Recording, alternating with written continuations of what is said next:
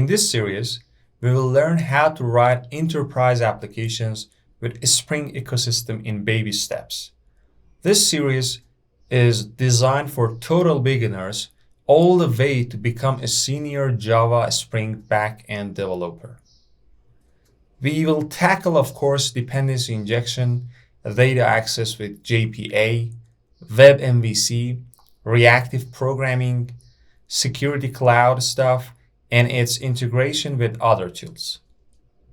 First, we will talk about the history of Java Enterprise frameworks and explain how Spring came to be and why we choose Spring over JavaEE or its younger brother JakartaEE. Then we will enter the dependency injection part. And first, we will talk about the definition of dependency injection term and its other names, such as inversion of control and container. Then we will talk about Spring BI model, and we will learn how to use it in practice. After that, we will continue with the Spring data and learn how to use JDBC, JPA, and other means of data connection.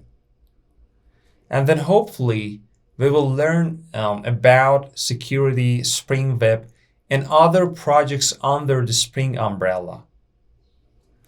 I should mention that for each section, other than the official Spring documentation, at least 3 prominent books on the subject have been summarized to give you a complete view.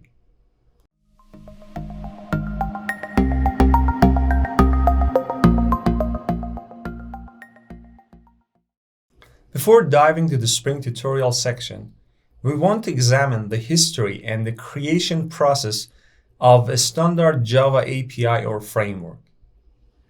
We want to examine how APIs and standards are shaped inside a language like Java or a framework like Java Enterprise Edition or Spring. These APIs form the experience of programmers and how they interact with tools and frameworks. The APIs and the way how we use them as programmers could make our lives easier or could make it worse and complicated. So before committing our lives to tools and frameworks vendors, it matters who is deciding about us and what is the process. So let's dive into the process of how a Java API or a specification is formed and standardized in Java community. The standards of JavaEE are developed as part of the Java Community Process, or JCP for short. The JCP is a committee under Oracle which has created a democratic process that actively encourages participation in defining standards for Java community APIs. Anybody from individuals to companies could become a member and participate in the process of defining, shaping, and voting for APIs, and hence, everybody could participate in shaping the experience and future of programmers and companies.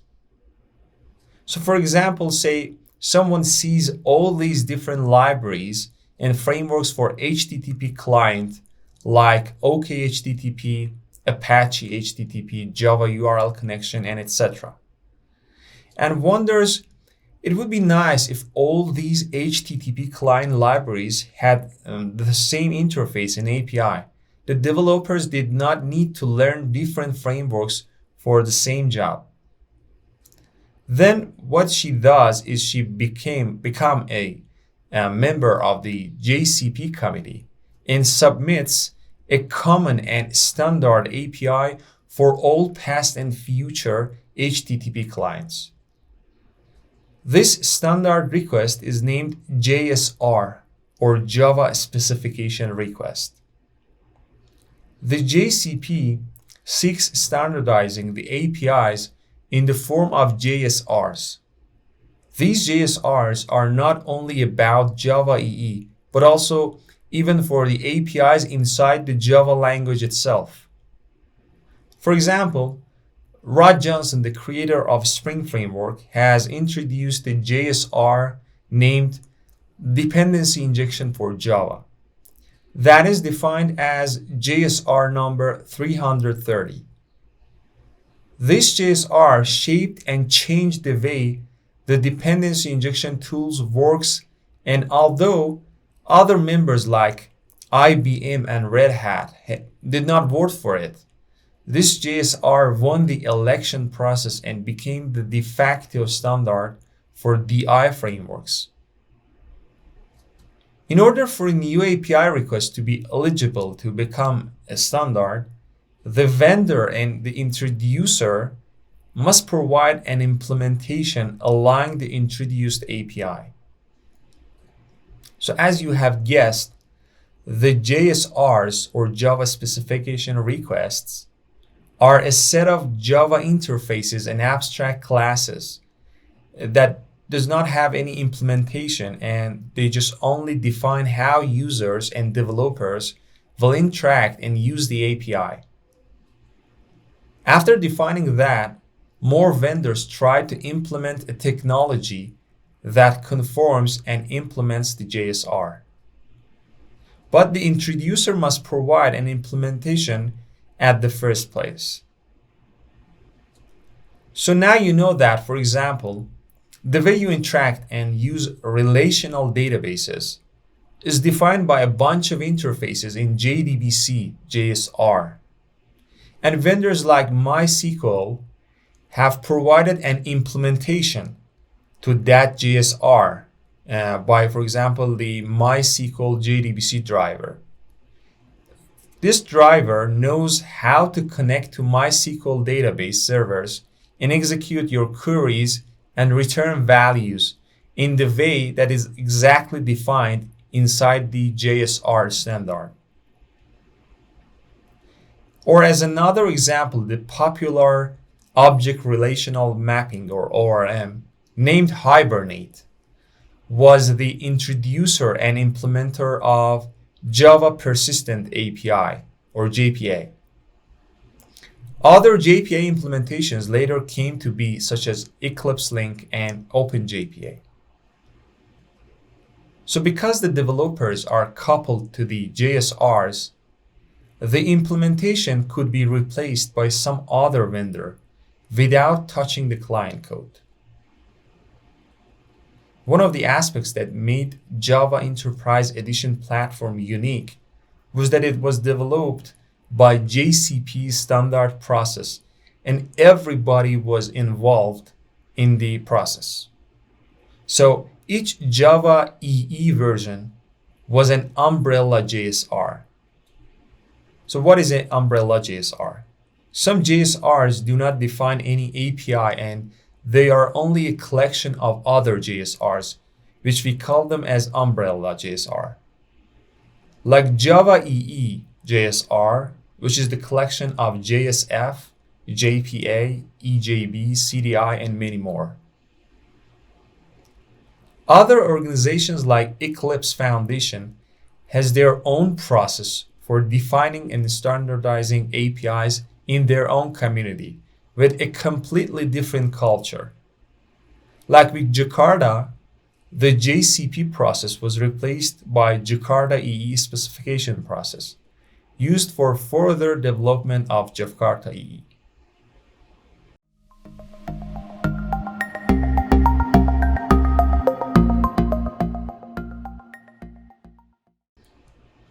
You could safely skip this history part and jump to the next session, in which we come to the conclusion of using Spring instead of JakartaEE. But I strongly suggest to watch this one to be aware of the rationale behind the decision. In this video, we will try to travel through the history of frameworks and tools that made history of Java community. Tools like dependency injection, aspect-oriented programming, J2EE, JavaEE, JakartaEE, Spring Framework, Hibernate, Juice, EJB, AspectJ, CDI, and other names that you will be hearing everywhere when you read a book or watch a video about Java Enterprise programming. We will try to show how and when each framework came to be and what new terms each of them introduced. and how they influenced each other. The word enterprise does not have a specific definition, but it is commonly referred to big and organization level softwares that involve things like handling a lot of concurrent users, security, large volume of data, interconnected services, and multi-team programmers with huge code bases. Sometimes we refer to these stuff as back-end side programming. Front-end side has its own complexities, but due to its huge differences in the characteristics and needs, for the time being, it won't be our concern in the enterprise world in this series. During this session, we will come across a lot of terminologies that might be unfamiliar to you. Things like bean, component, bean model, component model, container, a bean container, dependency injection, inversion of control, and aspect-oriented programming, or AOP for short. Although we will define and compare these terms in the next videos, but I want you to give a short description about them so that we can iterate through the history.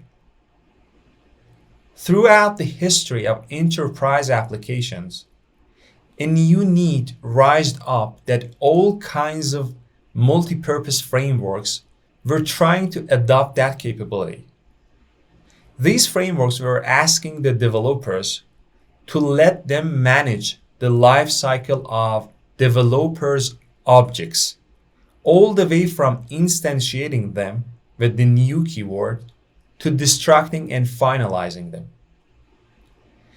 Also, they were in charge of providing and passing different instances based on predefined scopes wherever programmers specify. They called this need as dependency injection.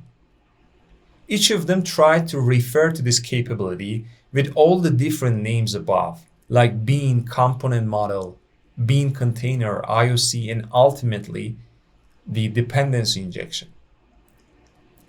Also, another hot capability that was rising up was deferring some responsibilities to the frameworks, such as transaction management and security, logging, caching, and other cross-cutting concerns that tend to appear before and after every use case in the system.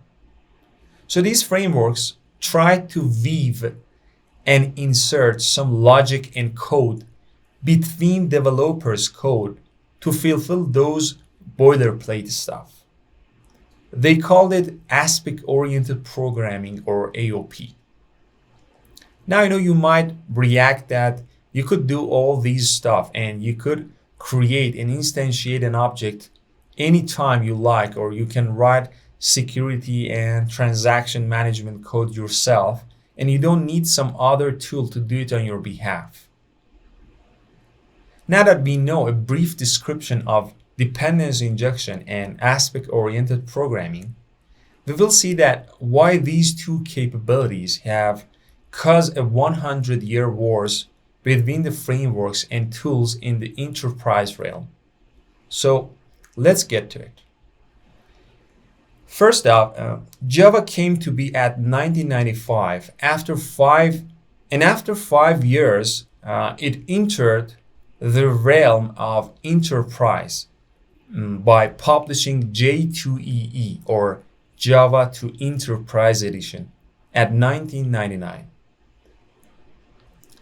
Since J2EE was developed under the JCP, no one company had complete control over this specification. The J2EE was an umbrella JSR which gathered a bunch of other JSRs. To name a few, the first version had JDBC, RMI, and the one and only EJB JSR included. JDBC JSR, or Java Database Connectivity, was the common way of interacting with relational databases.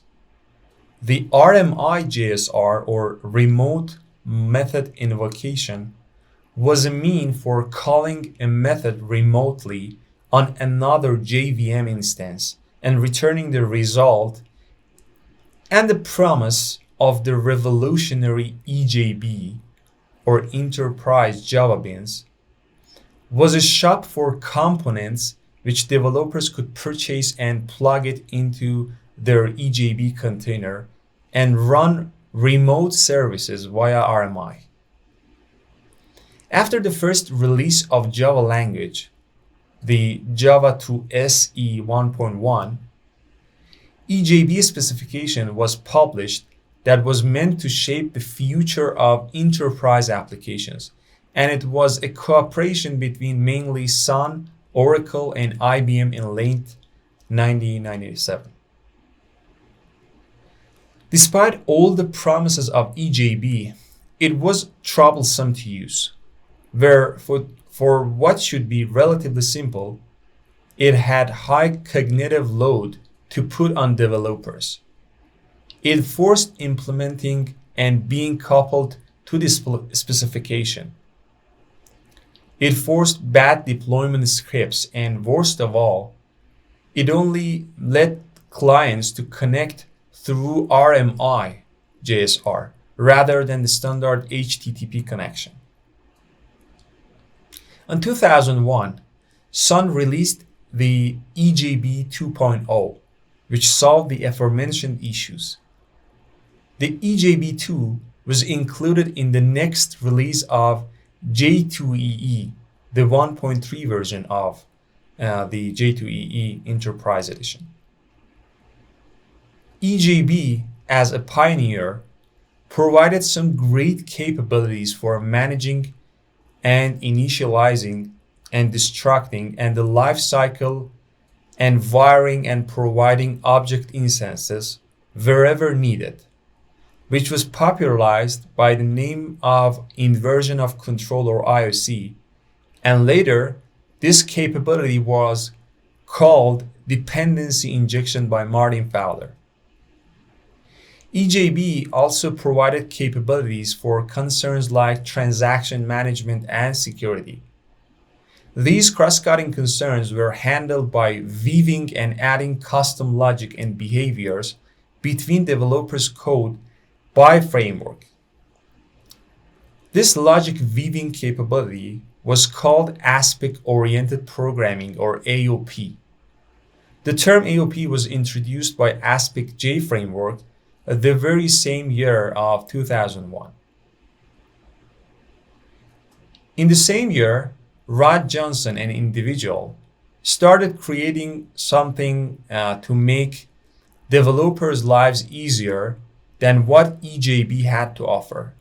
He published a book at 2002 named JavaEE Expert 101, and in his book, Johnson complains about deeply flawed nature of the entity bean concept, and he suggests to never use entity beans ever. In this book, Johnson explains EJB's strengths and weaknesses. AOP, as explained by Johnson, is perhaps the strongest aspect of EJB, and he provided the Spring framework as a response to that. As I said before, aspect-oriented programming term was introduced by Aspect-J in 2001. The Aspect-J used bytecode manipulation instead of dynamic proxies, but Johnson favored dynamic proxies. Another significant event in 2001 was someone who created Hibernate ORM in response to difficulties of working with EJB's persistence. Soon every framework enthusiast realized that dependency injection and AOP are main building blocks of any enterprise framework and started inventing their own ones. Around 2003 to 2005, Java Server Faces, or JSF for short, was another JSR that introduced to the JCP committee, and it was a web-mvc framework, and it invented a new dependency injection model named managed beans, which introduced new concepts such as scopes and names to the dependency injection movement. JSF bean model was better than EJBs, in which you did not have to implement compulsory interfaces, and your classes could be POJOs or plain old Java objects. The JSF was included in the third version of J2EE, the version 1.4 at 2003. JSF was released 2 weeks before the final release of Spring 1.0.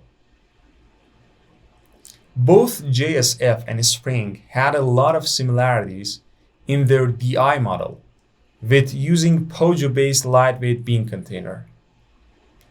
But there was one big difference in which the Spring bean container could be shipped and used separately as a standalone tool. Around the same time, the next version of EJB, the 3.0, embraced annotations of Java 5 language for providing simple deployment, POJO beans, and not forcing any compulsory interface implementation. It introduced a lightweight AOP, and it completely replaced its persistence model by introducing JPA under EJB. And the author of Hibernate, Mr. Gavin King, contributed with complying his framework to JPA specification as its first implementation. Many other attempts were in progress in the meantime for dependency injection and AOP framework out in the wild. For example, around 2003, JBus developed the JBus AOP framework, which used bytecode manipulation like aspect J. Around 2004, AT&T invented their own AOP framework named DynaOP, and it used proxies, dynamic proxies, just like Spring. And also, Mr. Gavin King at JBus started creating the Seam project, which had a new component model inspired by JSF managed beans. A little later, the fourth version of Java Enterprise Edition was released. The fourth version changed the name from J2EE to JavaEE. The last version of J2EE was J2EE 1.4, which was released back in 2003. And after 3 years later, the first version of JavaEE, named JavaEE 5, replaced it.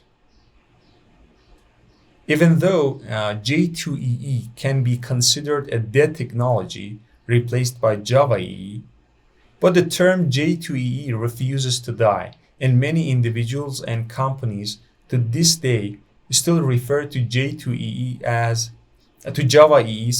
as J2EE mistakenly. At 2006, Bob Lee published a critical article about Spring titled "I Don't Get a Spring," and accused the Spring culture of snubbing their noses at JavaEE. And he criticized the Spring XML configuration and other aspects. Then at 2007, he created and released the new DI framework called Juice under Google authority, which introduced the very well-known @inject annotation.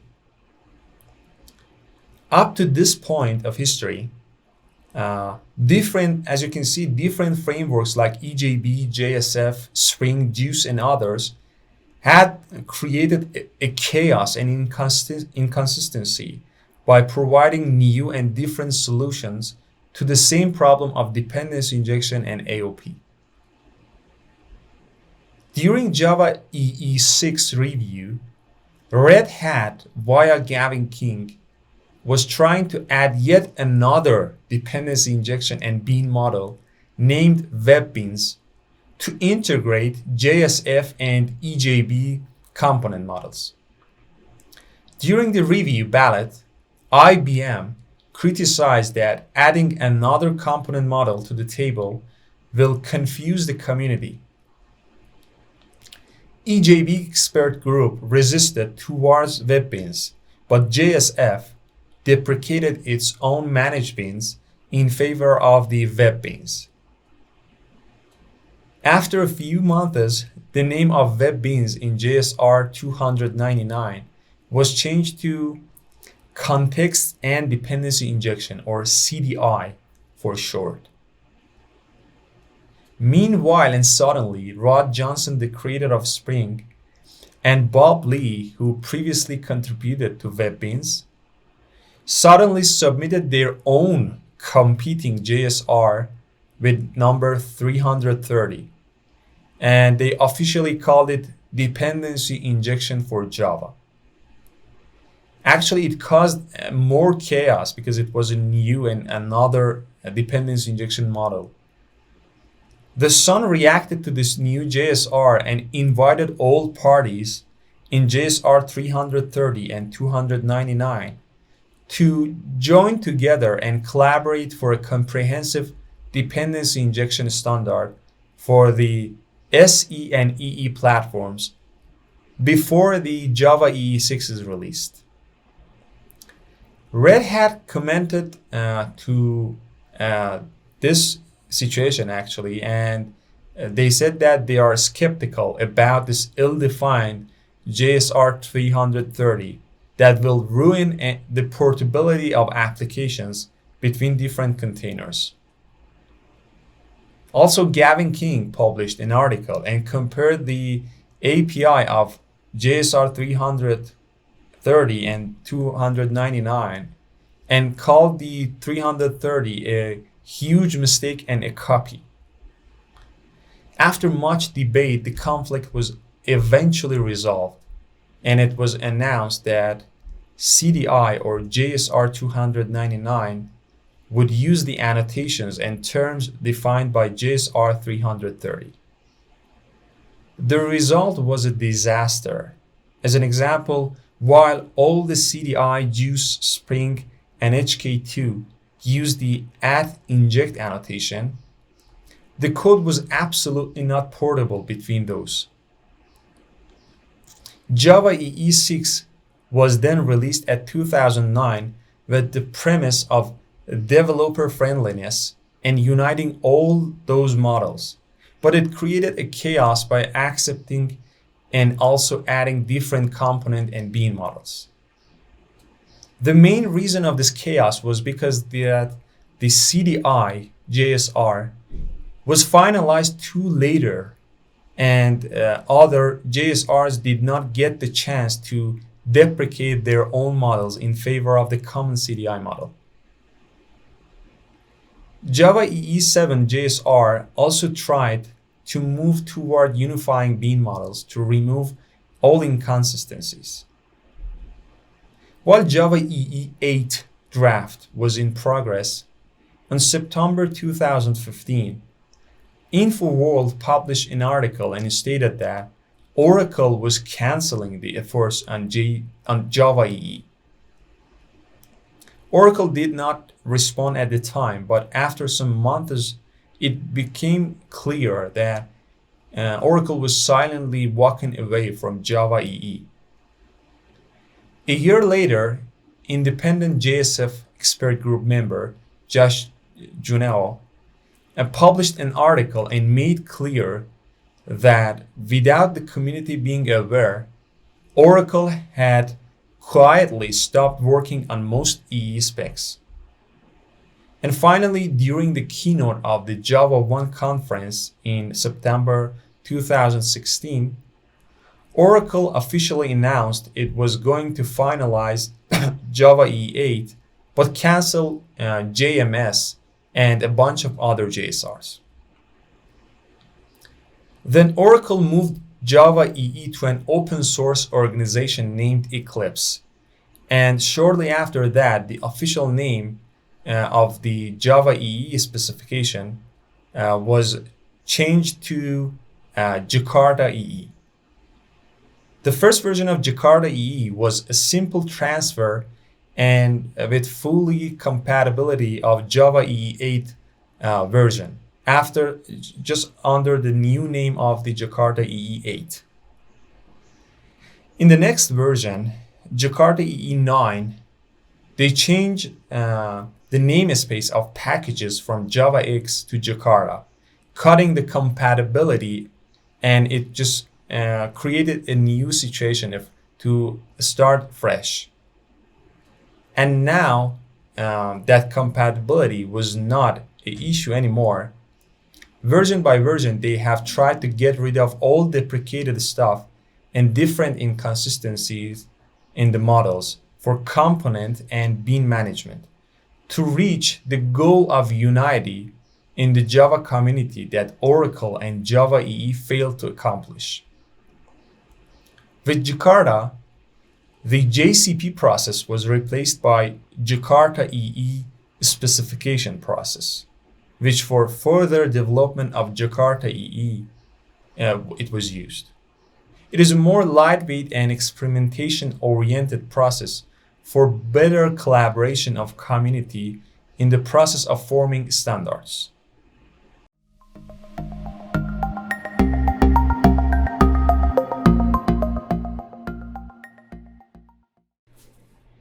In the last session, by walking through the evolution of Java Enterprise frameworks, we realized the influence and the importance of a dependency injection and AOP model and tool on each framework.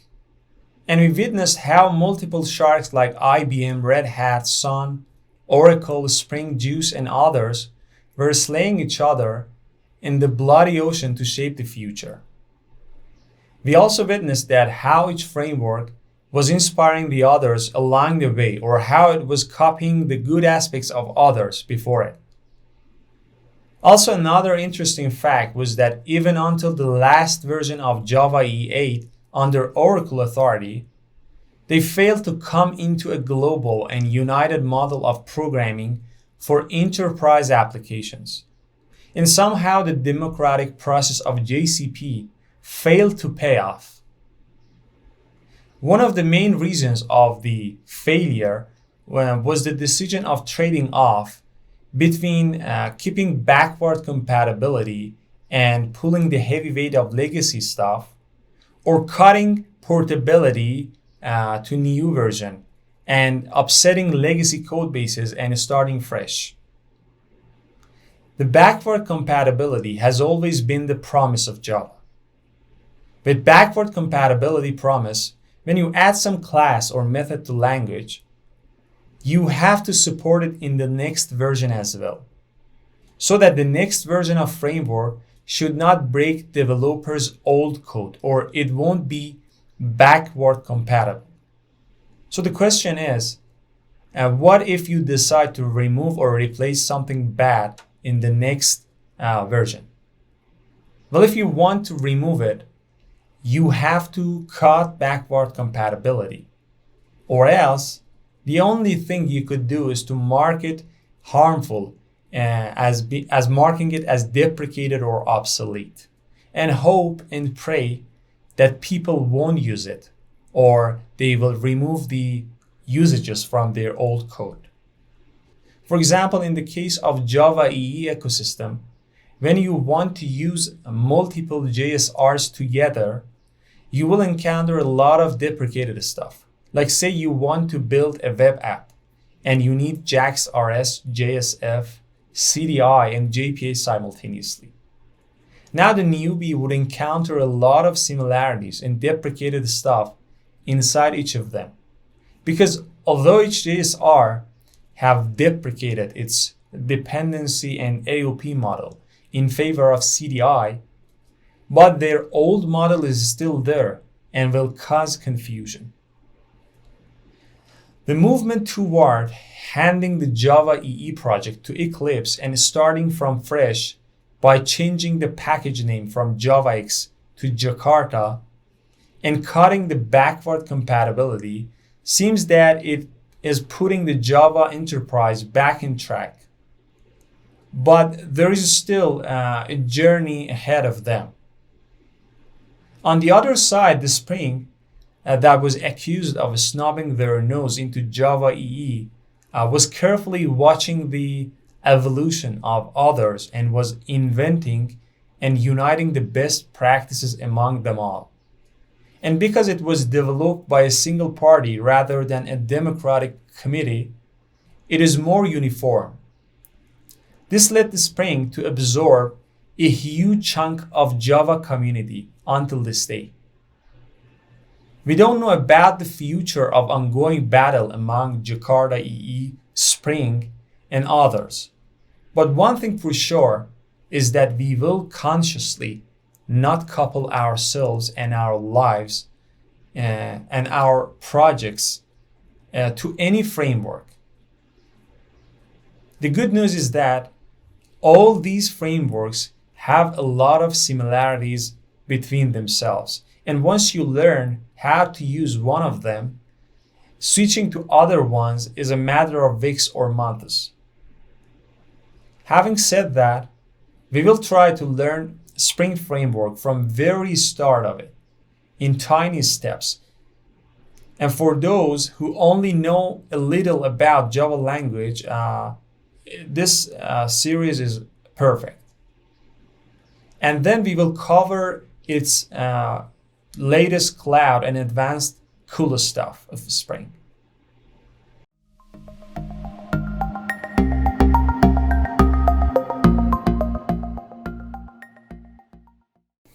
In this article, Uncle Bob complains about the never-ending quest for creating the ultimate language and framework. We see all these languages and frameworks that exactly do the same thing with some minor differences. For example, if you compare the Spring MVC in Java with .NET MVC in C#, and also with Django in Python, you will find out almost they are identical. Or even inside a single community and language like Java, you can find several tools for each responsibility. Uncle Bob boils down the reason of this chaos and competing for providing the ultimate framework to our belief in the magic. It seems that we don't want to learn about the origins of frameworks and try know why they have come to existence and what problems do they trying to solve. And we are only hoping that someday someone by some new tool will show up and do everything on our behalf. Uncle Bob at the middle of the article recommends that it's a good habit for programmers to learn some assembly to program the CPU directly because he thinks it helps them to destroy the illusion of magic. He suggests that if, for example, programmers try to write a tiny web server with some limited DI capabilities, they won't look at tools and frameworks in that subject, such as Spring, like a magic wand or miracle, and they might even come to conclusion not to use them. He insists that by using a framework, we are committing ourselves to tool and their authors. I want to read the conclusion part of the article for you. He says, never buy magic. Before you commit to a framework, make sure you could write it. Do this by actually writing something simple that does the basics that you need. Make sure the magic all goes away. And then look at the framework again. Is it worth it? Can you live without it? So, in the case of Spring and its inner frameworks like dependency injection, AOP, web-mvc, JPA, Spring Security, and etc., by following this simple rule, we will try to get rid of the rose-colored lenses and be realistic and conscious about each tool's reason of being. We will try to learn about what problems do they solve. We will try to learn how they work internally and feel the power of being able to write a simple tool ourselves. And we will keep our options open by not committing and polluting ourselves and projects to these tools as much as possible.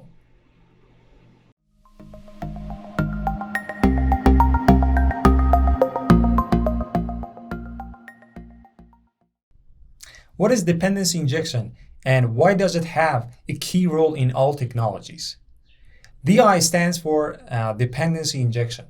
It has nothing to do with any framework or technology. In an object-oriented language and world, when you design your class, you also specify its relationship with other classes and objects. Maybe your fancy class needs some service of some sort for its functionality. So in this case, your class is dependent and those other classes are its dependencies. Take this car class, for example. It is dependent on engine and gearbox classes as its dependencies in order to be able to operate. The instances of dependencies should be provided to the dependent at some point of its life. This process is called wiring. At this example, before calling the start method on car object, the engine object should be there ready to be ignited and the gearbox should be ready to be geared up. The client code, which is using the car object, can wire and inject the car dependencies at 4 distinct points. The first option would be exactly at the time of need. Right when we are calling the method, we pass the needed dependencies as arguments. The second option would be wiring by some setter method on the car object that accepts the instances of the dependencies and it holds onto it until the time of need.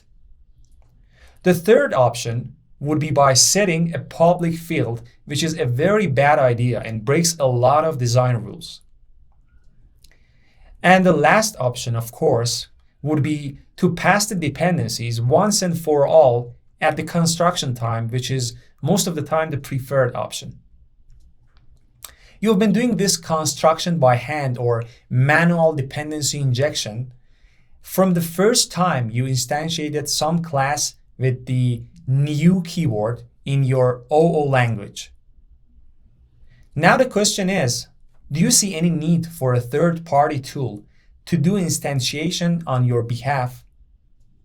Maybe manual is old-fashioned and you need something to be automated. But let's enumerate what benefits you could gain by using a dependency injector.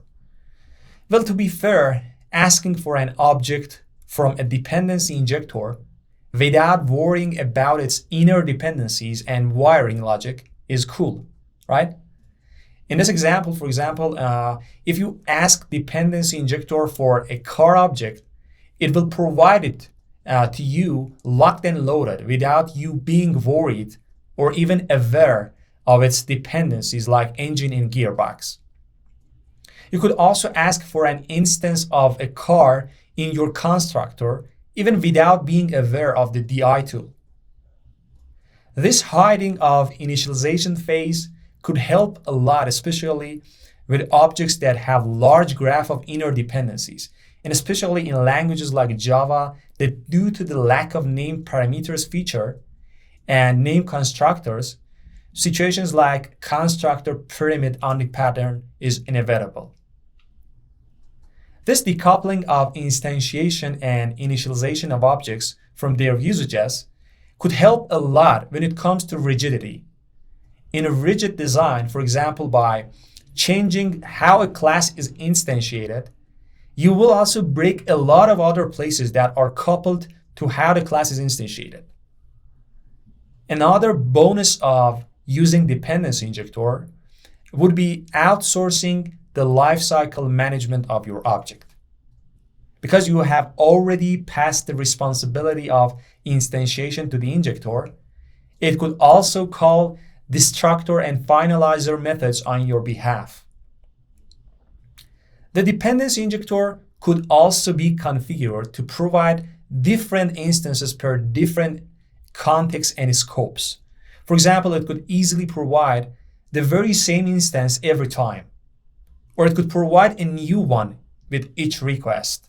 Or even better, it could create new instances per context like HTTP request and provide the very same instance to each HTTP request context. It is like acting as singleton within a defined scope and context.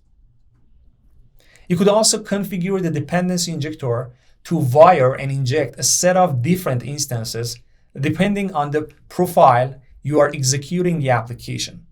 For example, without touching your code, the dependency injector could inject mock instances instead of the real implementations for testing purposes.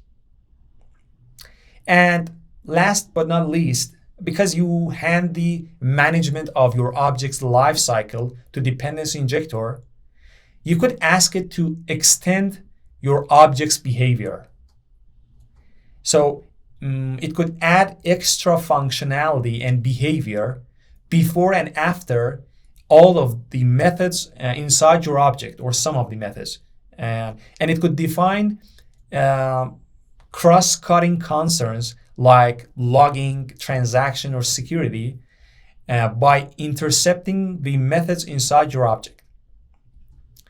So this will be done without the client code being aware of such injected extra behavior and without the need of subclassing and copy-pasting those repetitive logic. This concept is called AOP, or aspect-oriented programming. After hearing all these benefits, you might come to the conclusion that by using a configured dependency injector, you offload a lot of design difficulties for free. But while looking back to all benefits we enumerated, a curious mind would say that one could get rid of the constructor pyramid anti-pattern, or one could overcome the lack of named parameters features of Java by using the builder pattern of Gang of Four. Or one could decouple and hide all those initialization and instantiation complexity behind a factory or service locator pattern. The scope-dependent instances could also be handled by using singleton pattern and prototype pattern of Gang of Four. Or even the shiny AOP, the aspect-oriented programming that we explained, the benefit that you could ask the framework to add extra behavior on your behalf, and the weaving of that extra behavior could be done through using decorator and proxy patterns of Gang of Four. And by using layered architectures like clean, onion, or hexagonal architecture, because cross-cutting concerns are designed to be in the use case layer, you could easily add extra boilerplate behavior by using template method pattern. Okay, let's just slow down a bit here. During my explanation, I referred to a bunch of well-known design and architectural patterns. Patterns like singleton, prototype, factory, proxy, decorator, builder, template method, service locator, clean, onion, and hexagonal, and etc. You might not be familiar with these patterns that shape the architecture of your product, but leaning on the magic of dependency injector to bear the design responsibilities on your behalf would be a recipe for disaster. Martin Fowler, the guy who coined the term dependency injection, enumerates the scenarios one could apply dependency injection, and he criticizes the hype around them. He complains about how people suggest that this tool will solve all testability and design issues.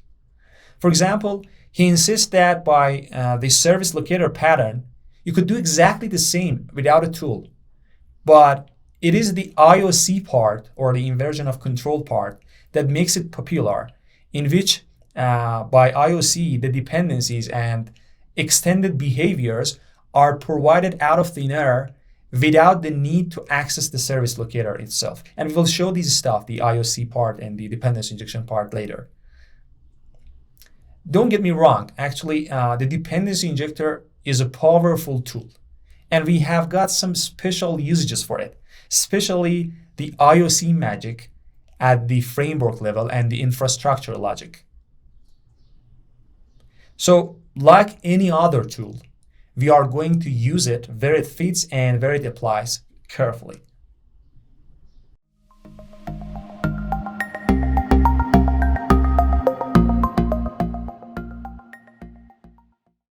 So far, we have learned about the dependency injection, but we have used other terms along the way interchangeably. You might also encounter these terms when you read the documentations and articles about dependency injection in the other websites or videos. Terms like IOC container, the Hollywood principle, container, web container, or lightweight container. The term dependency injection was coined by Martin Fowler to explain some common characteristics of the tooling in the time, which he boiled it down to this statement, that dependency injection is same as service locator pattern, but instead of you calling and being coupled to the service locator, it inverts the control and itself, the tool itself provides the dependencies to the dependents.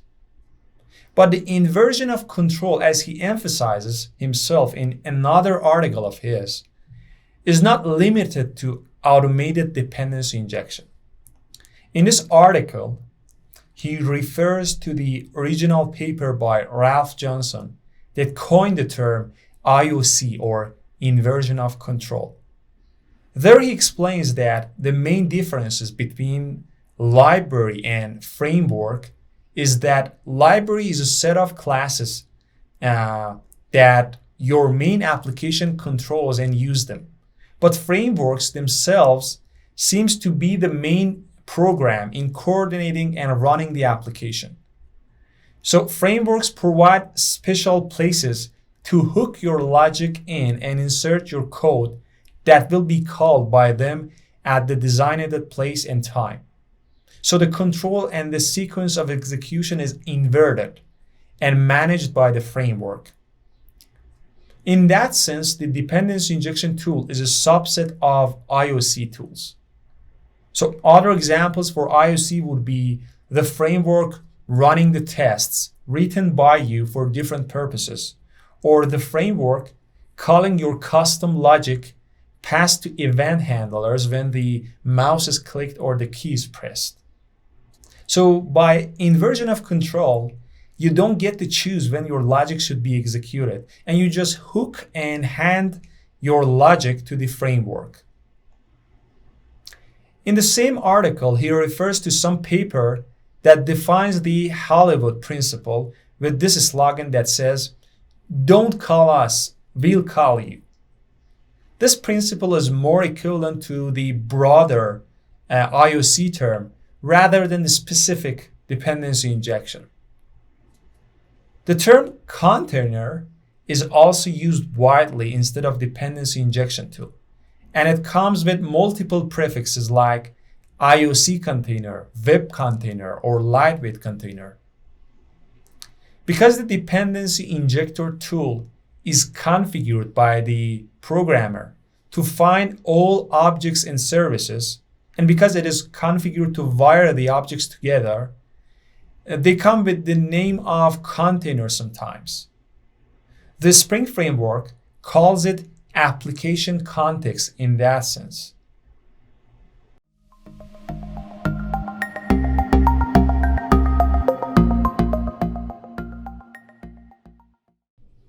This is the first session that we will officially start working with the Spring framework and write applications with it. And the first step would be, of course, the dependency injection by Spring. Of course, we will do everything without using the Spring Boot.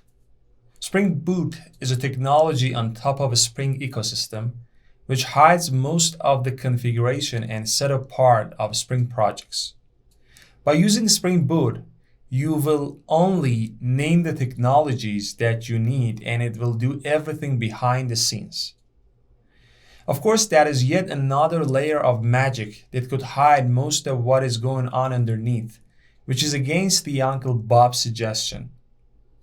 By learning Spring without using Spring Boot, we will later be able to learn and switch to Boot in a snap. So let's get started.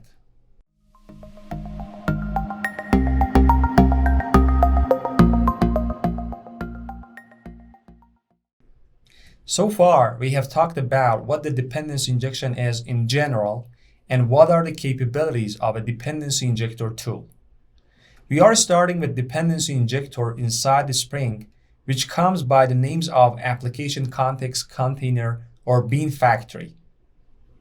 So as you remember from the previous sessions, the almighty dependency injector provides instances of classes that you ask for, and it somehow injects and provides the inner dependencies of the requested object.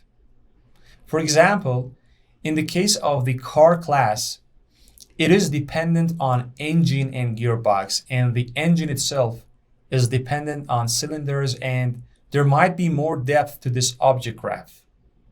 So the provider of a car object should know every detail about how to access and instantiate and initialize the dependencies, and also about the dependencies of the dependencies. Like when you do it manually, you try to find out how to wire objects together in order to make it operable. But this time, the dependency injector has to know all those details to do the same thing on your behalf. And believe me, it's not by guessing or any magic. Okay, the dependency injector cannot find out on its own about the details of how to make an object to come into being. It has to be taught and trained, and the knowledge has to be transferred to the dependency injector. This process is called configuring.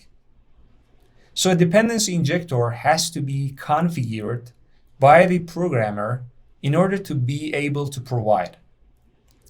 Each tool has its own way of being configured. Spring has evolved throughout the time, and nowadays it provides 3 distinct configuration methods that programmers can choose to transfer their knowledge and train and configure the tool. Like any other tool, the Spring first started with the powerful XML configuration. Inside the XML configuration, you have to create at least one node for every single class that is either dependent or a dependency of some other class. So it is obvious that the configuration has to know how to find and instantiate a class. It also has to know how to find the dependencies classes and instantiate them as well. These nodes inside the XML file are called beans, and each node is a bean definition. We'll define what a bean is, and we'll talk about its origins in the next video. As you can see, each bean definition node specifies a bunch of information about how an instance should be provided and how its dependencies should be injected and other information that we will come back shortly. Okay, we saw how the XML configuration works. Inside XML file, we can put all the knowledge that the dependency injector tool needs to know to be able to operate. Then we can pass that XML file to class path XML application context class or file system XML application context class, which are inside the Spring framework, and those classes grab the XML configuration and provide an application context that is ready to provide. But XML has its own flaws. As you know, writing and maintaining a verbose XML file is cumbersome and difficult for humans, especially in enterprise projects that it might include hundreds of nodes. It is also a text-based file, and it is disconnected from the compile environment of your project that contains all of the classes.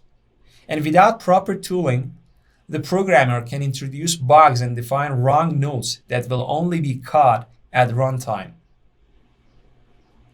The second generation of configuration methods in the Spring is annotation-based configuration. With the rise of annotation feature inside Java 5, many tools try to employ them to get rid of the verbose and boilerplate stuff. Spring 2.5 introduced annotation-based configuration, which shrink the XML files substantially. So now, instead of writing XML nodes, the programmers could define bean definitions by annotating their own classes by add component annotation. So as you remember, each XML node was a bean definition source, and in order for annotations to replace those, they had to provide some mechanism for programmers to specify the information that constructs a bean definition. In that sense, for example, they had to specify how their dependencies had to be injected and so forth. Which, as you have guessed, it was done with annotations as well. After annotating your classes, you simply create a annotation configuration application context and tell it to scan and find all annotated classes to produce bean definitions. The annotation-based configuration has replaced most of what XML configuration had to offer and is widely used nowadays. But as you might have guessed, it has some flaws on its own. First off, you can only annotate your own classes that you have access to their source codes. And if you need to define a bean definition that you don't own the class, it is not possible to open the source code inside libraries and frameworks in order to annotate them. Also, one could introduce only one bean definition per class by annotating it. And if you need multiple bean definitions from the same class, it would be possible only by XML configuration. So you have to use XML configuration in a hybrid fashion along your own annotated classes. Another flaw is that by annotating your class, you are coupling yourself to the Spring framework, and other than the design issues, you might not be able to use your class outside a Spring container. But with XML, the configuration file was something outside the source code without introducing any coupling. Next stop is the shiny Java-based configuration, which is the third method of configuring Spring. This type of configuration obsoletes and replaces the XML config. It has all the goodies of XML configuration and none of its downsides. With Java configurations, you can introduce a Java method as a source of a bean definition. The bean definition properties will be captured by other annotations on top of each method, and the instance itself will be accessed by invoking the @bean annotated method. In this way, you will have the full control on how to write the logic of instantiation and initialization per bean definition. The Java-based configuration is always used in hybrid fashion along the annotation-based configuration, and they complement each other. So we enumerated the three methods of configuring Spring Container. Let's recap what we learned so far. The dependency injector, or the container, or the application context in the case of Spring, has to be trained to know how to find, instantiate, and initialize objects. That was the first fact. The second fact is that each class has its own dependencies and details of instantiation. The third fact is that this information about each class is gathered into special structure named bean definition. The bean definitions are gathered from all sources of configuration files and loaded into the Spring container or application context object. And at last, the application context, which is loaded with those bean definitions, has the proper knowledge about how to instantiate and initialize classes, and it can answer your needs and provide objects. In the upcoming videos, we will dig into each method and start writing programs. But because the XML configuration method is not used that much, we won't spend time on it. And if you are forced to maintain some legacy code with XML configuration, you will be fine on your own only by accessing the official documentation.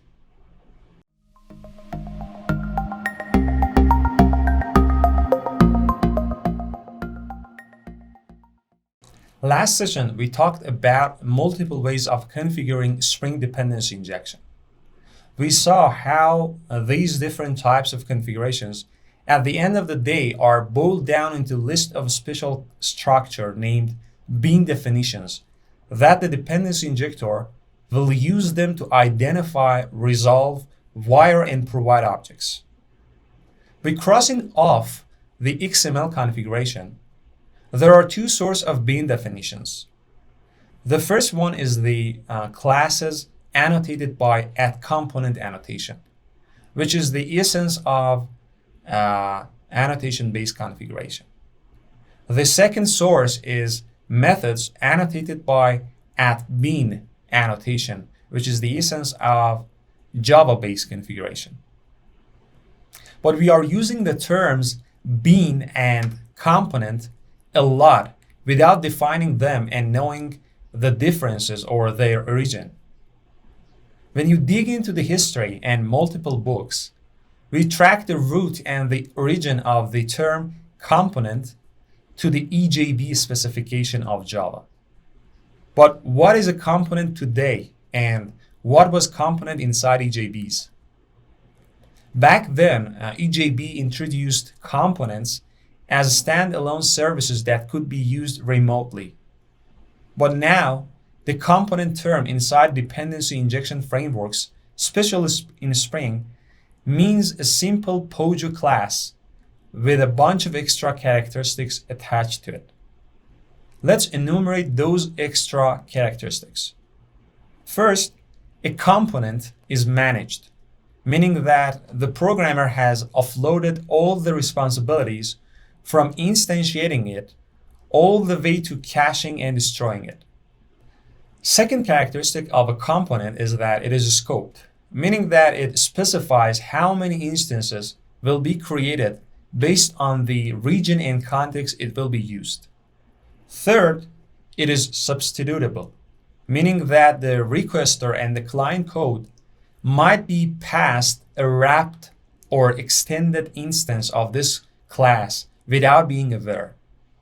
Fourth, it is interceptable, meaning that custom and extra behavior could be plugged into this class methods, and it is normally written logic could be intercepted.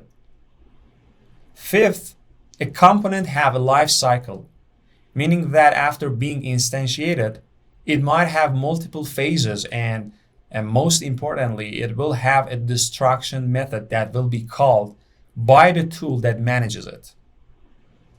The sixth characteristic, and the last one, is that a component is named, meaning that other than its type, it has a unique name, and it might have a bunch of aliases or qualifiers that will be used to uniquely identify it.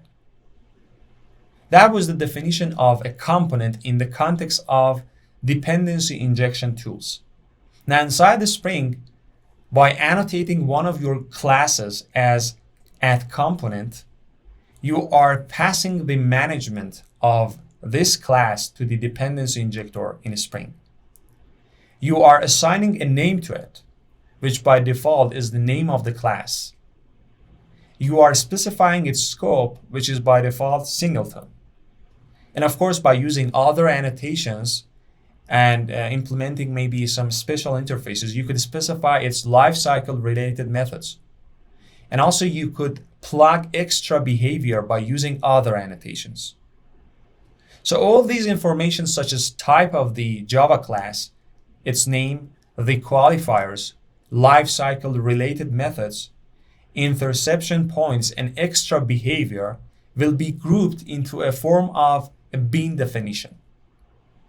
But what is a bean? Instead of being a Java class in the component case, a bean is an object. It is an instance of some class, not the class itself. So after instantiating a component annotated class by Spring, that instance would be a bean. So all those characteristics of the component is inherited by the bean as well. So in that sense, a bean is not a simple object.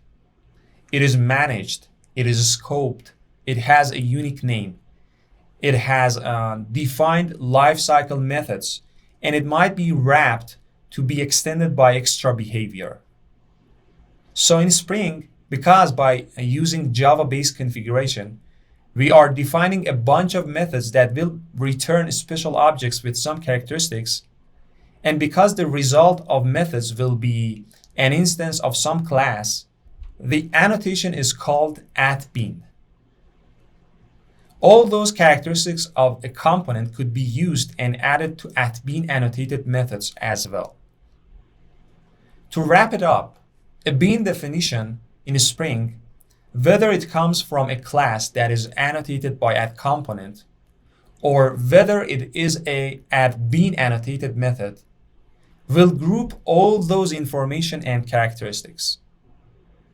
And the Spring container or dependency injector will use those information inside bean definitions to identify and resolve and find out which class should be instantiated or which object should be returned to the caller and how. Now let's jump to coding and see this stuff in action.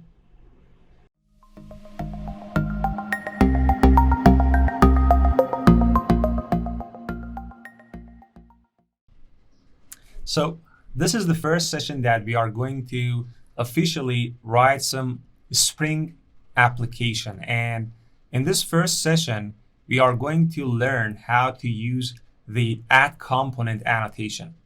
So as we said before, this annotation is the essence of the annotation-based configuration. And so as you remember, we had three types of ways for configuring the Spring IOC container or Spring dependency injector or whatever you name it.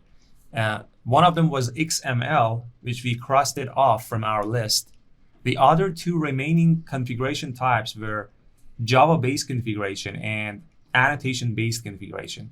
So in this session, we are going to tackle the root, the main building block of the annotation-based configuration in a Spring IOC container. So as we said before, in Spring, in order for the IOC container to provide an instance of the requested object, it has to know about it. So we have to configure it. And we have to introduce at least one bean definition about the class that will actually be instantiated by the injector, by the IOC container. So this @component annotation is for annotating the classes that we want the IOC container to be aware of. And those are the classes that we want the IOC container to detect, scan and detect and find them, and define and create a new bean definition inside itself, so that when we ask for an instance of that class, or when one of other classes, other dependencies or dependents ask for instance of that specific class, then the IOC container would be able to answer that request and provide the instance. So let's first create a simple class, actually a simple POJO Java class outside of the Spring, and let's see what will happen. So let's say we have this car example, the car class we had it from before in previous videos. And let's say that it is so simple and it doesn't have any fields or any dependencies yet. So in order for us, if we want to create an instance from this class anywhere, let's say inside the main function, we want to create an instance, we have to simply create an instance by calling the new operator. And we call the default constructor inside the car. And we are doing this manually, like we've done it every time we have instantiated an object. So nothing special here. But now let's say that we want to offload this responsibility of how to know to instantiate this class to some other tool, and in this case, the Spring IOC container. And then we want to ask it to provide us an instance of this class. So in order to do that, we have to annotate this class by add component annotation. So add component annotation is inside the Spring framework, and I've already added the jar artifact of Spring context. And if you don't know how to create a project inside the IntelliJ IDEA, a Gradle project or Maven project, and add the dependency, just stick with me to the end of the video. I'll explain how to create a new project. But for the moment, let's just get back to our example, to the car class. So now we have annotated this class with add component annotation. And so what it does is that it is annotating this class as a bean definition. So when the Spring container, the IOC container, scans the project for annotated classes, it will find this class and it will define a bean definition, so which is a source of actually providing instances of this class. So if we want to create an instance from this class, first we need to access an implementation of the application context. So what is an application context? Because this is the first session that we are diving into the Spring project and coding with the Spring, I just want to show you a little bit of the internals of the Spring. I know it might sound actually complicated, but just a little bit, just to touch the surface here. So this interface named application context, which is inside the Spring framework and which is actually added to the project by this dependency, the Spring context, is responsible for everything about dependency injection. So this is the heart of the Spring IOC container, and it will actually gather all the bean definitions from all the sources, from all the configurations. And in this case, because we are using annotation-based configuration, it will seek for classes annotated with add component, and it will create a bean definition.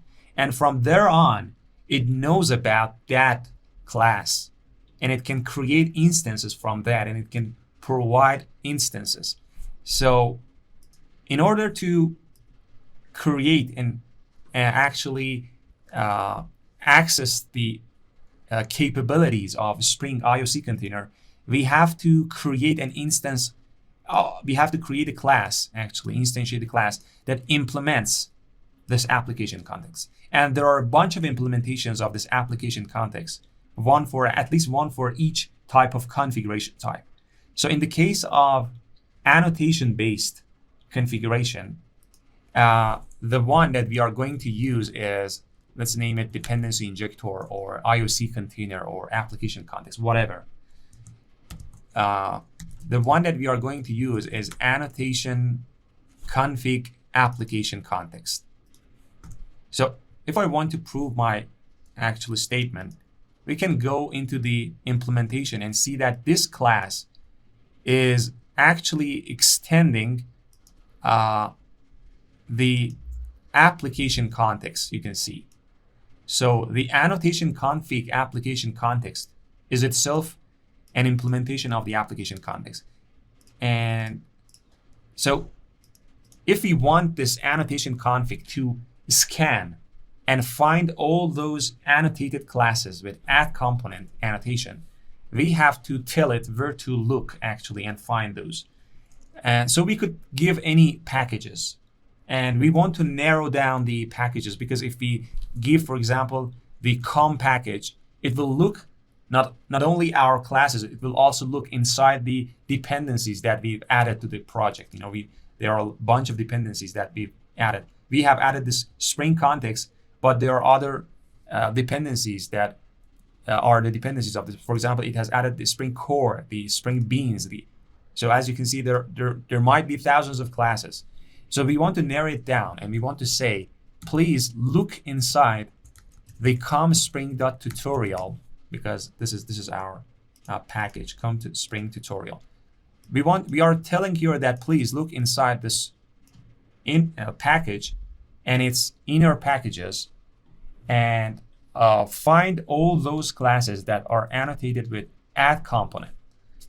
And because we've have this car annotation, car class that is annotated with add component, so if we run it, we can ask a bunch of questions from this application context. For example, get me all the bean definitions. So as we said before, we are expecting it to find the classes that are annotated with add component and create and define a new bean definition. So let's print out all the bean definition names here and see if it has been successful finding the car class. So print out the name. Let's say bean colon and the name. Let's print out and see what will happen here. So this is the first time we are starting the program. It might take some time to compile. And okay. Now it is printing a bunch of stuff. You can see the last one is bean car, the name of the bean definition. These other beans are defined by the Spring framework itself. And let's just get rid of them for the moment. Let's say that if the name contains org.Spring framework, I don't want to see them. They are for the Spring itself. I just want to see my own bean definitions. Okay, now it is printing a single bean here. And we have talked about what is a bean, what is a component in the previous episode, and what is a bean definition. And if you don't know what is a bean, I highly recommend you to go and see the previous video. So we have now created a bean here. And so now the application context or the Spring IOC container is loaded with that bean. So we could actually ask it to provide an instance like so. We could say get bean. You know, there are a bunch of get bean functions overloaded, and we just want to use for the moment the one that actually finds by type. So we are asking for an instance of the car class. And let's see that car equals car class. Okay. And let's print out to see if it is able to provide that car instance. Okay. As you can see, it has created a car instance and it has provided to us, because it inside the application context or inside the Spring IOC container, it has at least one bean definition that could satisfy this request, this query. You know, we are asking for an instance. So this car class was annotated with add component, and this made the Spring capable of finding this class, scanning this class and finding it and defining a bean definition. And as you can see, the name of the bean is the name of the class with the first letter actually lowercase. So this is the default name when we annotate a class. We could override it like so. We could say the car, I don't know. So we are overriding the name of the And as you can see, it is overridden. And also we could ask a bunch of other questions about this bean. Let's get the bean definition by name and var bean def. So as you can see, the bean definition is an official class. It is an official interface inside the Spring framework, which encapsulates the properties and information about that class or that method that we will be seeing, that makes the IOC container capable of providing an instance. So let's say that the bean, which is what comes by the name, also has type of bean def, and ask what is the bean class name, and print it out. And we can see that the car has type of com.spring.tutorial.car. So that is the type of the class, and that what made the dependency injector, the IOC container, capable of providing an instance of this class. So as we said, the add component is simply a class. Actually, it is a simply POJO class, a Java class, which is just annotated with add component, and which we could actually manually instantiate it. But we will see that it is beyond it is more than a class. It has a name, and it has a scope, and it might have lifecycle methods that you can annotate and introduce them to the Spring IOC container. Also, it could be wrapped with extra behavior. We'll see all those, but for the moment, it might seem ridiculous to use a third-party tool, and also we are using it in a service locator style. You know, we are asking from a service locator or a factory to provide an instance, and it is true that it has hit the all those complexity behind this class. But for a single class, it might seem actually ridiculous and unnecessary to use a third-party tool for just instantiating.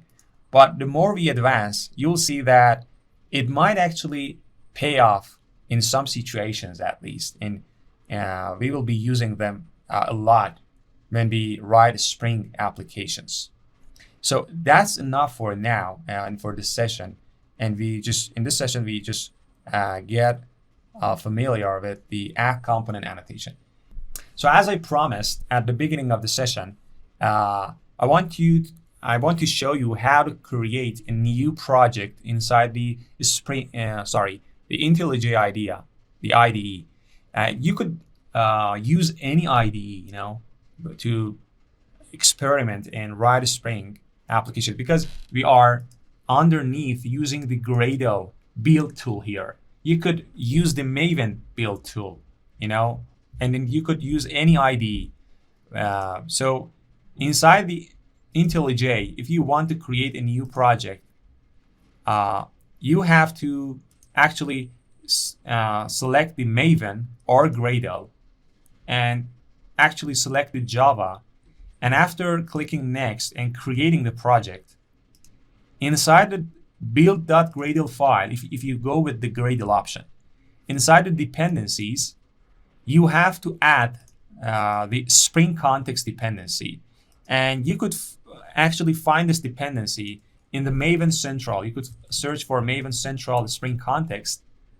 And as you can see, this is the repository, and we are using the latest version here.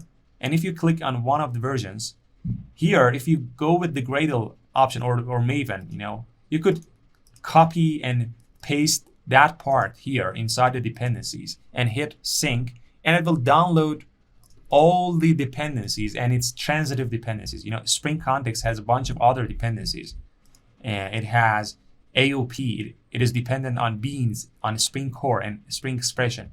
And these dependencies might be dependent on other dependencies. So as you can see, we've just added the Spring context, but it has added some extra dependencies as well.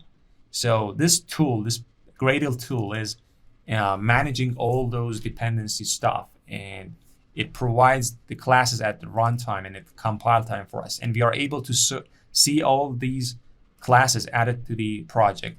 So yeah, that is actually the simplest form of the project we can create, and it shouldn't be that hard for you if it's the first time you are seeing the Gradle project. There are a lot of good sources out there that you can use to see how to create a new project inside your ID of your choice. So stay tuned for the next session.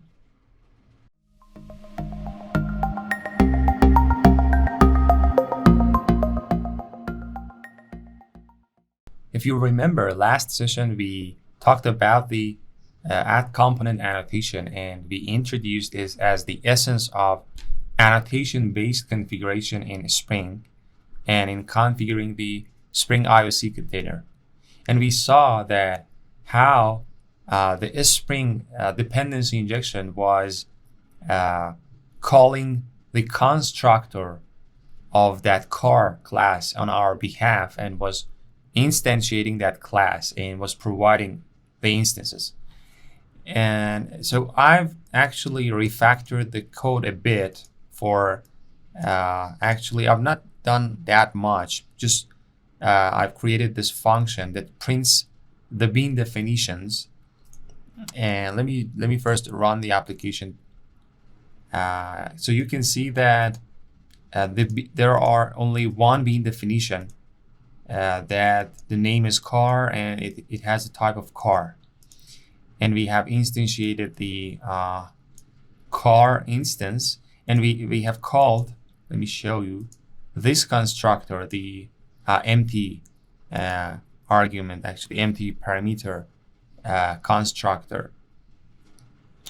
Okay, so in this session, we are going to talk about another annotation, because there are a lot of other annotations that helps us in configuring the Spring IOC container. And the add component was the first one, actually, was the main one, we could say, because the add component is the one that defines the bean definitions.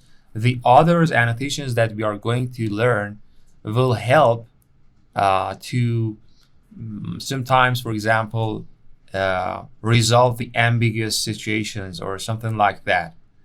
So the one that we are going to learn in this session is at Autowired, the Autowired annotation. But before talking about that annotation, I want to first complicate the car class with a bunch of dependencies, because at the moment, as you can see, there is no dependency here, and I want to add a bunch of dependency.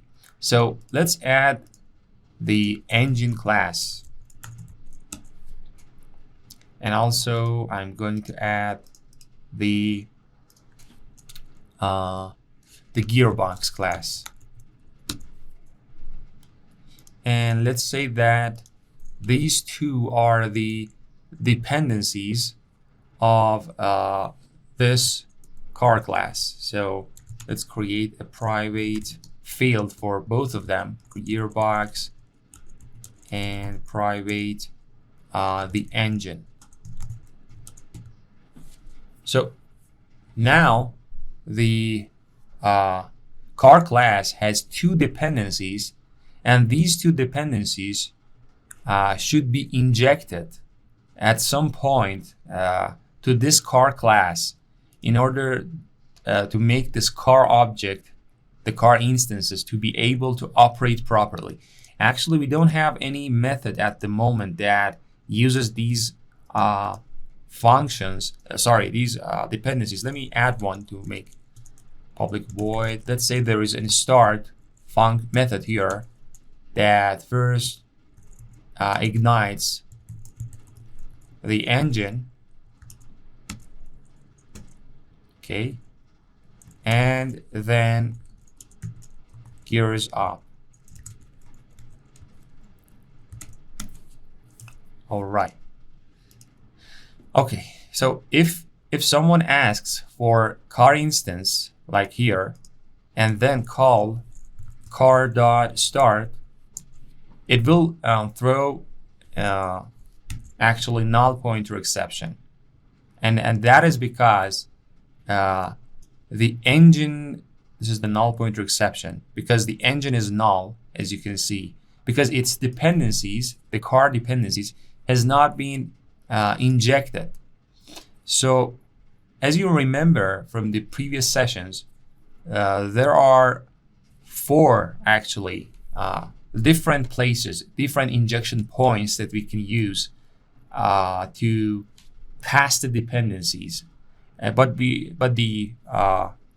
Spring uses 3 of them, which are the field injection, the constructor injection, and the setter methods. So when we try to instantiate this car instance manually, we provide its dependencies, and we choose, actually when we design the car class, to the point that the dependencies should be injected. But as you know, the constructor, and in this session we are only going to talk about the constructors and also the Autowired annotation and the constructor injection point. So as you know, the constructor is the best place and best injection point, and also is the default one. And that is first because all the dependencies, as you know, could be fed at the same time in the constructor.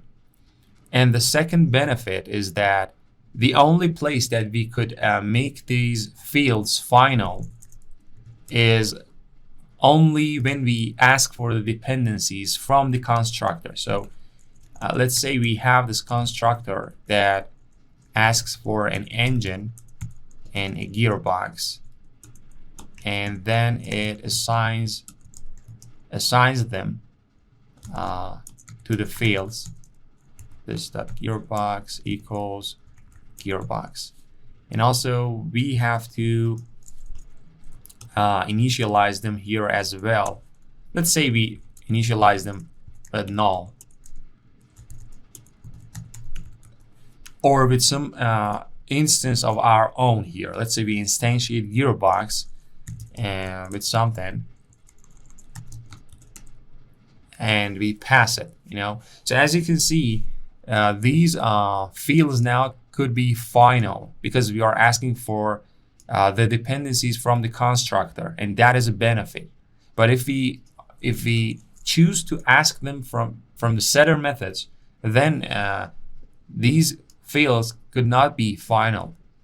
And also the one of the most important aspects and benefits of the constructor injection is that because either one of the constructors have to be called in order to provide an instance, so we could be sure that all the dependencies will be fed and will be in place before we hand out the instance to the user actually. And we could not, there is a small chance that we could provide an object that is half constructed. But when we choose the setter method injection, we could actually, there is a chance that we might forget to pass a bunch of dependencies, and that is a special point here. So as you know, the default constructor will be called. So let me first get rid of these finals,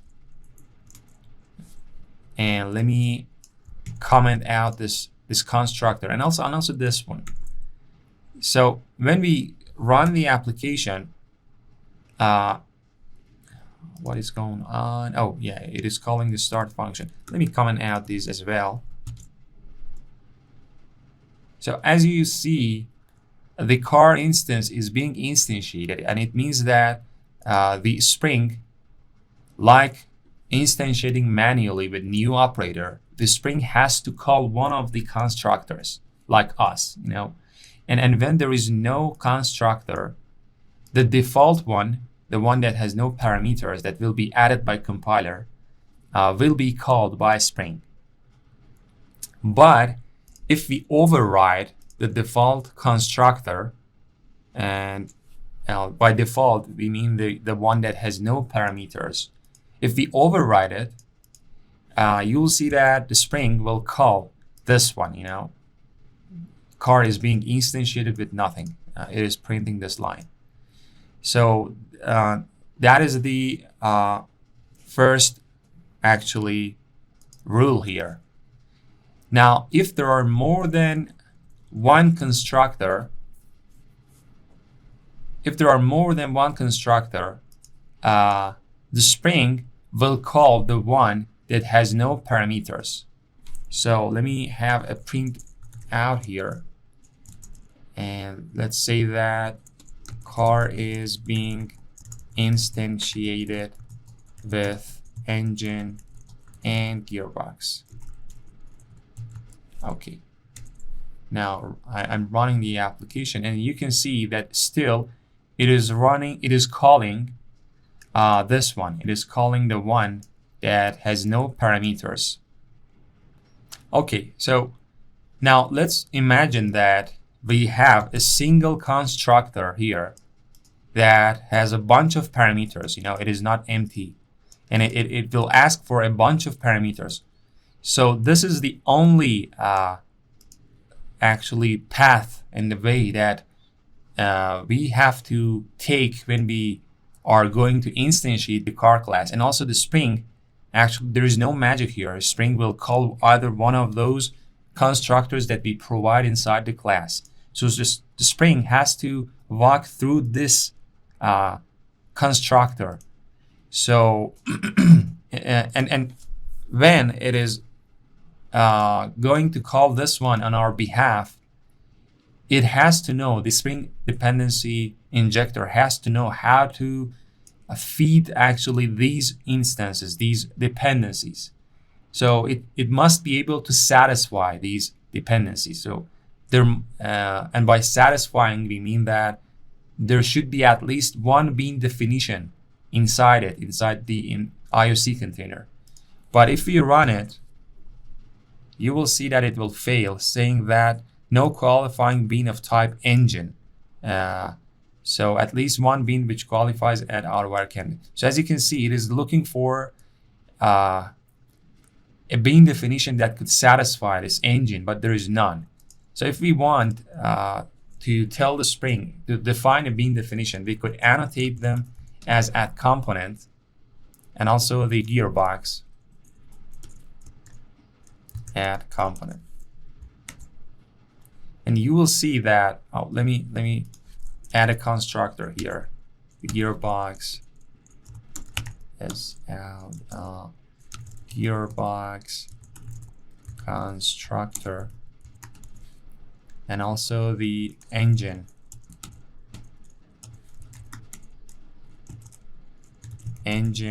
constructor. Okay, now if I run it, you will see that the engine constructor is called, and then the gearbox constructor is called, because in order to call the constructor inside the car, it needs an instance from engine and an instance from the gearbox. Then it calls the constructor inside the car that is asked for engine and gearbox. So it has to provide these two, and it has created and instantiated an object, because now inside the bean definitions, you could see other than the car bean definition, we've got two other bean definitions: the engine, which is of type engine class, and the gearbox. So now it knows how to provide instances from those classes as well. So because in this case that there is a single constructor that has a bunch of parameters, it has to walk through this constructor, and it was able to do that. So when there is no empty parameter constructor like here, And when we have a bunch of other constructors inside the car class, the Spring actually has to choose one of them. So car is being instantiated with engine. And also let's paste other one and say that the car is being instantiated with gearbox. And let's instantiate them manually, like so. Okay, now we've got 3 constructors and no, actually there is no default constructor or a constructor with empty parameter list. Now the Spring has to figure out to call one of these. So in this situation, we have to point to actually tell the Spring which one of them to use and choose which one of them to call and provide the instance. And we do that by using the @Autowired annotation. So let's say that I want to ask. So this is the @Autowired. You can see that it is from the Spring framework. And by annotating this constructor as Autowired, we are telling the IOC container, the Spring IOC container, to call this constructor when it's trying to provide an instance. But there are a bunch of other constructors that could be used by actually maybe manually calling them somewhere else. You know, we are not supposed to only use this car class and instantiate it by the IOC container. We could instantiate it simultaneously ourselves manually, like we did before. So we could use these other constructors, or we could use this one manually. But we are choosing this one, and we are pointing this one to the IOC container to use it. So now if I run the application, you will see that the engine is called, but the gearbox is not constructed, and the car was instantiated with engine. So this is the one that the Spring chose to walk through and call it and provide an instance. So the gearbox constructor was called for some other reason, and I will actually let me get rid of this add component for the moment. Yeah. So this gearbox constructor is being called because we have called it manually here. We have called it manually. And okay, as you can see, this Autowired told the Spring IOC container where to look for the constructor and which constructor to choose. Okay, so if there are, let's say there are a bunch of Autowired constructor, we could have a bunch of constructors that are annotated at the same time with Autowired. So let's annotate them with Autowired and see what will happen. So now we have 3 constructors annotated with Autowired. So how Spring will be able to resolve and choose from one of these? So first thing that I should mention here is that there is something inside the Autowired named required, which is the default value is true. And it means that when we annotate a constructor with Autowired, it means that this is the required constructor and this one should be called. But there could not be more than a single required constructor. So if we run it, let me give the required as true. It is by default true, but I just want to emphasize here and show you that it is true. It will actually fail and it will say that let's see, there are more than a single constructor that is already actually required. So found constructors with required more than one, you know. You see that there could only be a single required constructor. So we could change them to false. So if we leave one of them as true, then that will be the one that will be chosen each and every time, and that is period. But let's say that all of them are record false. Now the Spring has to decide which one to choose, and it will actually go through a step, a step of things. And so here it will first try to find the constructor with the greatest parameters list. So because here these are the candidates that the Spring is going to choose the constructor off of them, so one of them is going to be chosen, Spring will choose the one with the greatest number of parameters. And because this one has 2 parameters, it will first try to call this one. So let me get back here and change it to component. And if we call it, you will see that the car was instantiated with engine and gearbox. So it is not because that it is the first one defined. Let me relocate it here. It is only because that amongst the candidates, it's the one with the greatest size of parameters. So when Spring tries to resolve between the candidates, it first, as we said before, it first looks for the greatest size of the parameters. And it sees that whether it is able to satisfy all the parameters. And now because both the engine and gearbox are components, and because we have a bean, at least one bean definition inside the IOC container, so the IOC container could satisfy both of them. But let's say that the gearbox is not a component. So there is no bean definition, and the Spring won't be able to satisfy this parameter. So now amongst these 3 candidates, it will first look at this one and it will pass because it could not satisfy this. Then between these 2, because they both of them have the same parameter size, both of them have only a single parameter, and the order here actually is non-deterministic. This one actually will not be used because, again, the gearbox could not be satisfied, it could not be provided. But this one, because the engine is a component and we have a bean definition, you will see that the car was instantiated with an engine this time. So this one was chosen.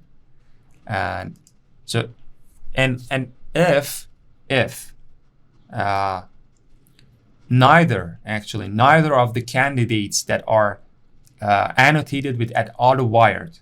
So when we have at least one @Autowired annotated constructor, that will be, those will be the candidates. Those will be the one that Spring will first look at them and will try to choose between one of them. Now let's say that Spring fails to resolve between all of them because let's say that Spring could not satisfy neither of the constructor's parameters. And let's actually comment this line. So now the engine is not component and there is no bean definition for engine. Now Spring cannot satisfy either engine or gearbox. So neither of these constructors could be called by the Spring. So if we run it, you will see that it is saying that it is expecting actually no such bean definition. It is looking for engine because it has chosen this one. Now, if at this situation that neither of the candidates are actually chosen, if there is the constructor with empty parameter list, then the Spring in that case will choose that one. So you'll see that the car was instantiated with nothing. So this constructor was called. But if at the same time that we have this constructor that has no parameters, if at the same time we have at least a single at Autowired constructor that could be satisfied, Spring will first choose amongst those, and then it will fall back to this one. So if I want to prove that, let's say the gearbox is a component. So Spring will first look at these three because they are at Autowired and they are the real candidates. This is the first one with the greatest parameters list, and engine could not be satisfied, so it will pass. And this will pass this one as well, but this one could be called, and if you run it, you will see that the car was instantiated with gearbox. So it called this one instead of the car, instead of the one with no parameters. Okay, last thing I will mention is that these constructors, the visibility modifier does not matter at all.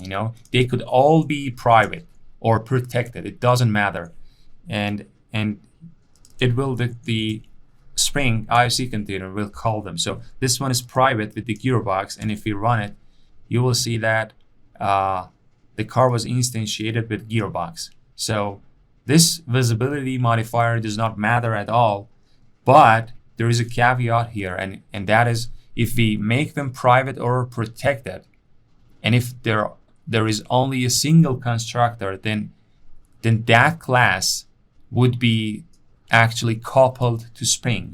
That class could be only instantiated by Spring, and we could not use it outside the Spring, and that is a warning here. And also one other thing that I want to mention is that the @Autowired treats these dependencies and tries to resolve and satisfy them by their type. It's type first. So @Autowired will look at amongst all the bean definitions inside the IOC container, and will find the one that has the same type or is a descendant, is a child of this engine class or gearbox class.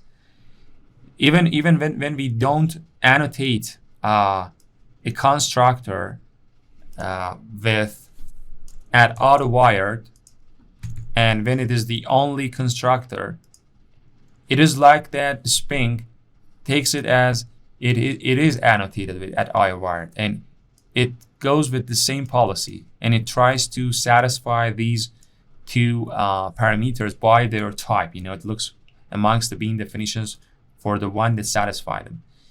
And in the next sessions, we will talk about this satisfaction, satisfying, that could be also by passing null values. And we have to tell the Spring that it is okay if you pass us a null value. And also, we will talk about the ambiguous situations that will arise when there are more than one bean definition with the same type that could satisfy, for example, engine.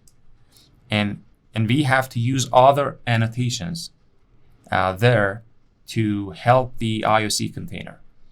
So yeah, this was the session about the Autowired and the constructor injection point.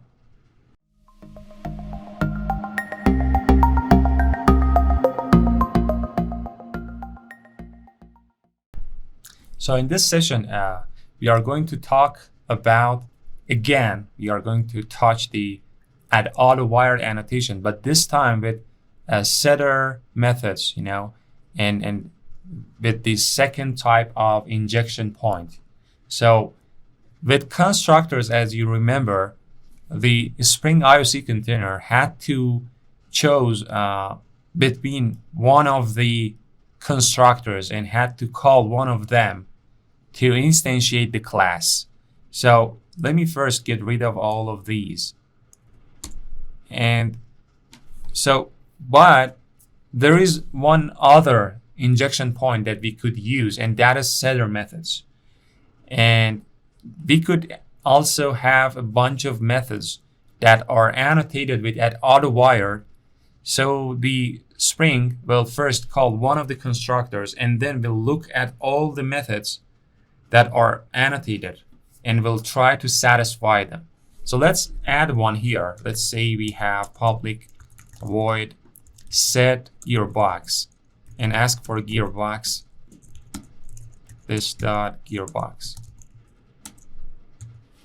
Okay, now the gearbox is a component, so there is a bean definition and the IOC container could satisfy it, could satisfy this parameter here. But let's say that we want Spring to call this after calling the constructor. So in order to do that, we have to annotate it with at Autowired. And let's add this statement here that says setting gearbox. And if you run it, you will see that first the constructor was called, and then the setter method was called, and the instance of the car then was provided, to the user. So we could have as many as these setter functions as we want. We could have another one for the engine and annotated it with the Autowired as well. Setting engine. Okay. And because now we have annotated the setter method with Autowired, and because the default required value is true, the default one, it has to resolve the parameters of the setter methods. And because the engine is not a component and there is no bean definition, it was failed, But now, if you run it again, you will see that first the constructor was called, and then setting the gearbox, and then setting the engine. So we could have as many as setter functions as we like. Also, the number of the parameters doesn't matter. Actually, we could merge these two into a single function and tell it that set a gearbox and engine. So you will see that it will call that setter methods, and the number of the parameters doesn't matter. So it is not like that you have to only have a single parameter. And also the name of the method doesn't matter at all. So it doesn't have to be set something. It could be give me my dependencies or anything, And if you run it, it will succeed again. The other thing that I have to mention here is that this visibility modifier does not matter again, like the constructor. The constructor is private here. It could be private, protected, whatever. And it will be called by the Spring, But the same caveat that we have with the constructor injection holds here as well, because if we have private or protected constructor or setter method, and then that would only be actually called only by the Spring IOC container. And this class, then this car class, could not be used outside the Spring. So that is a thing that we have to remember here. So let's say that this Autowired setter method is actually pointed as not required, and make it required equals false. So now what will happen? So with constructors, the IOC container had to call one of the constructors. There is no way. It has to call one of them. But with the setter methods, when it is required as true, it will try to satisfy all the parameters like the constructor. It is the same as the constructor.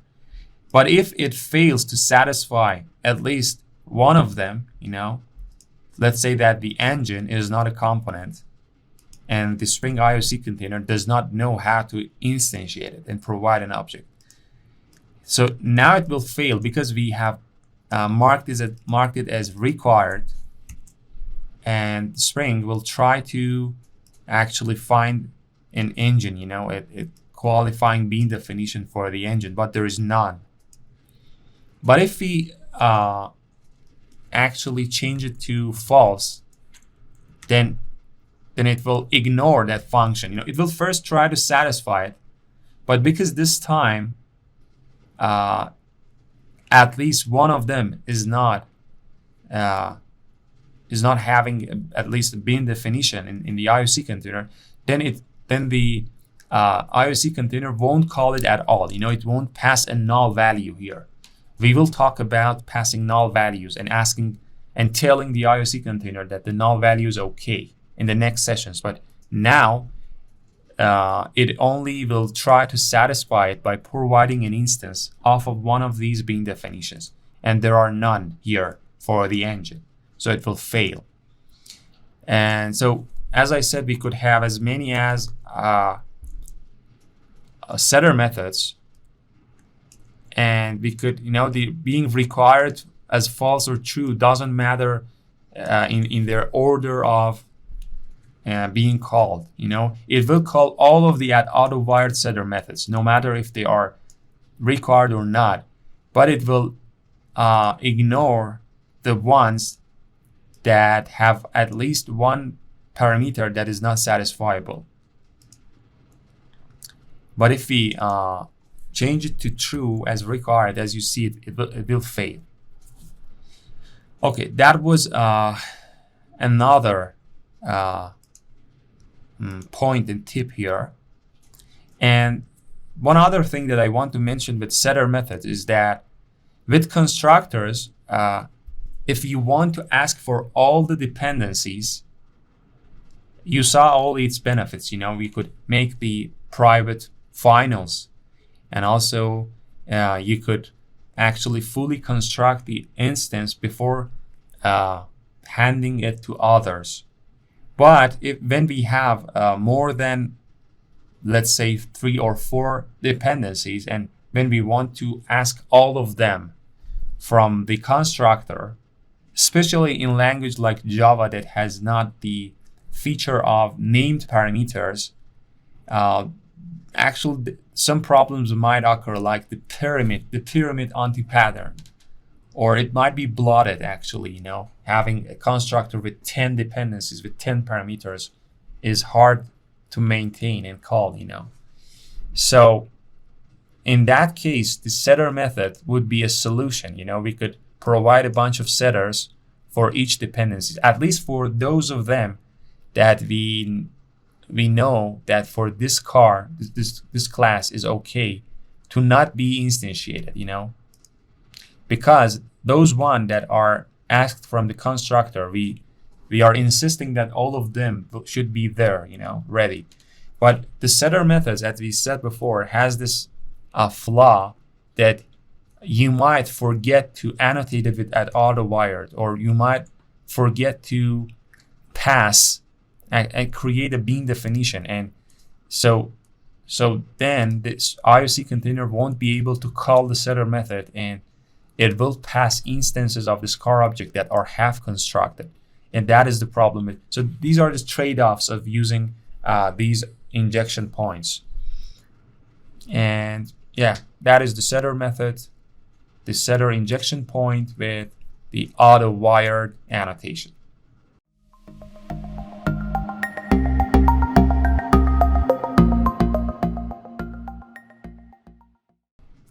All right, so we saw how we could use the Autowired annotation to point to the constructor injection point and the setter method as injection point, as secondary injection points. The third injection point that is left is the field actually injection point, and we could use the Autowired to tell the Spring, to tell the IOC container to feed an instance, to find a bean definition and to treat it same as one of the parameters inside the constructor or setter method. So let's do that. Let's get rid of these setter methods here.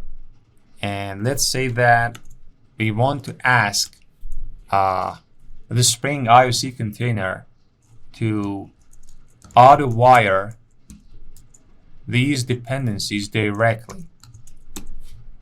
And so the engine is a component and the gearbox is a component. Now, let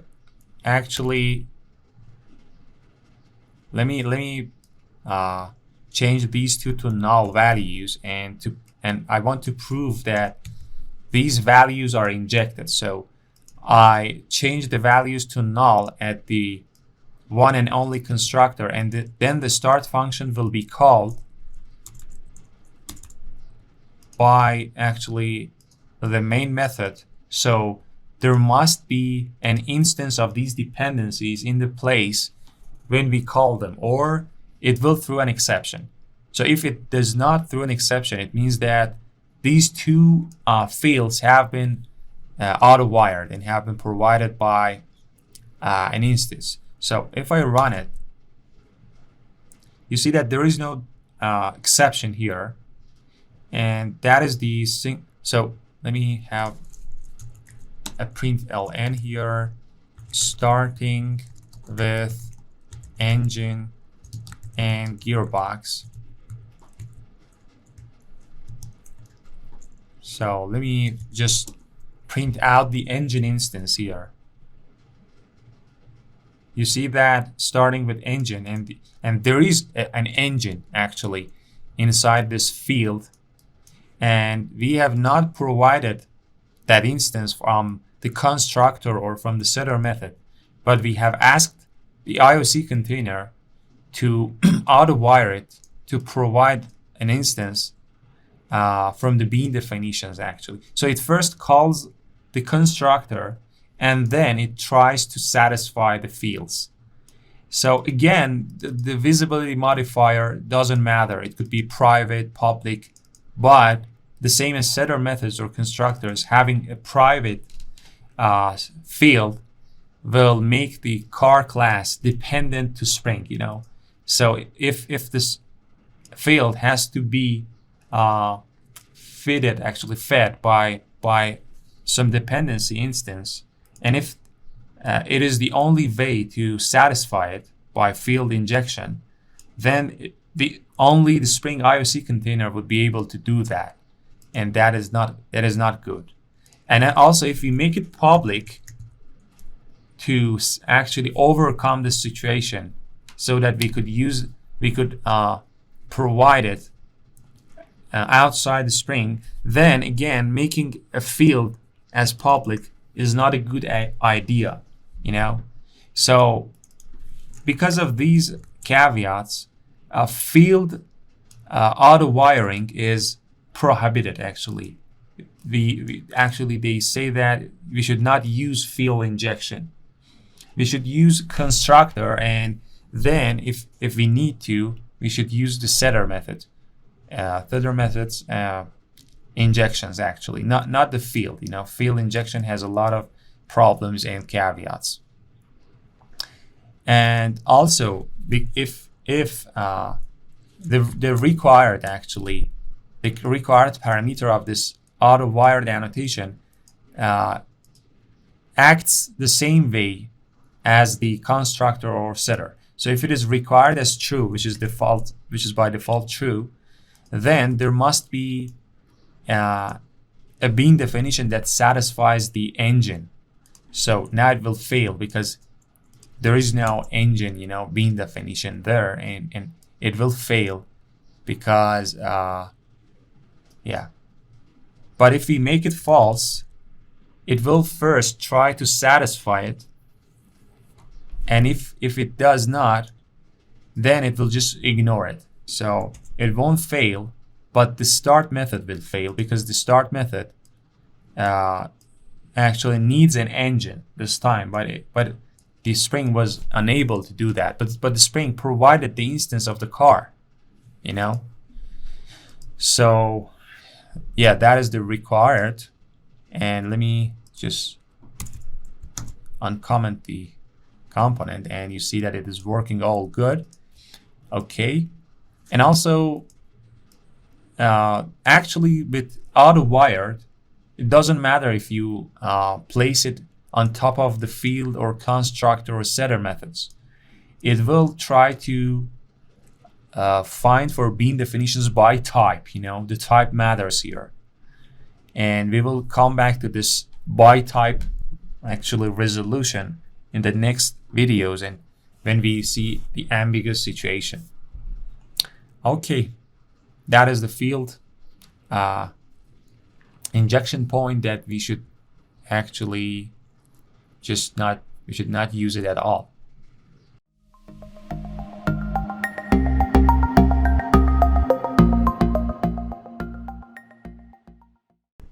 So along the last 3 sessions, we talked about the add Autowired annotation with actually and how it acts on top of the field or constructor or setter method injection points. And we talked about this satisfy word a lot, but we didn't define it, what we mean by satisfying. So definitely, if the IOC container wants to satisfy, a parameter inside a constructor or a setter methods or the field itself, there must be at least one bean definition that its type is the same as the is the same with that parameter or is the descendant of that parameter, so that the IOC container could satisfy it. But and also when it has to auto-wire some injection point that is required, and the required value parameter is true, is set as true. And if the IOC container fails to find the bean definition, it won't pass null value. It will actually throw an exception. It will fail with an exception. So, but actually there is another way for being satisfied as a parameter, by the IOC container. We could ask the IOC container, we could ask the Spring that receiving a null value is okay. It is not okay by default, but we could tell it that we are okay with null values. We are expecting null values as well. Then, based on the injection point, actually, we would have different scenarios. So, with constructor, let me first get rid of these Autowired here. So with constructor, as you remember, let's say we have a bunch of constructors here, and let's say that these constructors are add Autowired and as a required false.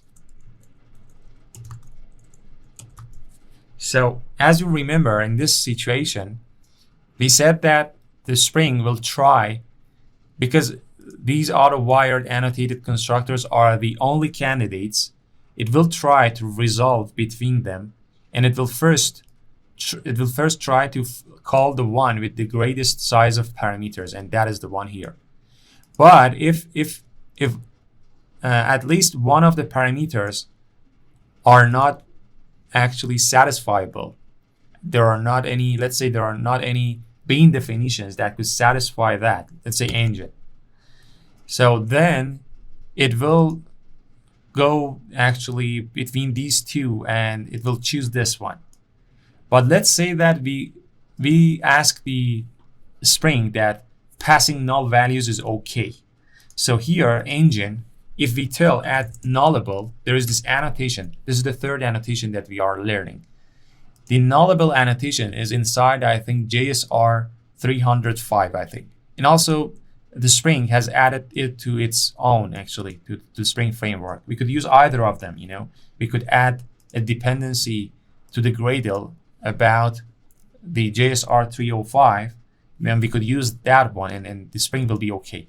So by annotating this parameter here as nullable, we are telling the Spring that we are okay with null values. So now, because it will start from this one, because it has the greatest number of parameters, and because the gearbox has a bean definition and it is a component, and because the engine could be nullable, then it will call this one. Let me have a print here. So car is being instantiated with engine and gearbox. And let's actually print the engine.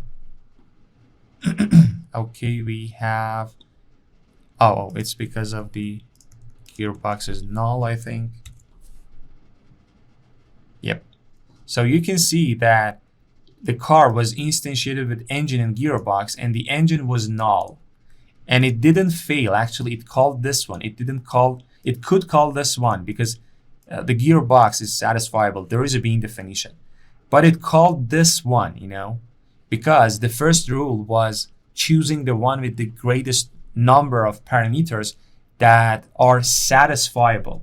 Now, with satisfy, back then we meant only having a bean definition, but now we mean that having a bean definition, either having a bean definition or being okay to be passed by null value. So it satisfies this with null value, and it satisfies the other parameter with the bean definition defined by the component. Okay, and also if the field is required as true, then it means that it should be able to satisfy only by passing an instance off of a bean definition. But now, as we said before, the engine is not a component. There is no bean definition in the IOC container, so it will fail horribly here because it's required. So it couldn't auto-wire the engine. But again, if we annotate it with add nullable, again, we are telling the IOC container that we are okay with null value. Again, it passes a null value here. And also with the setter methods is the same actually. So if we have a setter method that is auto-wired, public void, give me, let's say, engine, okay, and it is auto-wired, and it is required as true, then it means that all the parameters should be satisfiable by bean definition. But if we make it as false, being required as false, then it will call it, because all its parameters are satisfied. Oh, we have to actually annotate it with nullable. Then this one is satisfied, and the gearbox will be also satisfied with the bean definition, and it will call it, So you can see that with the nullable annotation, the game changes actually a bit. We are telling the Spring that we are okay with null values. So one other option here, speaking of option, is actually using the optional contract of Java. Inside the Java, we have this optional interface. And instead of this nullable annotation, we could say that if you know about optional, the optional engine. So by this, we are saying that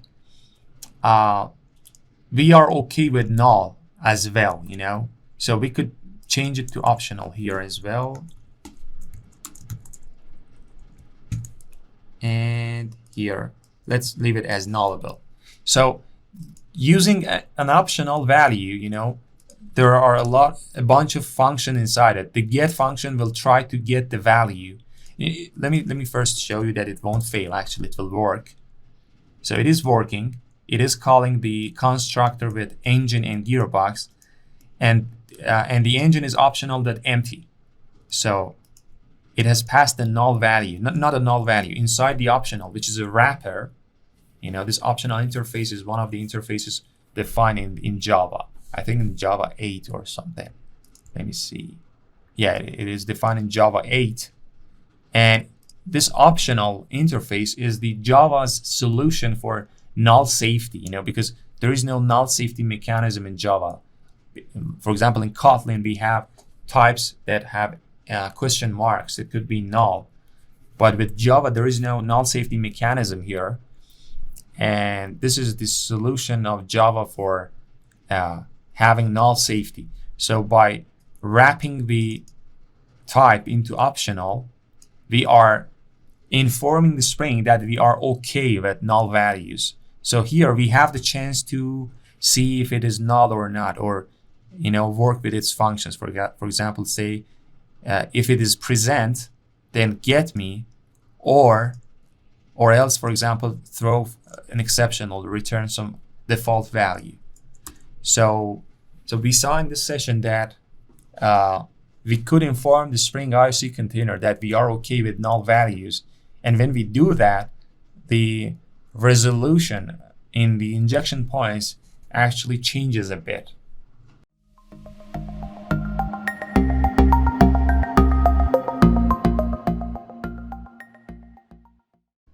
So far, we've been introduced to a bunch of built-in Spring annotations that we use them to help the Spring to actually, and we teach the Spring IOC container to be able to provide the objects and to wire the dependencies and provide instances. So there is this niche pattern, I want to say, that the Spring uses a lot, and that is composing annotations. And this pattern is, as I said before, is widely used inside the Spring.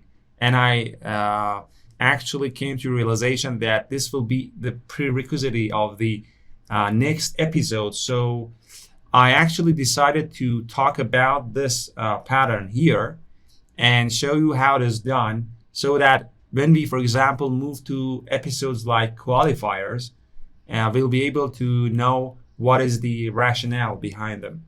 So as I said before, we've been introduced to a bunch of well-known built-in IOC container annotations, like, for example, the add component annotation, which they call it the stereotype.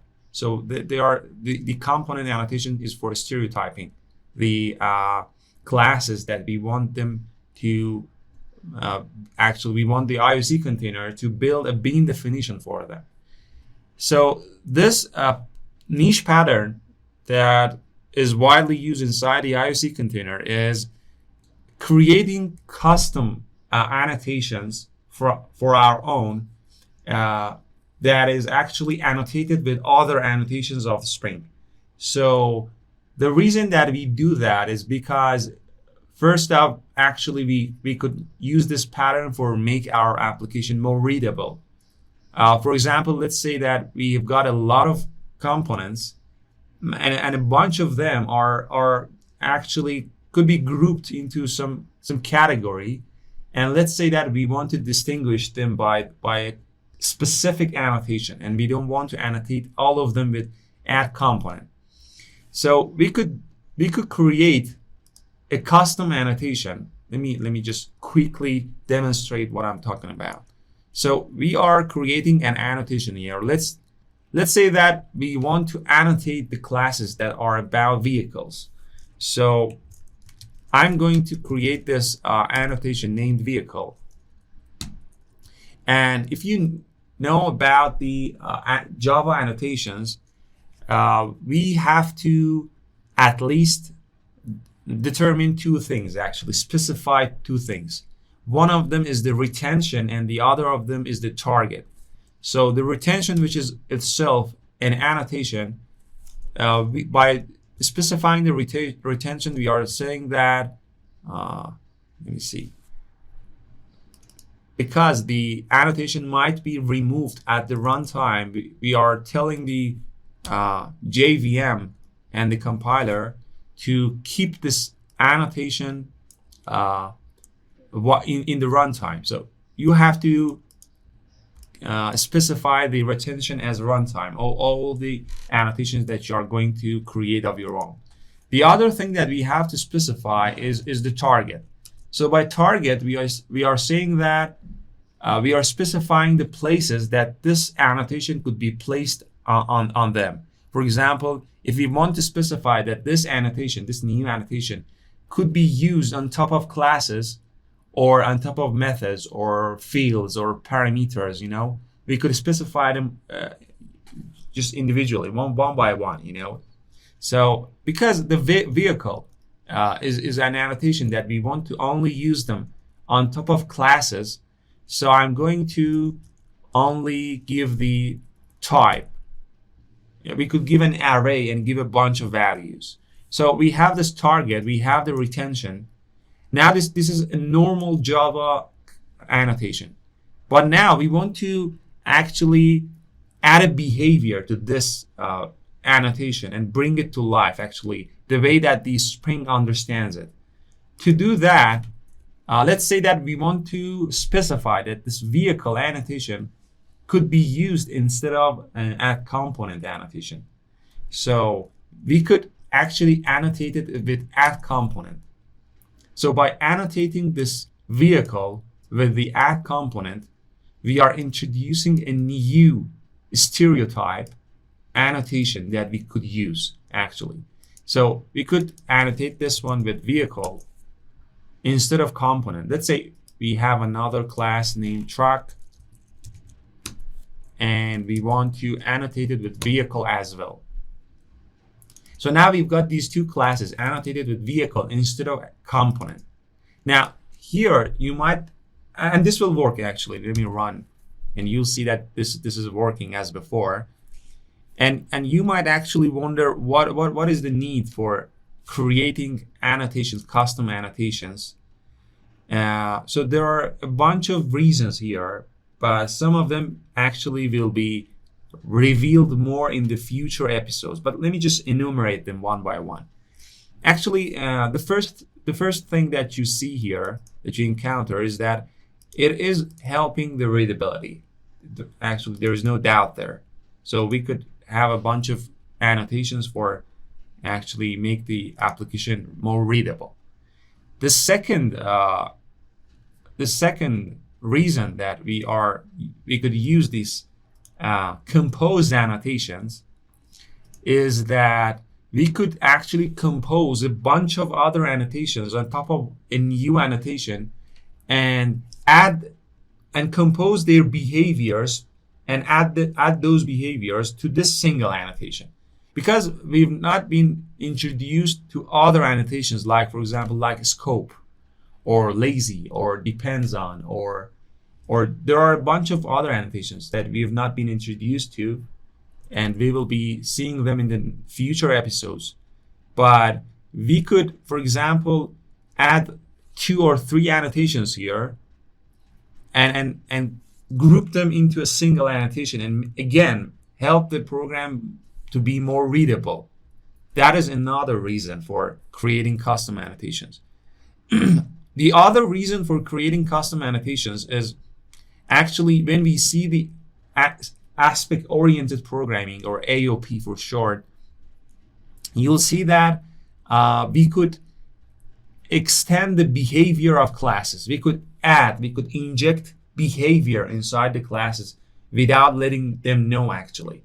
So if we could have custom annotations, we could specify actually specific behaviors for a category of components, for example, and that could help a lot. And you'll see that the Spring uses this feature, this composed annotations, a lot. So I want to here mention a bunch of terminology. So this add component annotation is, they call it the meta annotation, because we could use this annotation on top of other annotations to compose, to create a new annotation. Now this vehicle annotation, they call it meta annotated annotation, because it has been annotated by a meta annotation. And we could compose a bunch of meta annotations on top of a new annotation, as I said before. So those are a bunch of bunch of terminology that we have to know here. Now, let me just introduce a bunch of built-in custom annotations that are stereotype annotations themselves. So we've had this vehicle of our own here, and we've been using the component, but actually there are a bunch of other stereotypes like service or like repository. Let me just real quick show you what is inside the service. So inside the service, you could see that we have this target, which is on type, and the retention, which is runtime. Now just ignore this documented. And as you can see, the service is annotated with add component. So the Spring itself is actually using, as I said, is using this pattern widely actually, and we will be using them as well. But because this is actually a prerequisite to the next future episodes, I just wanted to mention it right here in this episode. So let me just show you other thing, which is this alias for annotation. So when we annotate an annotation with another annotation, as you know, inside this component annotation, there are a bunch of attributes. They call this fields as attributes. So each annotation could have a bunch of attributes for itself. And when we compose a bunch of annotation on top of our own, so there must be a way for us to, because each of these annotations might have a bunch of attributes that should be provided, should be filled by the user of the annotation. So there must be a way that the user of this new annotation could actually define those attributes through this new annotation.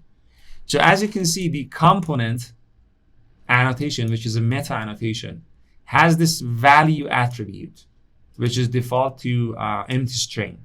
So this value is the name of the bean definition. If we don't pass a value, it will by default get the name of the class as the bean definition name. But if we provide a name, it will actually grab that name and set it as the name of the bean definition.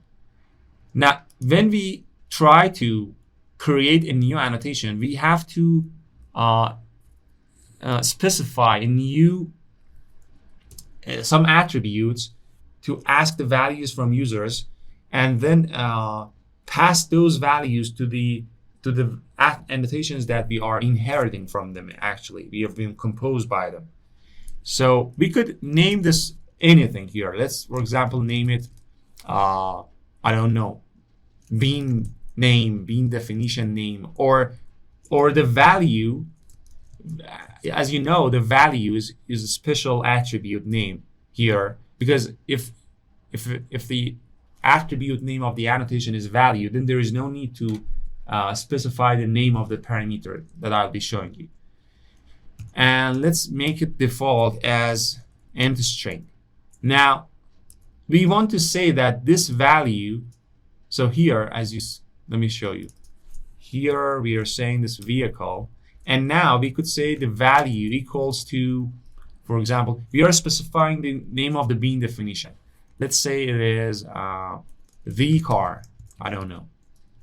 Now, because we are expecting this value to be inserted inside the component that actually parents annotation, so we have to tell the Spring by this @alias for, which is another annotation from the Spring framework. Actually, we are telling that this is alias for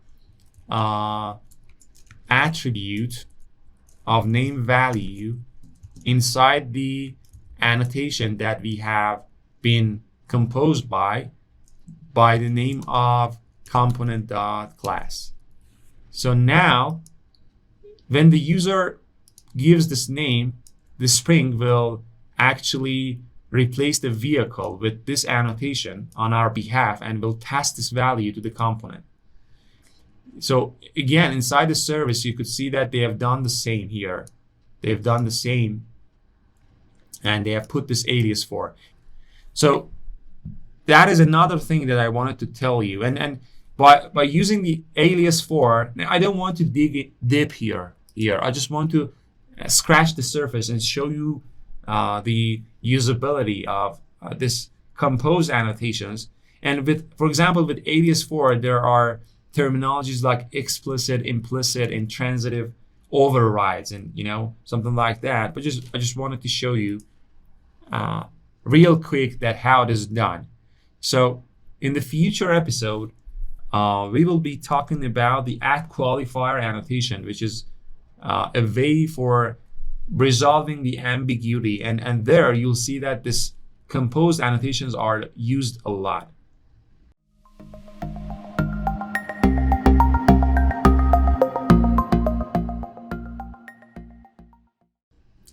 So we've been introduced to the Autowired annotation, and we've seen that how it is actually capable of annotating some injection point and specifying the injection point and telling the Spring IOC container to inject the dependencies. So actually there are a bunch of other ways to address the bean definition. So when we specify the injection point, we tell the Spring to find a bean definition that could satisfy that injection point. So so far we've used actually the addressing the bean definition by their types. So by using the Autowired, we are using by type, actually identifying by type. Now there are a bunch of other ways to identify the bean definitions and resolve them. And there are actually three ways. The first way that we've been introduced is identifying by a type. The second way is identifying by their ID or key or bean name, which the bean names are, as you know, are unique inside the IOC container.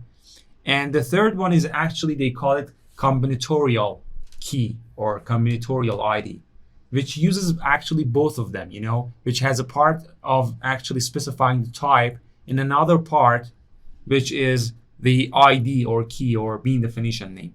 So let's just first start with the Autowired that we've been seeing already. So with using actually Autowired, let's actually create the class. I'm just going to use the field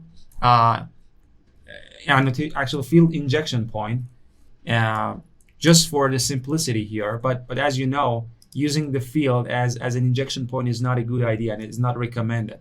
So let's say that we have this engine, for example, engine class, which is a component itself, and we want to inject it actually here, engine, and annotate this class with Autowired. So by annotating this with Autowired, we are telling to go and find a bean definition appropriate for this injection point and satisfy here with that. So actually this is like identifying the bean definitions by type. So if I run application, you'll see that we have a bunch of bean definitions here. One of them is car with the type of car. The second one is with the type of engine, and the third one is truck. And so as you can see here at this injection point, it is seeking and searching for the bean definition that their types could satisfy this point. And we've talked about this a lot. So this is like identifying the bean definition by type. And actually there are a lot of benefits with this methodology. The first one is that identifying by type is they say it is type safe, because the compiler helps in checks for the types here. The other one is that there is no misspelling. You will see that with identifying with keys, there might be some misspelling and typos. But here, because it is types in classes and the compiler checks them, there is actually no way of seeing misspelling or something like that. But there are a bunch of disadvantages to this method of injection and injecting, which is identifying the bean definitions by type. The first one is that the key that we are using, so now here we are using this type as the key. We could say that this engine class is the key here. And when it tries to seek and explore these bean definition, it just looks for their type, you know, and uses this engine as the key. And when it finds one bean definition, it creates an instance, asks an instance off of it, and injects here. So this class type is used as a key here, as an ID here, to go and find the bean definition and resolve one.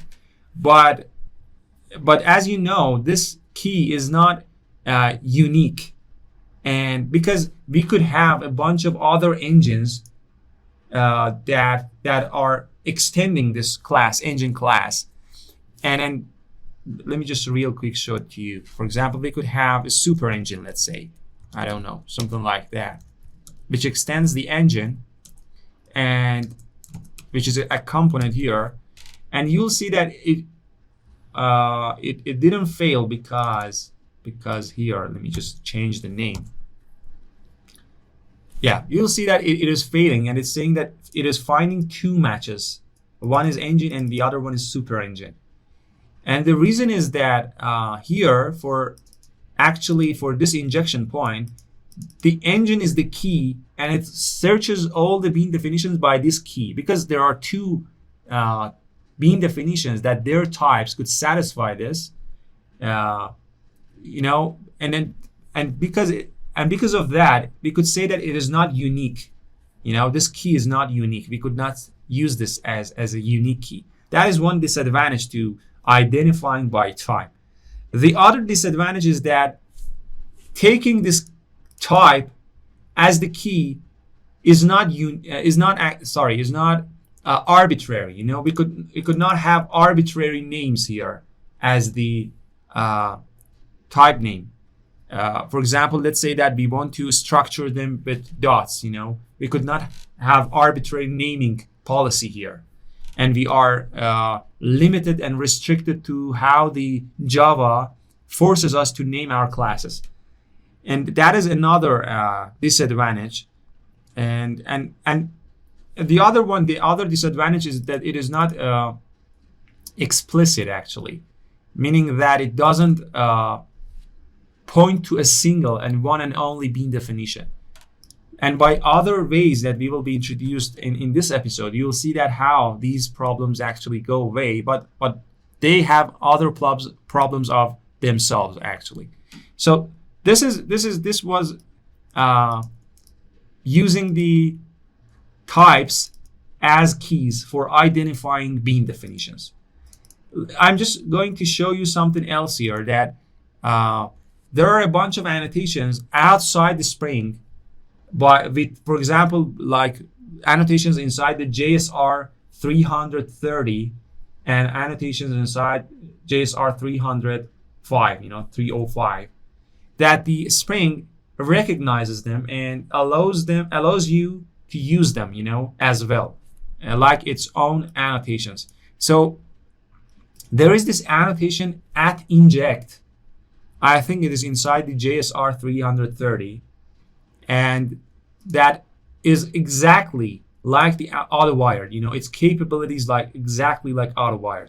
So if you want to use this add inject annotation inside the JSR 330, you have to search for Maven Central javax.inject, and inside the Maven Central, you could find this artifact with the version 1.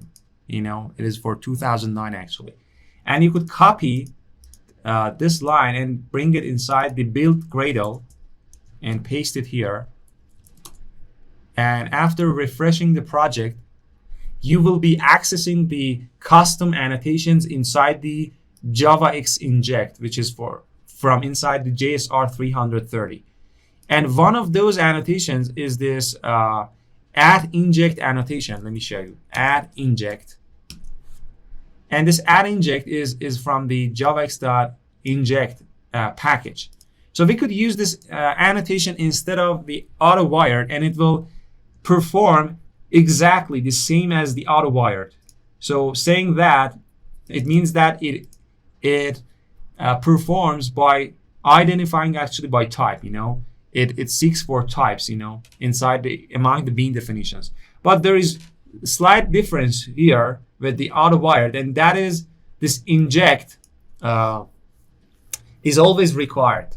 Actually, there is no required attribute inside it. And with Autowired, we have this required attribute that we could set true or false. But here with inject, we have to use nullable or optional to actually overcome the issue of not being able to satisfy this injection point. So we actually see how to use Autowired and add inject annotations to identify the bean definitions by types. Now, and we see that actually by using this pattern, we are actually safe, and the compiler helps us because the types are safe. But the keys, which are the types here, are not flexible and are not unique. So the second way, let's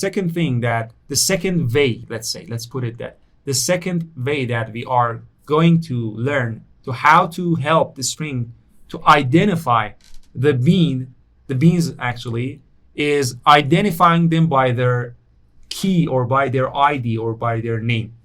So as you know, this name here, which is the bean definition name, and let me just delete this one real quick and run it again.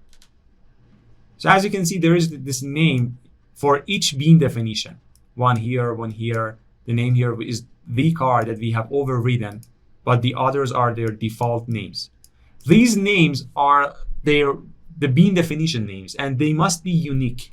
So if I want to change this, let's say to the car, and run it, you'll see that it fails, and it says that we have conflicting bean names with the name of the car. So as you can see, the name of the bean definitions should be unique, and we've not seen the @bean annotation for defining bean definitions inside the Java configuration. So when we see the @bean annotations, you'll see that there as well, you have to specify unique names for the bean definitions. But okay, so we saw that these bean definitions should be unique, and we could take them as the key or the ID for resolving and finding a specific bean definition. But as we said before, this inject and Autowire, the way that they perform and work is that they identify by type. But what if we want to identify by name?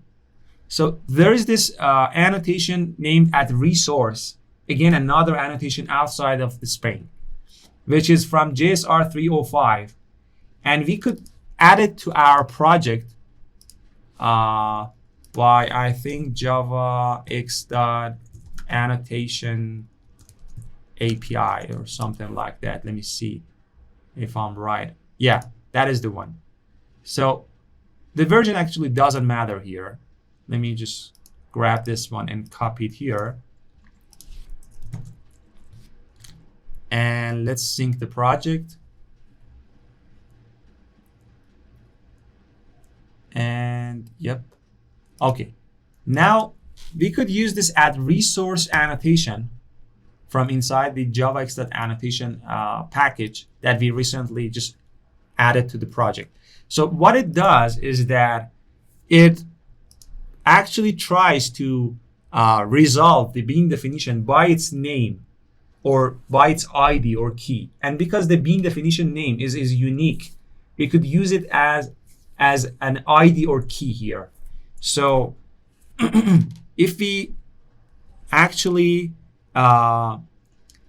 change this value here, this type, sorry, to object, and I'll explain it why. So I'm changing it to object, and I'm saying that I want you to go and find a bean definition by name, by its name, that has this name of, let's say, let me get rid of this, the car, has the name of truck. Okay, and I think it is name or something like it. Yeah, the attribute is a name here. So if I run it, you'll see that it works. And let me add the toString here for the car to show that what just happened. So inside the car instance, the engine instance is an instance of the truck class, because actually we ignored the type and we just tried to find it by the name, by the bean definition name, you know, identified by the bean definition name. So let me just define a super engine here, because adding the truck as engine is ridiculous. So let's make it a component here. And also we have an engine as the component. And inside the car, let's say that we could tell it to inject with the engine or the super engine. So these values that I'm using here is the name of these bean definitions. And if we override them, we have to use the overridden version. So again, you can see that the super engine instance is injected here. So here we are actually using this name as the key. So we are here identifying the bean definitions and resolving them by only their names. You know, we are not using the type here. And I've just changed the type to object. So what are the advantages and what are the disadvantages here? The advantages is that this name is arbitrary. We could use any naming here. We could say, for example, A.B.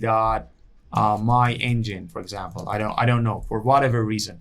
So I'm just structuring the name of the bean definitions. And if I run it, you'll see that it will fail, and it will say that there is no bean named with this name available. So it is looking for only the name here, not the type. And if we change the name, override the name of one of them, it will just work. Actually, you'll see that it is working. So one advantage here is that it is arbitrary. We could have any naming convention here. We are not restricted to the name of the type like we were with at Autowired and inject. But at resource, we could have any naming. The other advantage is that it is explicit. By explicit, we mean that we are identifying a one and only one, you know, a single specific bean definition, specific one. So it is explicit, and it is unique because the name of the bean definitions are unique, you know, and we are pointing to one and only one bean definition. And if we don't have any bean definition with that bean name, it will just fail. So that is another advantage. But the disadvantages here is that because we are using string literals, we could have typos or misspelling when the number of the components actually grow in our project. You know, that is one problem here. And the errors could only be notified just only in runtime, actually, when the application is running. So and the compiler cannot help us with the type. Another thing that I want to mention about the @resource annotation is that it has some restrictions and limits compared to the @Autowired and an inject annotation, and that is the resource annotation could only be used on top of the fields and on top of the setter methods with only a single parameter. So despite, you know, resource annotation, as you know, the Autowired annotation could be used on top of the constructors as well, and also on top of the methods with more than one parameter. But that is one limitation of the resource annotation. The other limit of the @resource annotation, it only supports the optional interface, and it doesn't work with @nullable annotation. And another thing that I wanted to mention here with @resource is that if you don't specify the name here, I'm sorry, if you don't specify the name, it will first take this name, the name of the field or the name of the parameter with the setter methods. It will take that name and will try to find a bean definition that has the same name as this name, you know, because you've not given the name. And if it finds one, let's say that it is, let me see, the super engine or the engine. Yeah, let's change the name to engine here. Or we could change it, for example, to truck to prove that it is taking this name, the name of the field, as the name. Yeah, okay, truck. Okay, as you can see inside the car, it has injected an instance of the truck here because it looks by the name, you know, by the name of the annotation. And because we've not given any name to it, it will take the name of the field here. So the other thing that I want to mention is that when we don't provide any name and it looks by the name of the field or the name of the parameter, if it doesn't find any, then it will fall back to identifying and resolving by type. So let's, for example, change this name to, for example, engine. And let's name it E. Okay, we changed the field name to E, and now it will try to find for the bean definitions with the name of E. And because it won't be able to find any, because there is none, it will fall back to resolve this injection point by its type. So now we've got one here, which is the engine, and the other one is a super engine that should extend the engine. So now because we've got two candidates here that could be injected, you will see that it will fail. It will fail because it is finding two matches, you know, the engine and the super engine. So as you can see, the resource is capable of identifying the bean definitions by their names or by their IDs or keys, you know, because they are unique. And when we don't explicitly give any name, it will first try to resolve it by the name of the parameter or the field. And if it fails, it won't throw exception. This time it will try to resolve by the type. And now we are introduced to this way of actually identifying by the name of the bean definitions. And you can see that it is unique, explicit, it is arbitrary, but it has the problems and disadvantages of being actually we might misspell or have typos, or we might get to the errors at the runtime. And those are the problems with the at resource and identifying only by ID or key or bean definition name. The third way of identifying the bean definitions is actually the combinatorial keys or IDs. You know, with this third version, we are combining the two aspects of the other two ways. You know, we are having both a type and also a string key as a compound key. So they call it combinatorial key to help the Spring to resolve the bean definitions better. So again, by using the at resource, if instead of object, if we specify a specific type like engine, and also if we explicitly specify the name of the bean definition that we expected to resolve, like a.b. Let's see, the name was, the name is super engine. Super engine. Okay. Now if I run, you'll see that we were expecting an engine, and also we were expecting an engine that had exactly the name of this super engine bean definition. So you might argue that nothing changed here, you know, but by specifying a type and an explicit name here, So with two of them, we have a combinatorial key. So now we have all the advantages of the first type, which was identifying by key. So the keys were arbitrary, were explicit, and were unique. Now we have that part here. We could specify the name and ID or whatever. And also we have the benefits of the second way of identifying the bean definitions, which were identifying by their types. So now we are here also giving this hint about the type. We are saying that the type should satisfy the engine. So we have all the benefits combined together, but we have that disadvantage of using the keys here again, because we could misspell or have typos. And we could exactly get rid of this as well with the Java configuration.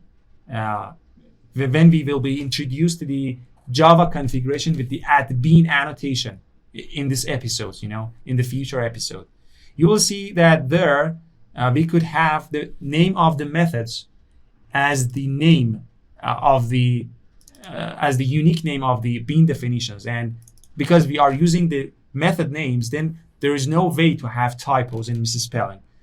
So if I want to wrap it up, we are introduced to three ways of identifying the bean definitions. The first was identifying by type, which we use the @Autowired and @Inject.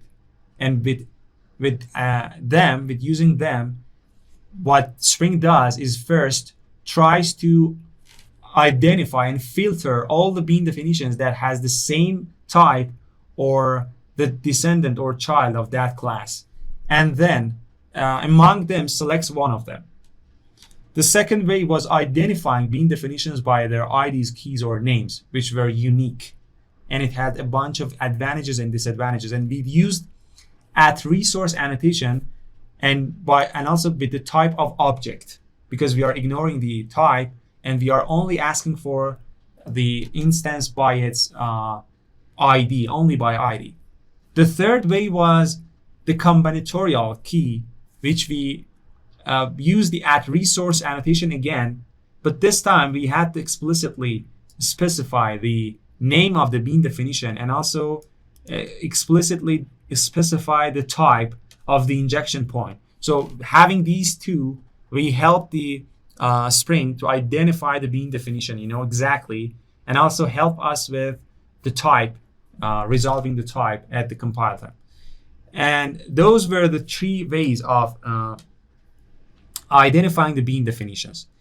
Now, I just want to real quick here mention the first way that we mentioned, identifying by type. So by identifying by type, as you remember, the keys were the types. And as you saw, we could have, for example, engine and super engine, two candidates for the injection point. And in that point, the Spring actually would fail, would only fail. You will see in the Java config configuration type that we could have multiple bean definitions with this single type, actually, by not just extending, for example, the engine class to super engine. We could have 10 bean definitions with the type of engine.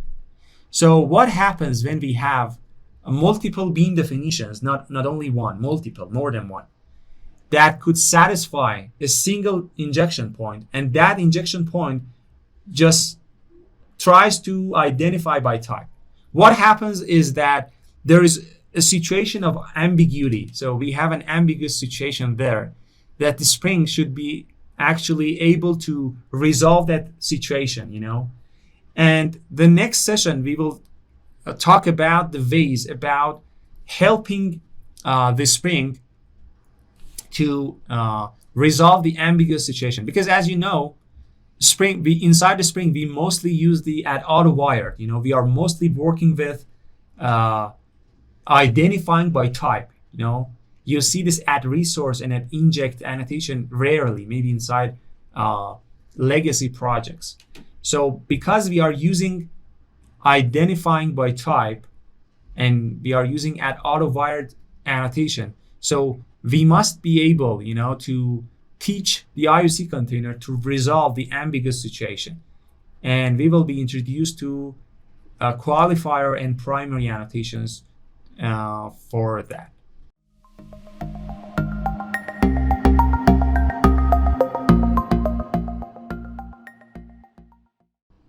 So last session, we learned about the 3 ways of identifying the bean definitions and resolving them for injecting instances to the injection points. And we actually learned about the @inject, @autowired, and @resource annotations that could help us while using the annotation-based configuration.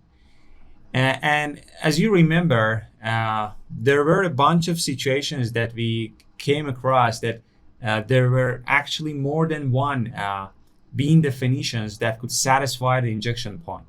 So, and also we just moved on by just changing the name, and we just kept it silent, until this moment. So what is the ambiguous situation? Let me just first explain what is an ambiguous situation. So when you use @inject or @autowired annotations at the injection points like fields or constructor parameters or setter method parameters, actually, as we explained before, the way that these two annotation works is that they go and search amongst all the bean definitions and try to resolve the one just by actually comparing the and checking the types. For example, this injection point here has the type of engine, and we have 2 bean definitions, car and engine. And when it tries to inject an instance at this injection point, it will compare and seek a bean definition that its type could satisfy the injection point's type, actually, whether it is a field or it's a parameter. So if there are more than one, let me just copy and paste this one and name it super engine. And this one should also extend the engine. Now we have 2 components that will cause 2 bean definitions that could satisfy, both of them could satisfy this injection point, because their types, whether it is exactly the same or whether it's the child of that type, could satisfy the injection point. And now it actually brings an ambiguous situation there, so that the IOC container won't be able to resolve it, and it will throw an exception. So if I run it, you will see that it will throw exception, and it will say that no single matching bean, found 2, the engine, the one with the name engine in the super engine. In the same situation could rise with @resource. If you remember the @resource annotation, if you don't provide a specific name to it, then it falls back to resolving by type. And again, when we try to resolve by type, the same situation could actually occur. So in this situation, in this ambiguous situation, there are some ways that we could help the IOC container to resolve the situation. The first way that we could use, which is the easiest one, is that we could annotate the candidates, the resolved candidates. Of course, one of them. I was going to say at least one of them. No, of course, just only one of them with the @primary annotation. So this is the new annotation we are using now. Let's say that I'm going to annotate this one with @primary.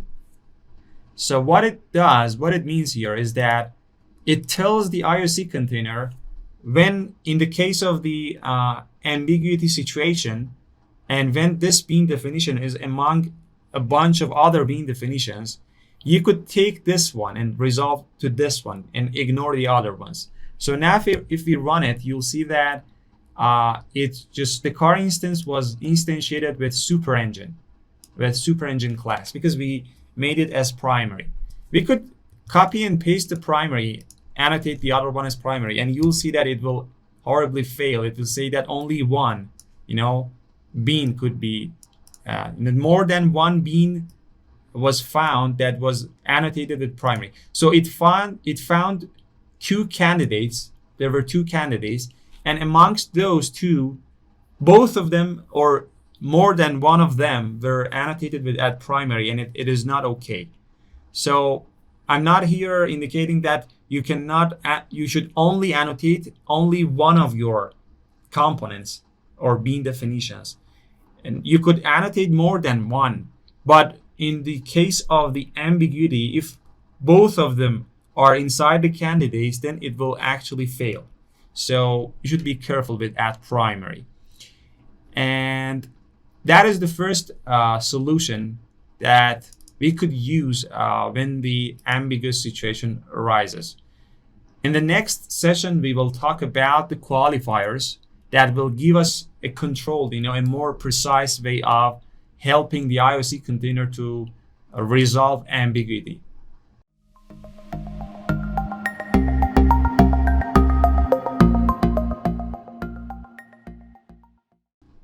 In the previous session, we learned about the at primary annotation for resolving the ambiguity and ambiguous situations in which more than one bean definitions were amongst the candidates for a single injection point. And we use this primary annotation to actually inform the Spring that our choice when the ambiguity rises is this single bean definition. But as you saw, it has some shortcomings. It is limited, and if we want to have more control over how the Spring is going to resolve the ambiguous situations, we have to use something more powerful. So in this session, we are going to learn about this add qualifier annotation, which is yet another annotations and among the annotations in the Spring that we could use when we use annotation-based configuration. So what it does is that, again, this is for solving and resolving the ambiguity situations. So we talked about the ambiguous situations in the previous sessions. And if you remember, it was like when you use the add Autowired or add inject in some injection point, like your parameter or field. And when there were more than one, because the add Autowired works, resolves by type, when there are more than a single, let me get rid of these primaries. When there are more than a single one that its type could satisfy, because this one is also extending this engine. Now, those two could satisfy this type, and because of that, the ambiguity situation rises here. So, if there are any primary, it will first select the primary one. But if amongst the candidates, amongst the resolved candidates, if there are no primary, there are no bean definition that is annotated with primary, it will try first to use the name of the injection point to compare with the bean definition names amongst the candidates. So if you remember the previous sessions, we were actually expecting the Autowired to fail, but somehow it was working, and then we changed the name. It was because that when the ambiguity rises, it looks for this name here. So when the injection point is a field, it looks at the field name. When the injection point is constructor parameter or setter parameter, it looks at those parameter names. So what it does is that it takes this name and it compares with these two or more than two candidates, and with their bean definition names, of course. The first one has the name of engine and the second one is super engine. And because the names are unique, as you know, the bean definition names must be unique, then if one of them matches this name, the injection point name, then it will be able to resolve the ambiguity. So if we run it, you will see that it fails. But if we change it to, for example, super engine, okay, now among one of those two, this one is named engine, this one is named super engine. As you see, the super engine class has been instantiated and the bean definition has been resolved. So that is the first way of doing that, but it has some shortcomings, because first off, it is actually, again, yet another ambiguity, because when you deliberately choose the name of the field just to help the string to resolve the situation, then at some later point you might actually try to change it and it will fail. So that is a bad idea. And so that is the first thing that we could use. Now, if we don't want to use that, we could use the qualifier annotation. So the qualifier, the way that the qualifier annotation works is that you could annotate either the injection point or the bean definitions, or both of them, with the qualifier annotation. So if you annotate these with add qualifier and giving some name, for example, simple engine, simple, and this one you are annotating with, again, qualifier, and naming it super. So you are adding more detail here. Now, actually, we have added annotations to the bean definitions, not the injection point yet. In this case, when the injection point or the destination, when it is not annotated with add qualifier, then again, when the ambiguity rises, it will, for that injection point, it will first resolve, it will first, amongst the candidates which has been resolved by their type, it will ignore all the qualifiers, because the injection point and the destination does not have the qualifier annotation. So when the injection point doesn't have the add qualifier annotation, it will ignore all the qualifiers of the candidates. So again, it will fall back. Now, if I change this name, for example, to something else, some silly name, again, it will fail. But if we change it to, for example, the name of one of those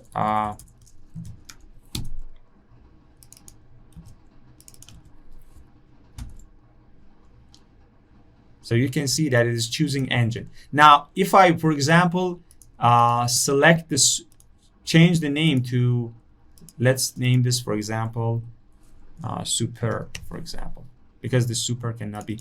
Let's use this word here and see if it will choose this one over this one, because the name, if it will actually choose this one because its name matches its qualifier, not its component, not its bean definition name. But you will see that it will fail again because the injection point is not annotated with add qualifier. When it is not annotated with add qualifier, it will ignore all the qualifiers. So when it ignores this one, it means that it does not exist at all. It's like it does not exist. So when it does not exist, it will again look for the bean definition names. So that is the one situation when only the bean definitions are annotated with add qualifier and the injection point is not annotated. Now, what happens if the injection point is annotated with add qualifier as well? For example, with some name ABC or super or something. Now, in this point, when the injection point is annotated with add qualifier, it will actually first it will, the add Autowired, as you know, will create a list of candidates by seeing that, by choosing the ones that their type satisfy the injection point's type. Now inside that list, because the injection point is expecting a qualifier, inside that list, that resolved list, which might have more than one candidate, it actually again tries to filter that list, you know. So when it filters that list, it takes the qualifiers of the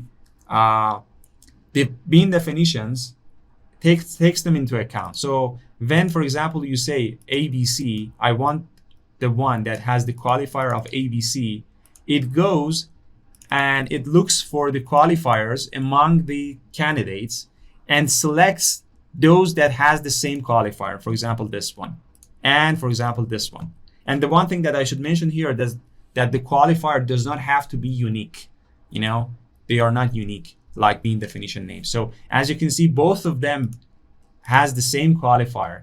Now, so it won't help here again, because again, we resolved by type to a list of 2 candidates, and amongst those, both of them had the same qualifier as the injection point. Now, the important thing that I should mention here is that, so if I, first let me show you that if I change the name to something like soup ABC, and let's name it ABCD, okay, it changed this, it selected the super engine because the super engine had the same qualifier. So another important issue that I should mention here is that as a fallback mechanism, the Spring takes the name of the bean definition as a qualifier as well. So when we, for example, say ABC, not only it selects and filters those ones that has the same qualifier as ABC, but it will also select the single one that will have the same bean definition name. So if, for example, this one, let me override it and name it ABC, okay? EFG, for example. So now this bean definition will have the name of ABC, and this one will have the qualifier of ABC. So both of them again will be the candidate, and again it will fail because the bean name also counts as a qualifier, you know, and it will be used. So again, in this situation, when actually 2 or more than 2 amongst the candidates, when more than one candidate again is filtered, again we have a list that we have more than one candidate, and we cannot select the one and resolve the ambiguity. So what it does, it fallbacks at this point, it fallbacks to the name of this injection point, and it sees if it could resolve it this name. So because this is ABC and this one is ABC, and if we change it to for example ABC, or let's change it to super engine, and it will compare this with the bean definition name, not with the qualifier, of course. So the one with the bean definition name, same as super engine, will actually win here, and it will be injected. So yeah, you could see that maybe some time using it seem a little bit confusing. It needs actually more practicing, and also you should avoid situations that are ambiguous. You know, the qualifier name should be structured. For example, you should have naming conventions like A dot, B dot, for example, packaging convention, to make it unique and help. And also don't actually rely on the name of the injection point, because that is so harmful. So those are the thing. And when it resolves, as we said, when it filters the list, the primary list, which has more than one candidate, at last, when it has only single bean definition inside it, it will choose that one, and it will create instance off of that. Okay, another interesting thing, and the last thing that I want to mention here is that we could, as you know, we had a complete session and episode about meta annotations, that it was about that we could create new annotations of our own by composing and annotating our annotations with the Spring built-in annotations. We could actually use that pattern here to make the application more readable and define better and more qualifiers, because these qualifiers are string literals. So like we said, if you've not seen that session, just go back and watch the episode about meta annotations. So I'm going here to create a new annotation, and for example, name it, for example, fuel, for example.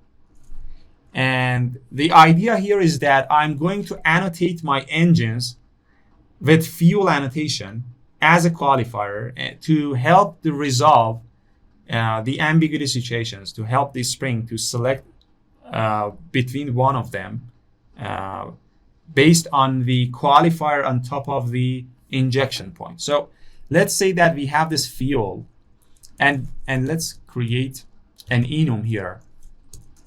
Name it fuel type. Okay, for example, gasoline and electricity. So now we could define this type outside of this interface, but I prefer it this way. So now let's define two attributes. The first one is the fuel type, and the second one, let's say for example, capacity. The capacity of the fuel, or I don't know, maybe the capacity is not a good attribute for the engine, but let's just leave it as is. The domain doesn't matter here. So we have this annotation.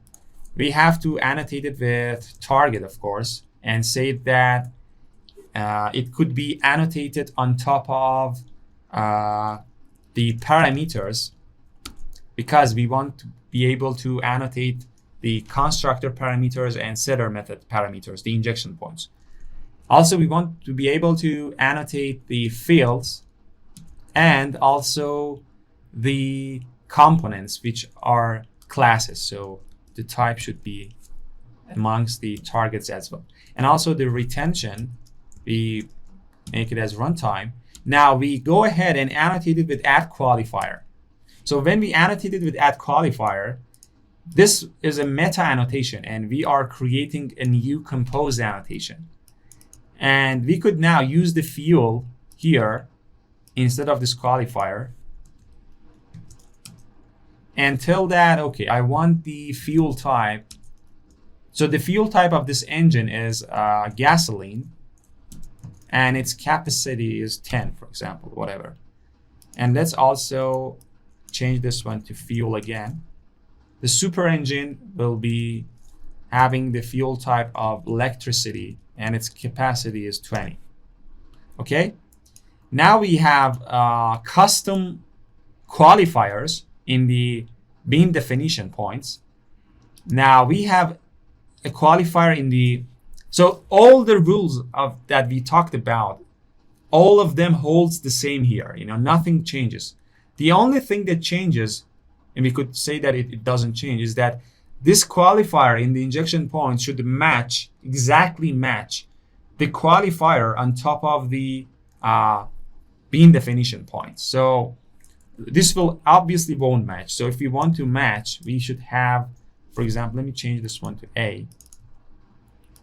We should have, for example, let's say the fuel type as gasoline and the capacity as 10. Now, it is obvious that this one and all its attributes should match. It is important. All the attributes should match the destination. It matches this one, and it will choose the engine for us. Now, if I change it to, for example, 12, because amongst these two candidates, amongst the candidates that were resolved by type, there are no qualifier, that matches this fuel with its attributes, all attributes, it just fails. So let's change it to electricity and 20. I think it was 20 to prove that it will inject the super engine. Okay, so as you can see, we use the meta annotations to create custom qualifiers, and it is a great feature, you know, because you don't have to actually have these attributes. It could be without any attribute, and then if you don't select any attribute, it will choose the one that has the same field, has the same attribute, sorry, has the same annotation. So and as I said before, all the rules that we just mentioned, all of them holds here as the same. And the interesting thing here is that we could not have more than one qualifier here with the at qualifier, because we could not have repeatable qualifiers, but we could have more than one custom qualifiers, you know, and that is another benefit. So I think we are done here, and we just explained how to use qualifier and custom qualifiers to help the Spring IOC container to resolve the ambiguity and change and select amongst the candidates in the ambiguity situation.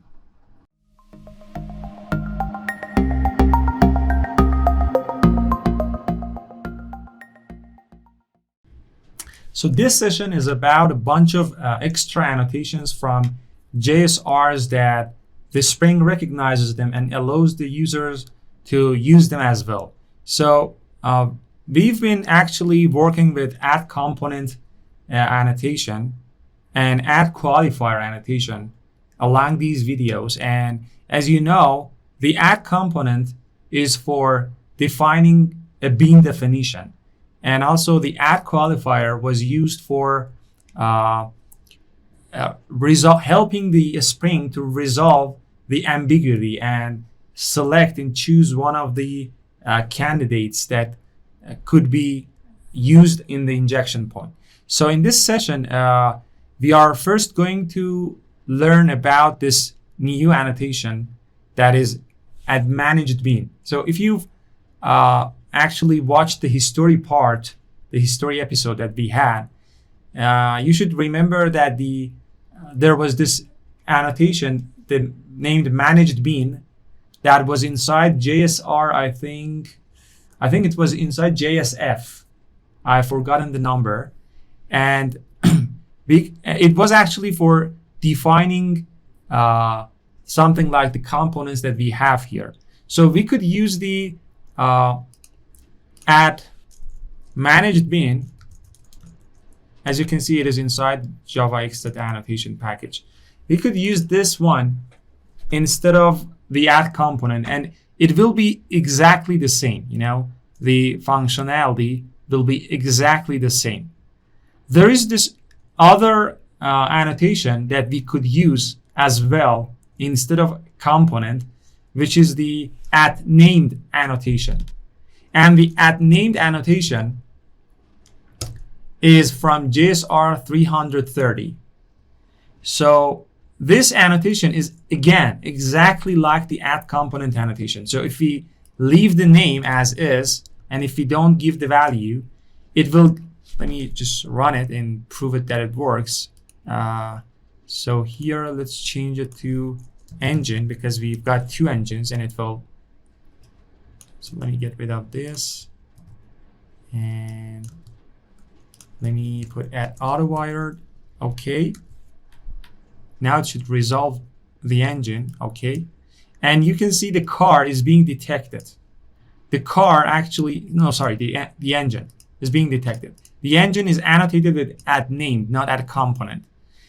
So these two annotations actually are capable of being used instead of the add component annotation. And these are from outside the Spring. These are from the JSRs that Spring recognizes them.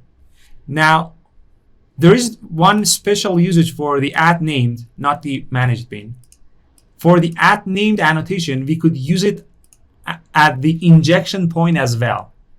So not only we could use it on top of the class for defining a bean definition.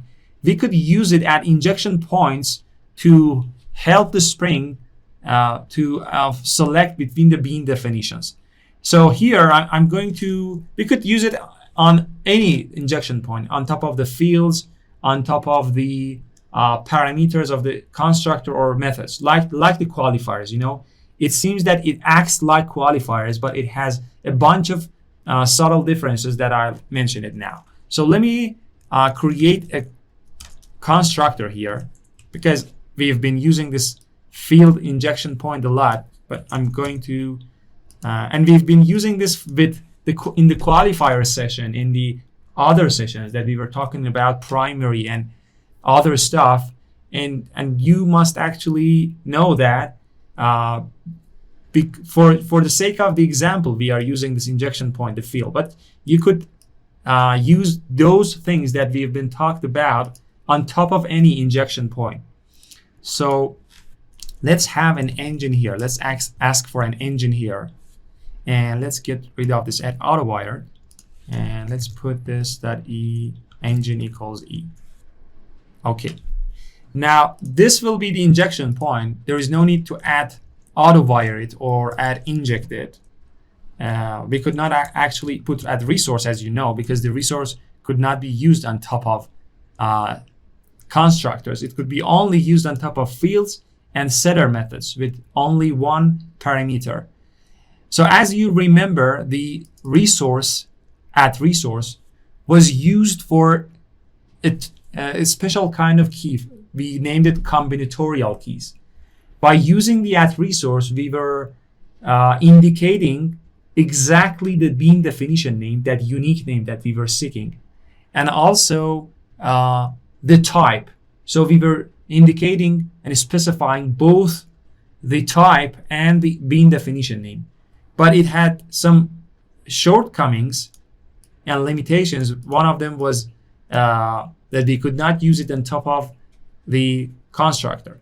But we could use the add named annotation on top of the field or on top of the parameters. You know, we might have a bunch of parameters here, and we could use the add named on top of each parameters.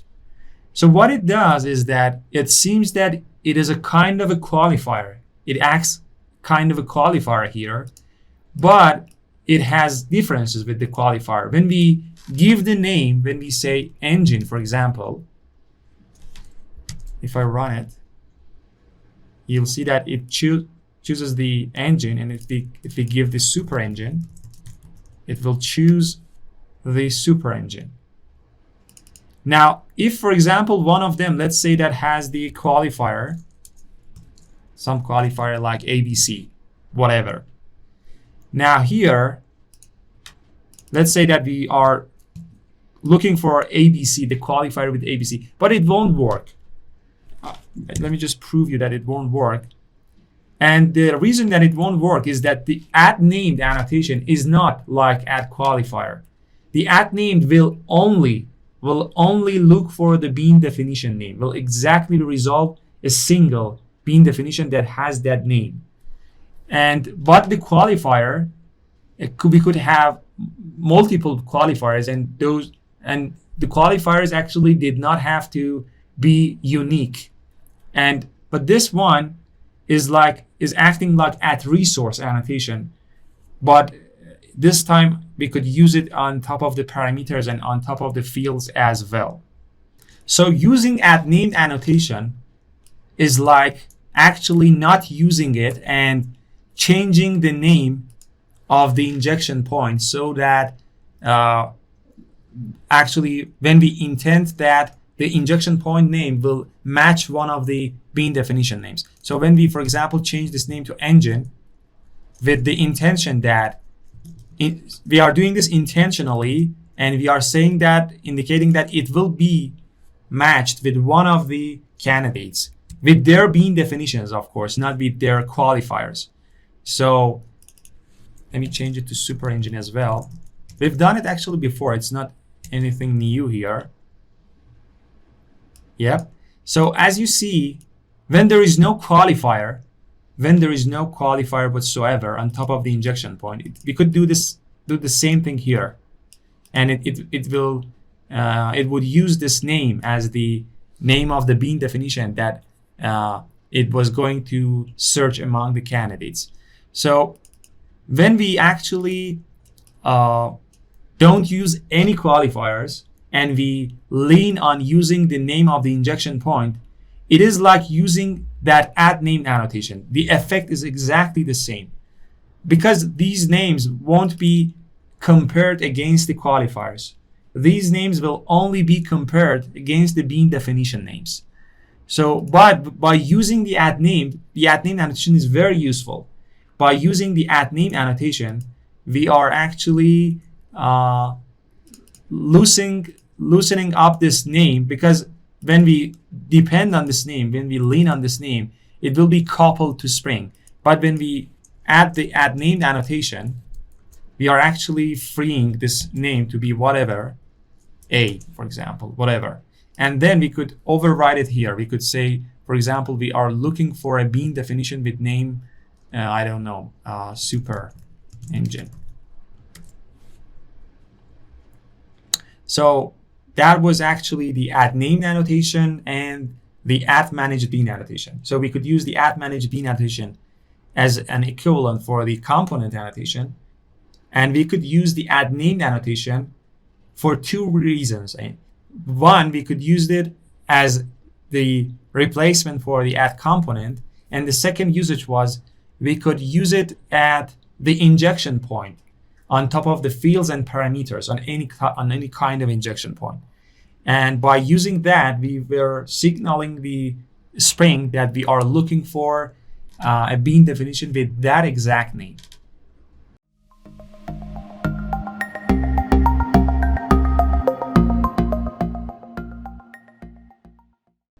In this session, we are going to learn about a special annotation that we could use to add on top of the bean definitions where we define our bean definitions with @component annotation, and we could define and specify whether a bean definition could be taken into account in some circumstances or not. So that annotation is named @conditional. So like the name of it, it means that on some condition, we want a bean definition to be added amongst our bean definitions or not.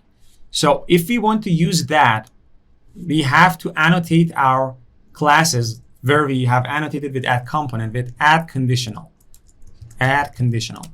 So this @conditional annotation actually asks for a compulsory attribute, and that attribute is an implementation of this interface, which is the condition. So we have to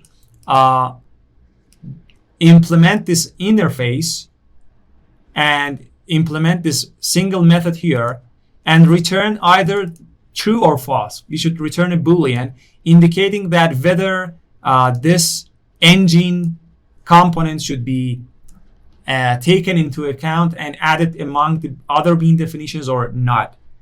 But because actually it is not actually used directly by implementing this one, there is this other annotation named @profile. Let me show you @profile, which itself is annotated with @conditional. So the @profile and so @conditional annotation, as you can see, is a meta annotation. So we could compose other annotations with it, like we did with qualifiers and component and other annotations. So there is this profile annotation. Again, this is the second annotation we are learning today inside the Spring, which is annotated with @conditional, and they have actually defined and created a class that has implemented the condition interface, and they have provided the logic for that. Now, I will go into details of this logic. So for profile, we only need to specify a string or a list of strings. So what is a profile? The idea behind the profile is that we define some string indicating that this bean definition, this specific bean definition, should be activated when we are running the application with this profile. Let's say, for example, we want a bunch of other bean definitions when we are running the applications in the test mode, in the integration test mode. Or let's say that we want some other bean definitions to be taken into account and others be ignored when we run the application, for example, in a environment with low resource, with low memory. So we could use it actually any way we like. So by annotating the components with @profile, let's say that it is the profile of, I don't know, let's say ABC. I don't know how to name it.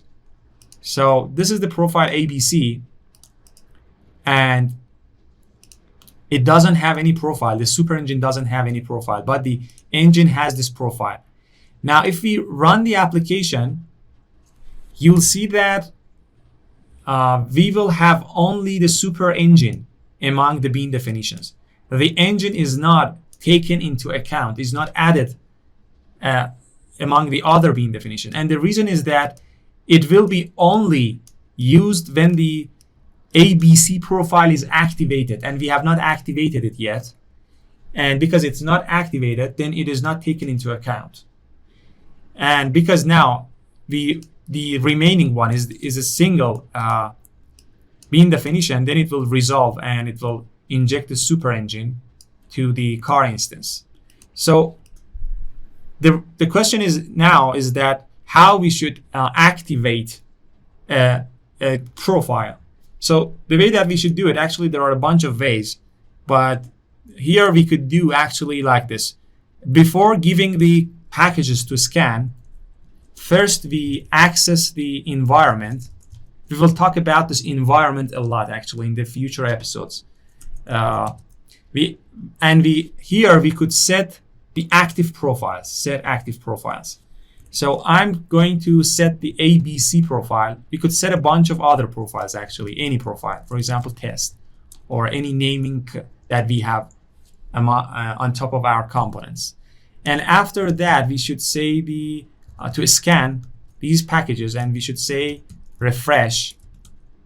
So before giving this one to scan, first we set the active profiles, and then we specify the packages that it should scan. So now if we run it, it actually chose the engine. It found the engine actually among the other bean definitions beside the super engine. And the reason that it could resolve is that the injection point name is engine as well. That is, we talked about it in the other episodes, in the previous episodes. So as you can see, it is now adding the engine. The super engine will be added whatsoever because there is no add profile here.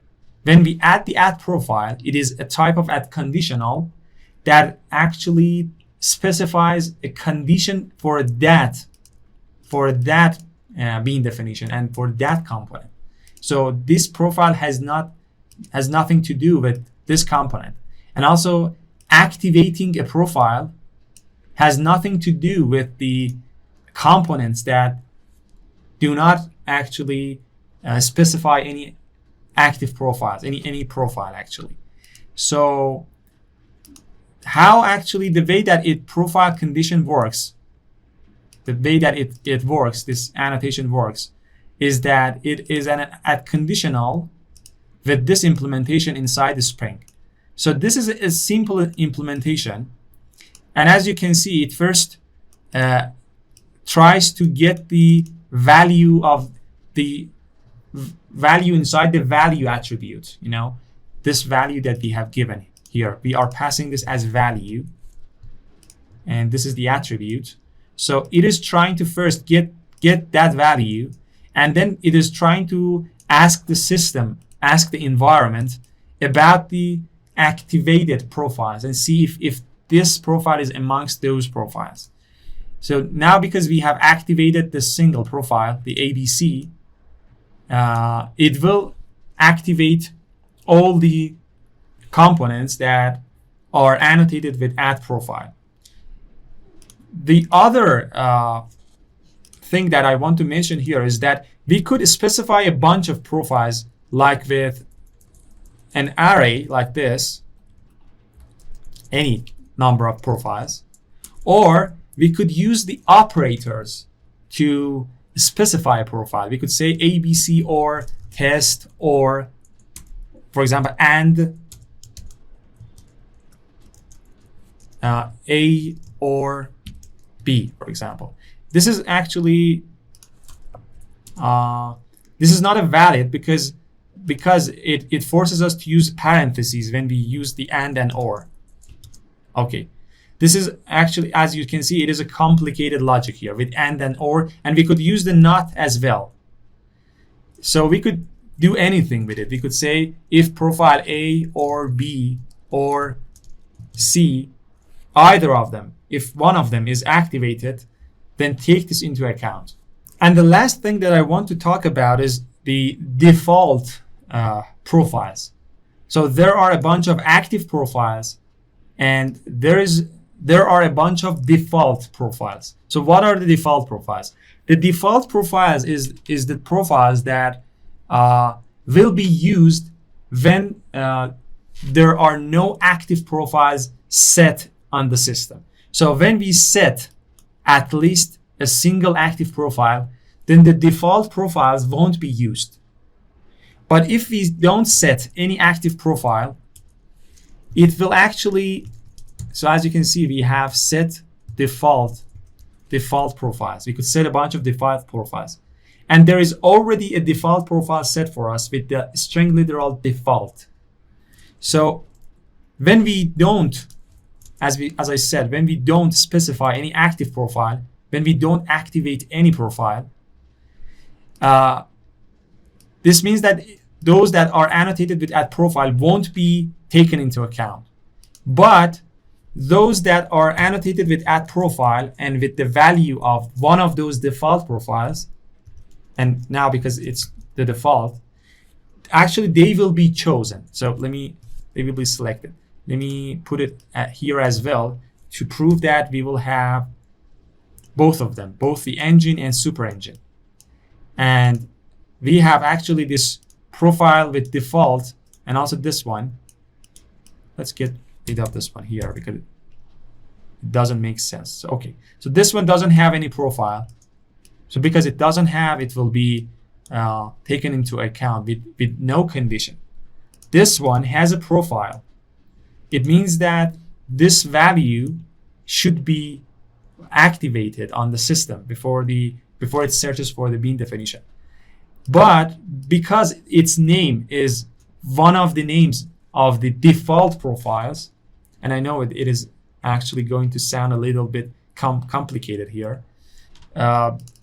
Because of that, it is, and because also there is no profile activated, then it is taking the super engine also into account. But if we activate at least a single profile, then that super engine, then the super engine is not defined, actually, is not searched, is not scanned. Because this default value is one of the, although it is the value inside the default profiles, but because at least one profile is activated, then it is ignored. So I can show that logic here as well. As you can see, it gets all the values, it passes to this, and it returns true only if it accepts one of its profiles. So this accept, I'm going inside the logic and code of the Spring, is using this function here. So this function inside the Spring first gathers all the active profiles. And then it will return true either if this given profile is inside the active profiles, or there are no active profile and the given profile is inside the default profiles. So yeah, the way that we actually set it and put it. So that is actually using the profiles, and it is used sometimes but not that much. And you can use it.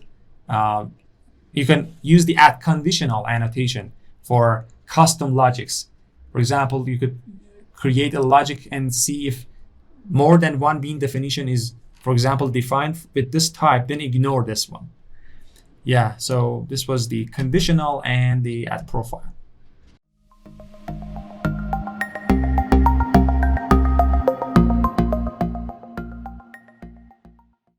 So in the previous sessions, we learned about the application context, and we said that this interface in this class is responsible for everything about the injection and the IOC container inside the Spring. So the application context was actually, if you remember, had the responsibility of gathering all the bean definitions from all the sources of all the configurations. So we could configure it like with XML, with annotations, and with Java-based configuration, which we will be seeing in the future episodes. So that is the application context. And now if you want to extend the behavior of the application context, actually, as the Spring documentation states, you don't need to override and extend the application context class itself. The application context provides a bunch of hooks and a bunch of callbacks that you can hook yourself in and actually be called in different circumstances and different places, and you can extend its behavior. One of the most, or we could say the most important thing that we could extend the application context behavior is an interface named BeanPostProcessor. So the BeanPostProcessor, what it does is that if you implement it, you could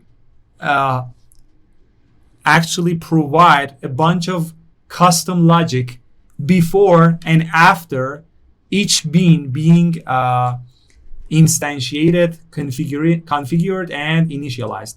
So if we register a BeanPostProcessor to the application context, the application context will call our BeanPostProcessor for each and every bean definition before and after it's being initialized and configured and instantiated.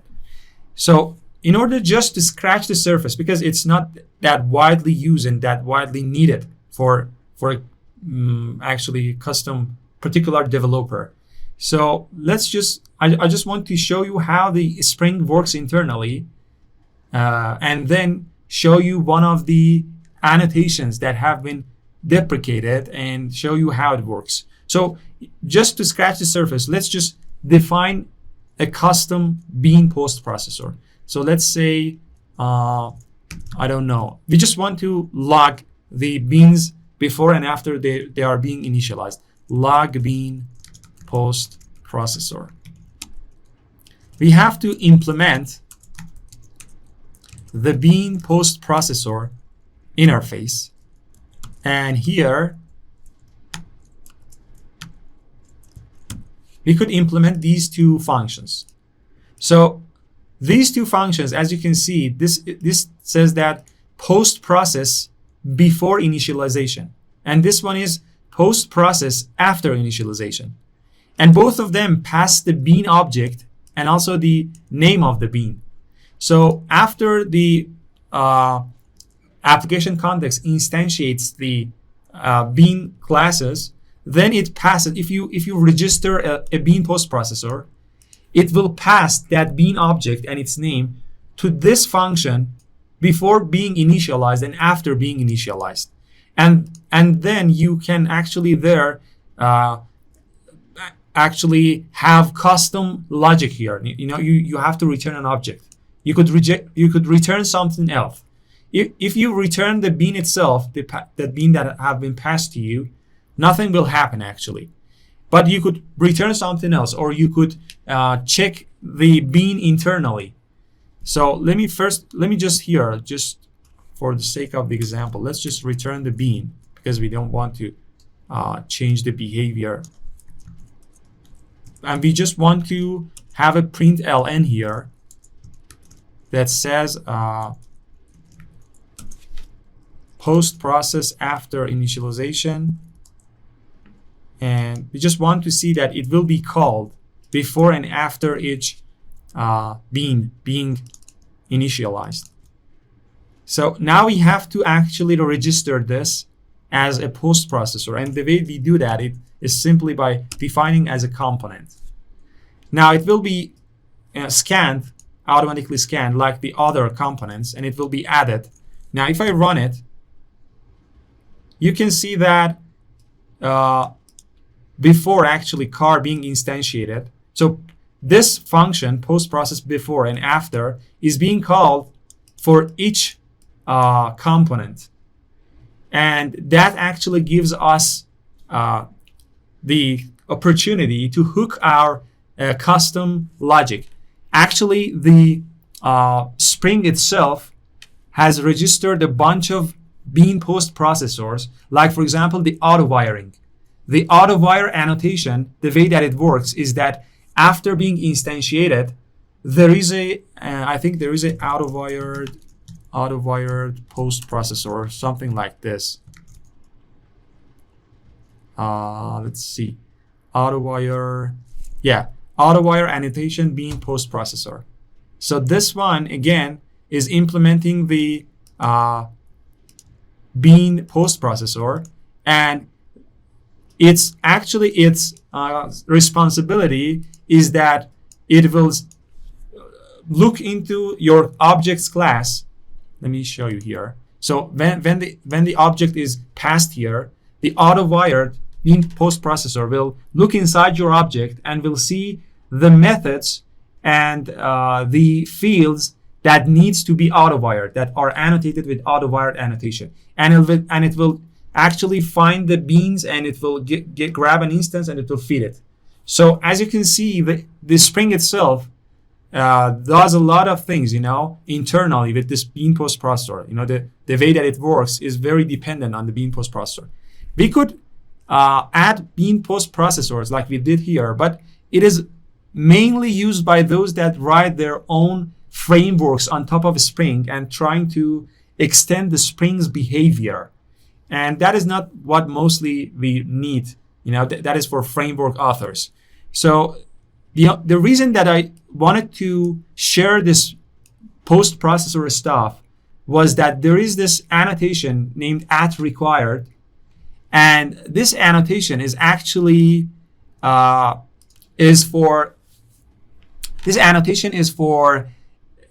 deferring the responsibility of checking whether the setter methods have been called or not. As you remember, we had this disadvantage of using setter methods injection points, because if we forget to call it, as you remember, if you forget to call it, the instance would be partially wired and partially constructed. But if we ask for the dependencies in the constructor, actually the user of this class has to provide all the dependencies. So in order to overcome, let's have this, for example, public void set engine, and ask for an engine. And let's get rid of this constructor for the moment. Now we actually expect, let's say that we expect this setter method to be called. And if we forget to call it, our class actually won't operate. Let's say that we have a method inside the car that will work with an engine, and if it is null, it will just crash. So in order to be sure that this will be called by the framework or by us, and we don't forget to call it, there is this annotation named required that we can only put it on top of a setter method with a single parameter. We cannot put it on top of the field or constructor. And the name of the method should be exactly set something. It cannot be arbitrary name. So it is like the property versus field. So when we have a field and we make it a private, and when we provide a setter for it with its name, we are actually creating what they say as property. So here we are actually telling the Spring that you should be careful and check whether this function have been called and whether a value have been passed to you. But so if we run it, nothing will happen. You'll see nothing will happen, no exception. And the reason is that in order for @required to work, we should register its BeanPostProcessor, like the one that we created, like the Autowired BeanPostProcessor. There is a BeanPostProcessor for @required annotation, and it has been disabled after Spring 5.1. And it is because, as you can see, it is deprecated. You know, the line that you can see, it is crossing the required. It says that it is deprecated for actually the Autowired. After Spring version 5, the Autowired has added the required attribute. And as you remember, we could set it to false or true. And it is actually deprecated in favor of that. So if we insist in using this, which is a bad idea because we are deferring the check of whether this function has been called to IOC container. If we use this class outside the container, actually it won't be checked whether it has been called or not. So it is a bad idea and it has been deprecated. But if you see in some legacy code, or if you insist on using this, you have to register a BeanPostProcessor, which is capable of processing the @required. And for that, we have a bunch of ways, because we don't use the XML configuration. We have to do it like so. For example, we could say that the i.register, and the class that we have to register is required annotation BeanPostProcessor. And then we tell the dependency injection to scan the packages, and then we call the refresh. Okay, so as you can see, this is deprecated like the annotation. Now, if we call it, you'll see that it fails this time and says that property engine is required for bean car. So it is actually seeing that it is not called by us, by the IOC container. It should be called at configuration, exactly at the configuration time. So there are two ways for calling this. One is with the XML configuration, which we don't use it. The other one is with the annotation configuration. So with annotation, the only thing that we have to do is to annotate it with @Autowired and tell the Spring that you should call this function. Now, if we call it, if we run the application, because by annotating the function as Autowired, because it has been called, when the required postprocessor processes this method and sees that it's been called, then it doesn't throw an exception. So as you can see, we could simply say that it is required true, which is by default true after Spring 5, of course. And we could just get rid of that required. We don't need that. And I just wanted to mention the required annotation here and say that it is deprecated and show you how it works internally by registering a BeanPostProcessor that will be activated after the beans has been instantiated, and all beans will be fed to this postprocessor, and the postprocessor will detect whether it has been called or not.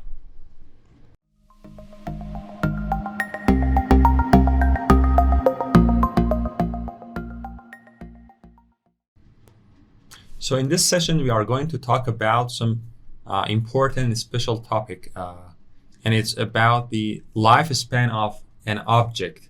And this topic has nothing to do with the Spring and with frameworks. Actually, it's about the design. So for each class and for each object that we instantiate and initialize off of a class, there is this aspect that the designer should actually determine that how much the lifespan of the object that we are instantiating from this class should be. And when it should be destroyed. So those are the design decisions, and it doesn't have to do anything with the IOC container or Spring or any framework, as I said. But because we are offloading this responsibility of instantiation and initialization to the Spring, so we should again inform the Spring and teach it how to do these stuff, how to determine actually the time, the lifespan of an object, and offload this to the Spring as well, so that it should know how many instances should it make and when it should destroy the instances.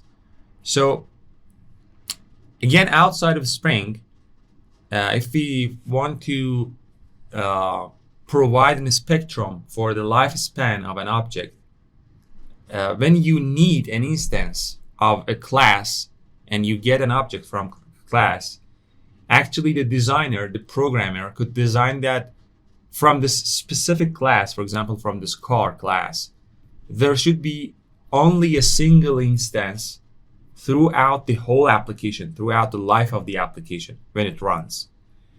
So that is the left side of the spectrum, and this pattern actually is named Singleton pattern, and it is inside that prominent book, the Gang of Four design patterns books.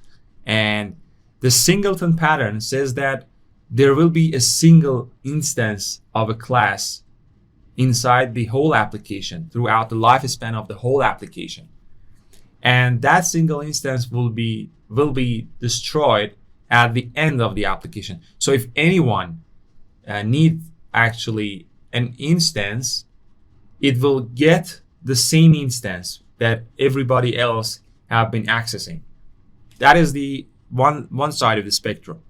The other side of the spectrum is that when you need an instance, you create a new one with the new keyword and you destroy it and toss it to the trash when you are done with it. That is the other side. So there should be obviously something in between, that when you instantiate some object and you cache it somewhere, and for example a fixed period of time, you use the same instance, but then you create and instantiate another one. So this is the spectrum. So and this is actually about the design. This is the design issue. It has nothing to do with the Spring.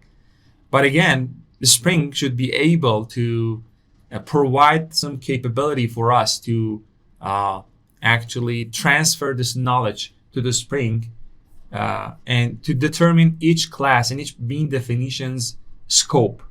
So yeah, I talked about the word scope. So that is the scope of an object. That is something that is defined as the scope of an object inside the Spring.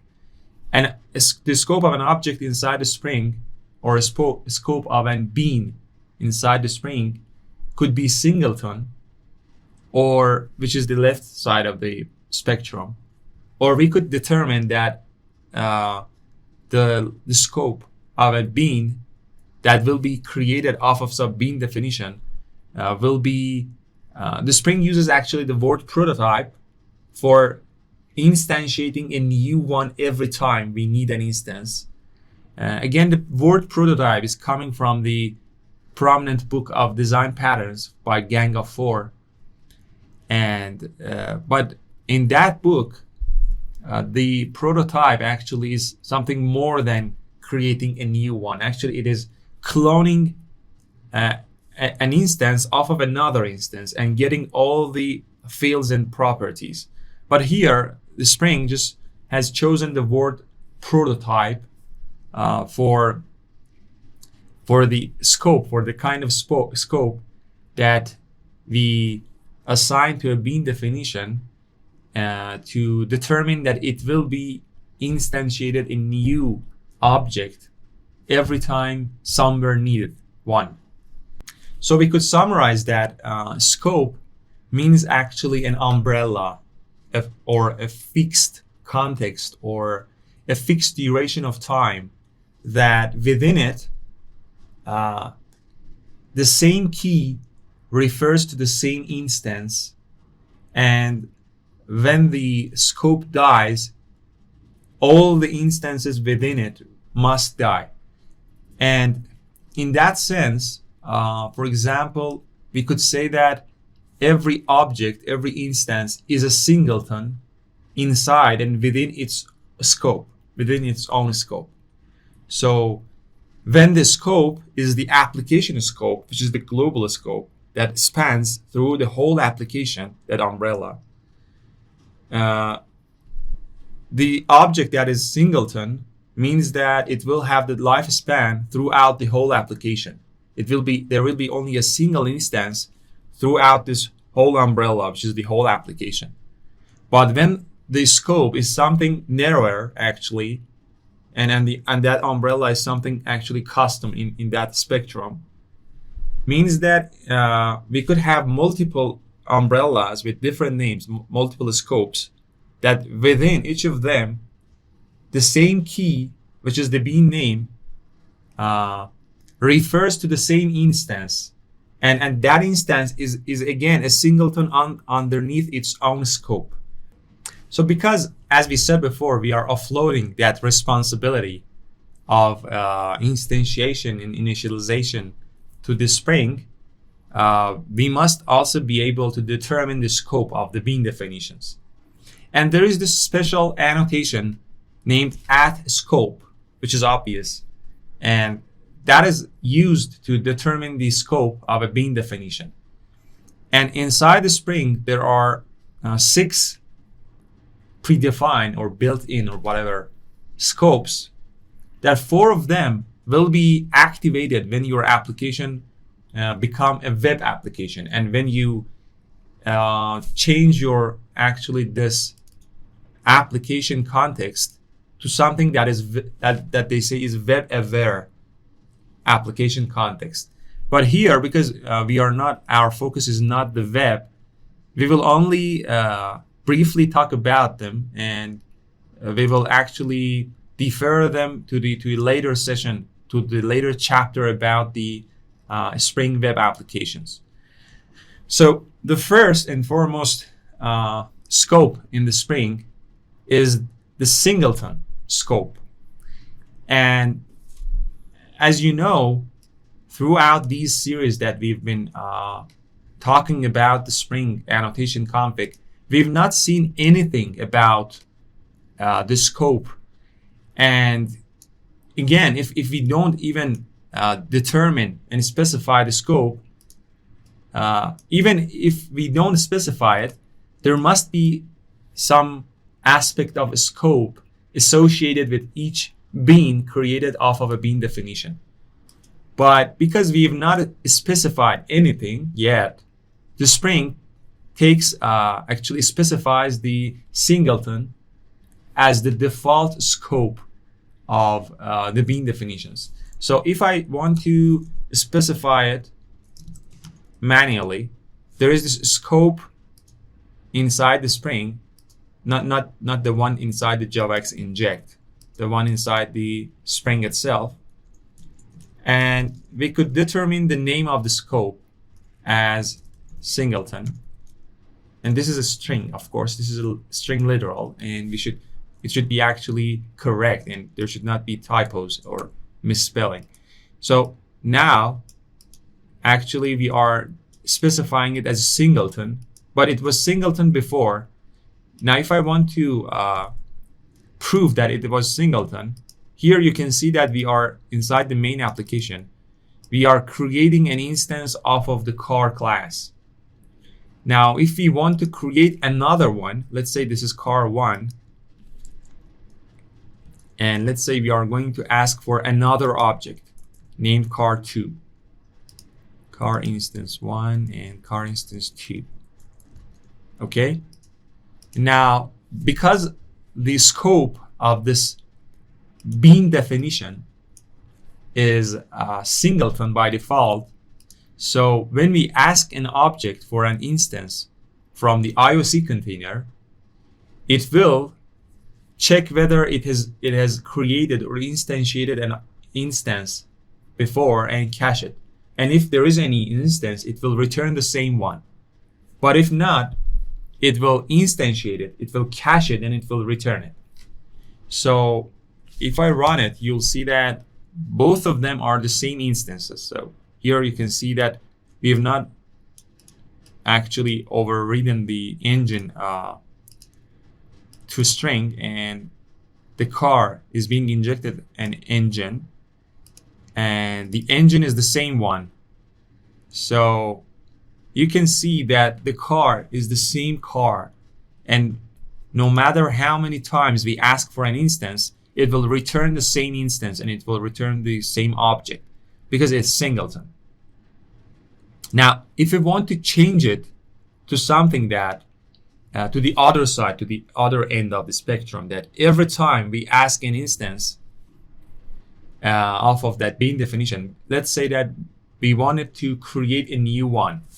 So in that sense, we could come here and override this scope and tell it that we want it to be prototype. So that is the Spring's way of indicating the other side of spectrum. Now, if we run it, you'll see that these two instances actually there must differ, but they are not there is no difference. And let's see why. Actually, it is prototype. It is, yeah, you see these two are the same, and that is because the engine Bean definition is singleton by default. So actually I added this constructor here that prints whether it's been called or not, and as you can see, it has been called twice. And if we want to prove that each of them is a different object, we could do something like this. Let's change the toString to something that actually prints the hash code, which is and then the hash code, by default hash code will be the address of the instance. So we could say this dot hash code and something like this. And now if we run it, okay, you can see that the hash codes actually differ, and these are two different instances.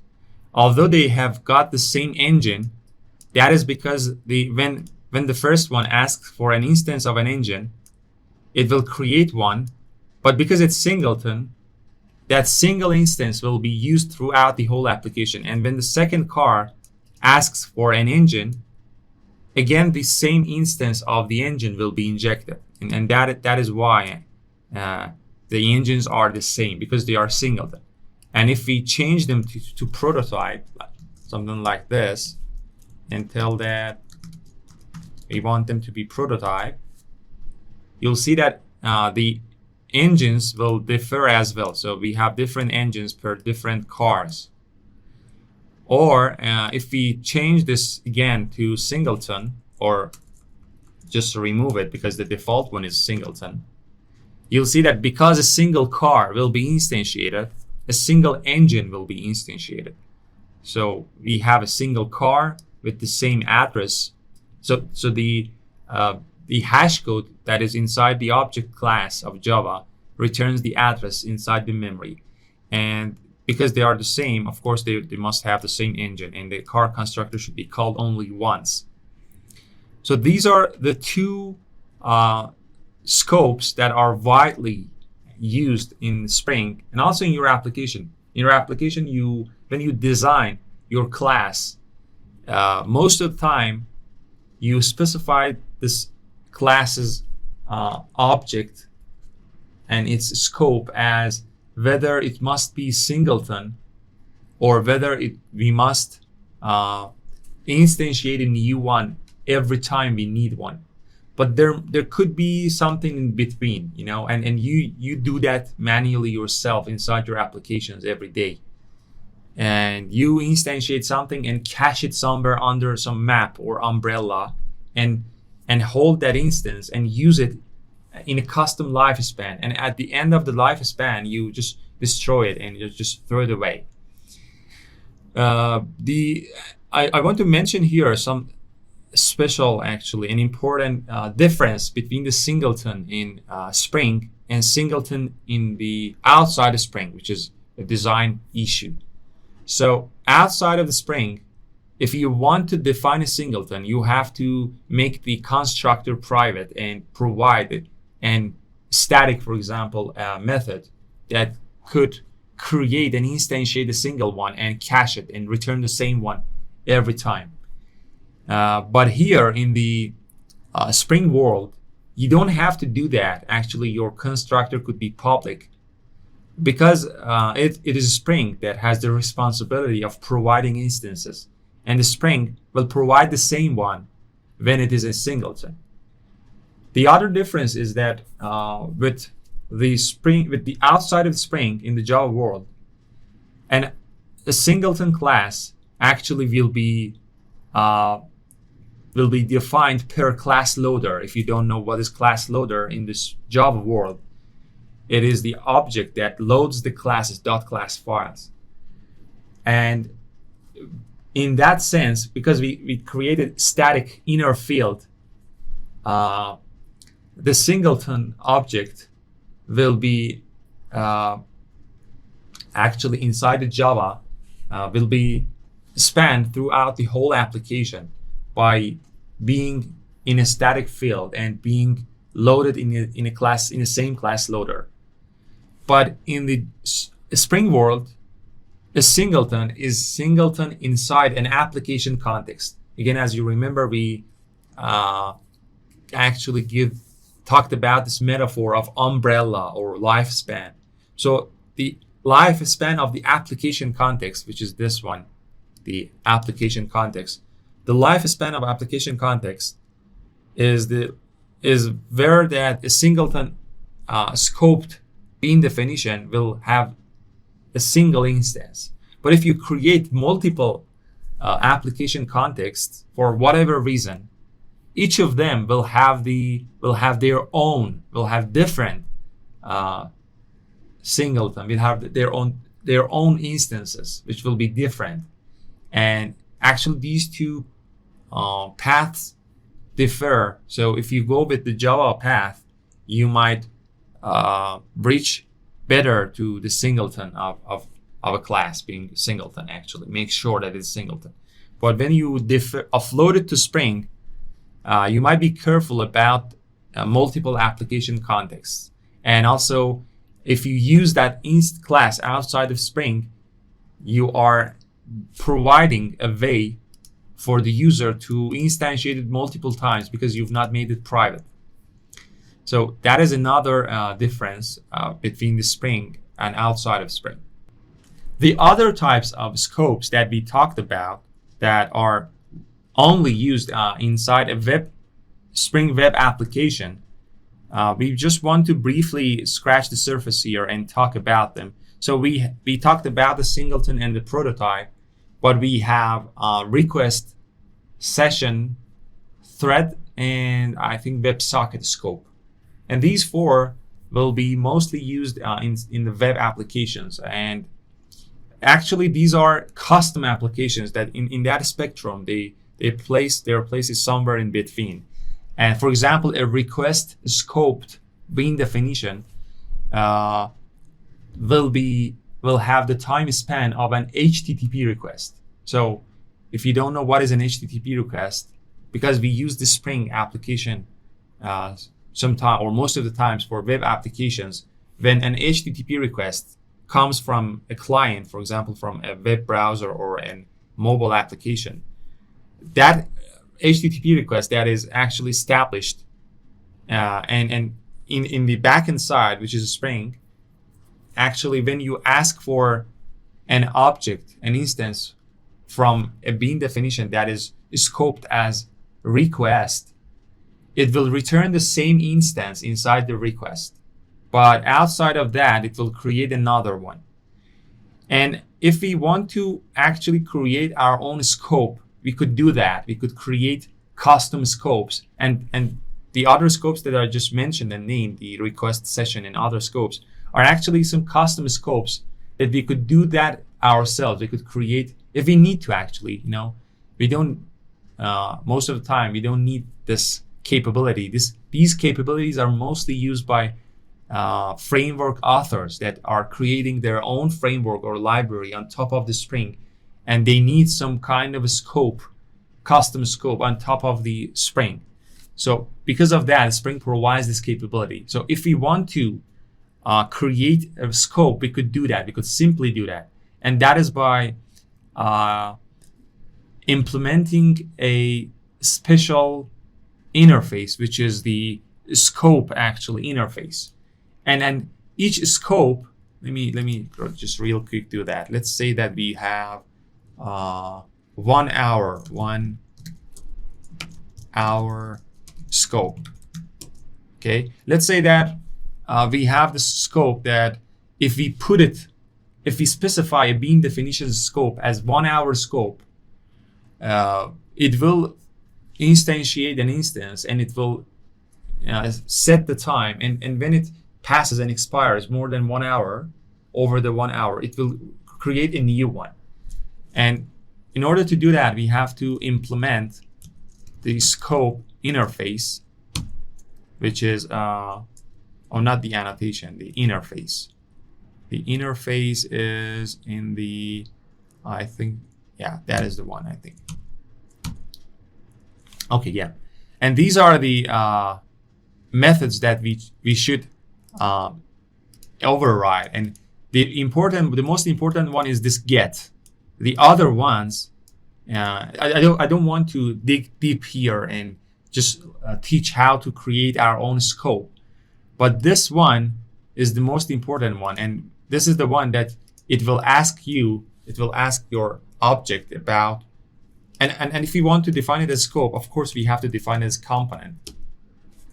And this is the place that you will be called every time that the Spring framework needs an object, which actually, let's say that we change this name to 1 hour. 1 hour. I'm changing the scope to 1 hour, and I've created this instance, this component, which is a bean definition. And I want to use this. I want to tell the Spring that whenever you are going to create an instance from this car bean definition, just ask this 1 hour scope implementation. And in order to do that, we have to register our custom scope. We have to say that vi.get beanfactory.register scope. Register scope. And here we are registering our scope, and we could register it with whatever name we want. We could say with 1 hour, the name of the scope, and let's instantiate our scope. Oh, we don't have to actually define it as component, sorry. And we define it, actually we add it to the context from here, but this name. Now it has been added, and when we ask for an instance, it will return the same one. It won't return the same one. Actually, it will ask this method here, and we could write any logic here. We could, for example, cache it inside an inner map or check the time or anything. And I don't want to actually go into details that what is this object factory or the other stuff. I think that you kind of get the idea here that this is a simple storage, a mini storage here. So each scope is an umbrella or a custom time span or a mini storage that every time we ask for an instance by key, this will be the key, the same instance will be returned by that key inside the scope. And that is how we can create the custom scopes, and that is how the annotations are actually, other frameworks are creating their own scopes. One last thing that I want to mention is that this scope annotation, which is inside the Spring, of course, which is from the Spring annotations, and for determining the scopes, that is other meta annotation that we could create our own annotation. So instead of actually this 1 hour, which we could have typos or misspelling because it is a string, we could create this custom meta annotated annotation and say that 1 hour scoped, for example. And let's change it to annotation interface. And let's give the retention as runtime, and also the target as the target should be the type, of course, and the method, because it should be also, we should be also able to put it on top of a bean method, which is for Java config, and we will be seeing that in a future episode. So that is method. And now we actually annotated it as add a scope, and we give the name here 1 hour. We could actually ask for the name here and put an alias for and pass it to this one, but we just want to hard code it.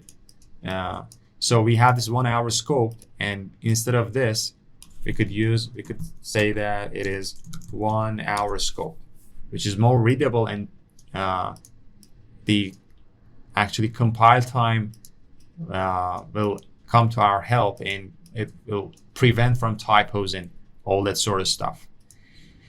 Okay, that is pretty much everything about the scope, especially this custom scope that we wrote. I wanted to override and add the logic here, but I don't want to do that now. Maybe we could do it sometime later because we don't need it actually. You kind of get the idea. It's very simple.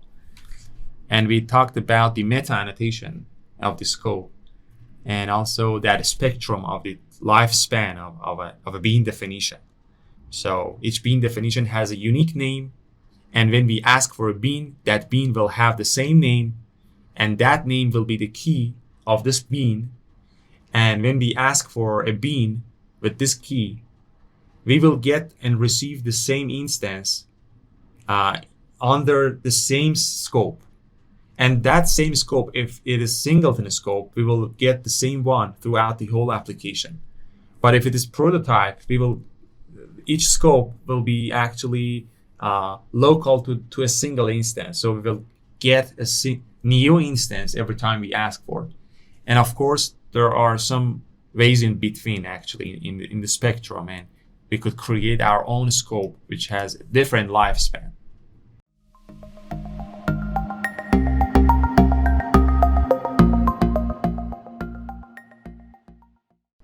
In this session, we are going to talk about one aspect of the singleton scoped bean definitions, and that is that the IOC container tries to instantiate them actually by default eagerly. It means that when the scope of a bean definition is singleton, which is by default a singleton. Now the car is singleton here by default because we've not actually specified. We could specify it explicitly and tell it that it is a singleton. And when it is singleton, even though we don't ask for an instance. Here we are asking for an instance, and you might think that actually because we are asking for an instance, because of that, the Spring is calling the constructor and creating an instance off of that. But if we comment out these lines and don't create don't ask for an instance and we run it, you'll see that the car constructor is being called, and it has been actually instantiated, and that is actually eager instantiation. So you can see that the Spring by default always instantiates that those bean definitions that are scoped as singleton. But sometimes, because, for example, let's say that our bean definition, for whatever reason, let's say that is costly, actually creating the instance off of that is costly. One way or another, we will create an instance off of that. We will ask for an instance at some point of the application, of course. And it will take the time of being instantiated again, of course. But let's say that we want to speed up the booting of the application and defer this instantiation of the singletons to the time of the need, exactly time that the application asks for an instance. And we could do that by annotating the singletons as add lazy. There is this add lazy annotation, which says that we don't want to instantiate the singleton scoped bean definition in the time of the configuration. And we want to instantiate it when at the time the application asks for an instance, actually the user asks for an instance. Now, if we run application, you'll see that the car constructor is not being called. And if we ask for an instance, of course, it will call the constructor and it will return an instance. So that is something that you must have in your mind, the add lazy, and use it when a bean definition for whatever reason. For example, let's say that it's a database connection. It needs some database connection or internet connection or some sort, and it will take some time. And you just, it is bearable inside at the life of the application, in the middle of the application, that duration that it will take to be instantiated. But at the booting time, when the application is booting up, we don't want to actually sacrifice that time at the and we don't want to boot. We want to boot fast enough. So yeah, that is the add lazy annotation.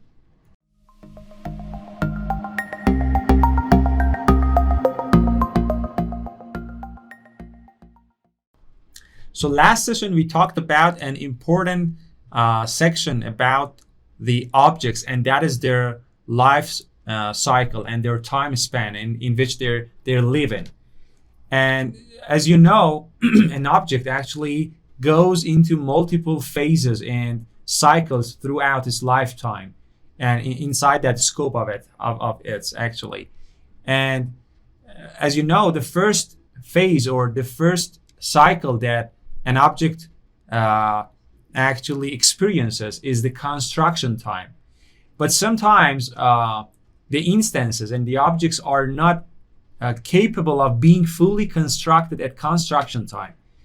And people actually use patterns like adding an init or initialize method of some sort and call those methods actually at some point of its the object's lifecycle to make it fully initialized. And also the object, of course, at some point of its life is going to die and be recycled, and actually the memory should be cleared and freed up. So the instances and the objects, all of them has a life cycle for their own.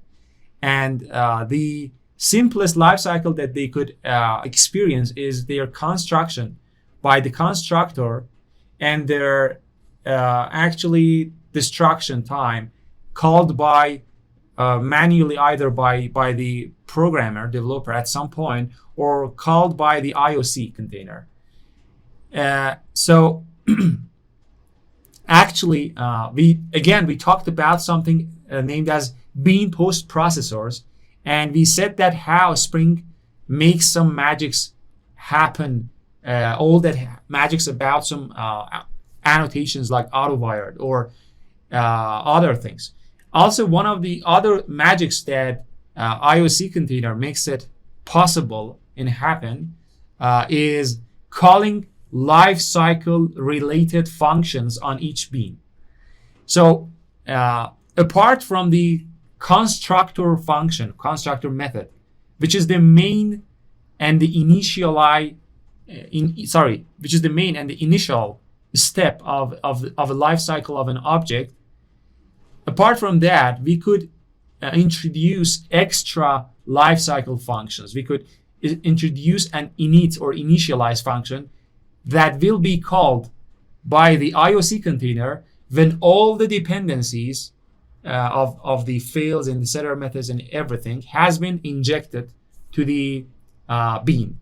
And it gives you an opportunity inside the bean to initialize some stuff that should be done manually inside the bean itself after all the dependencies are in place.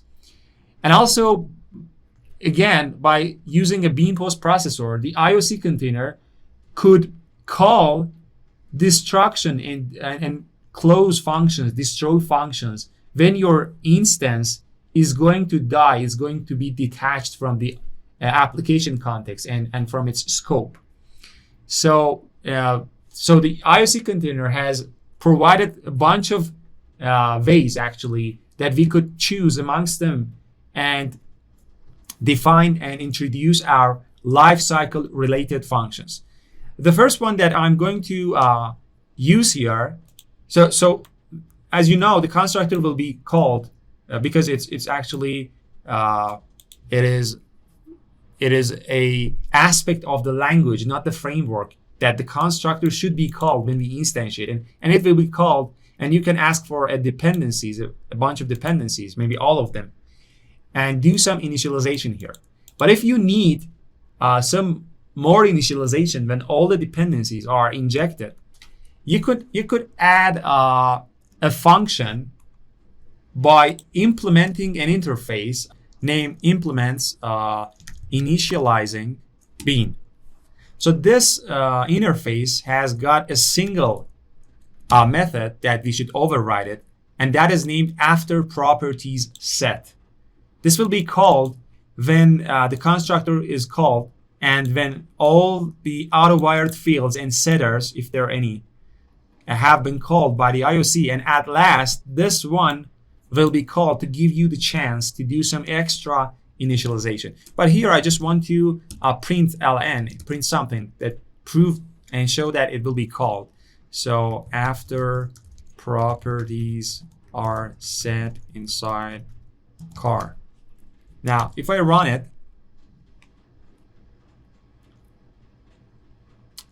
it is taking some time. Okay.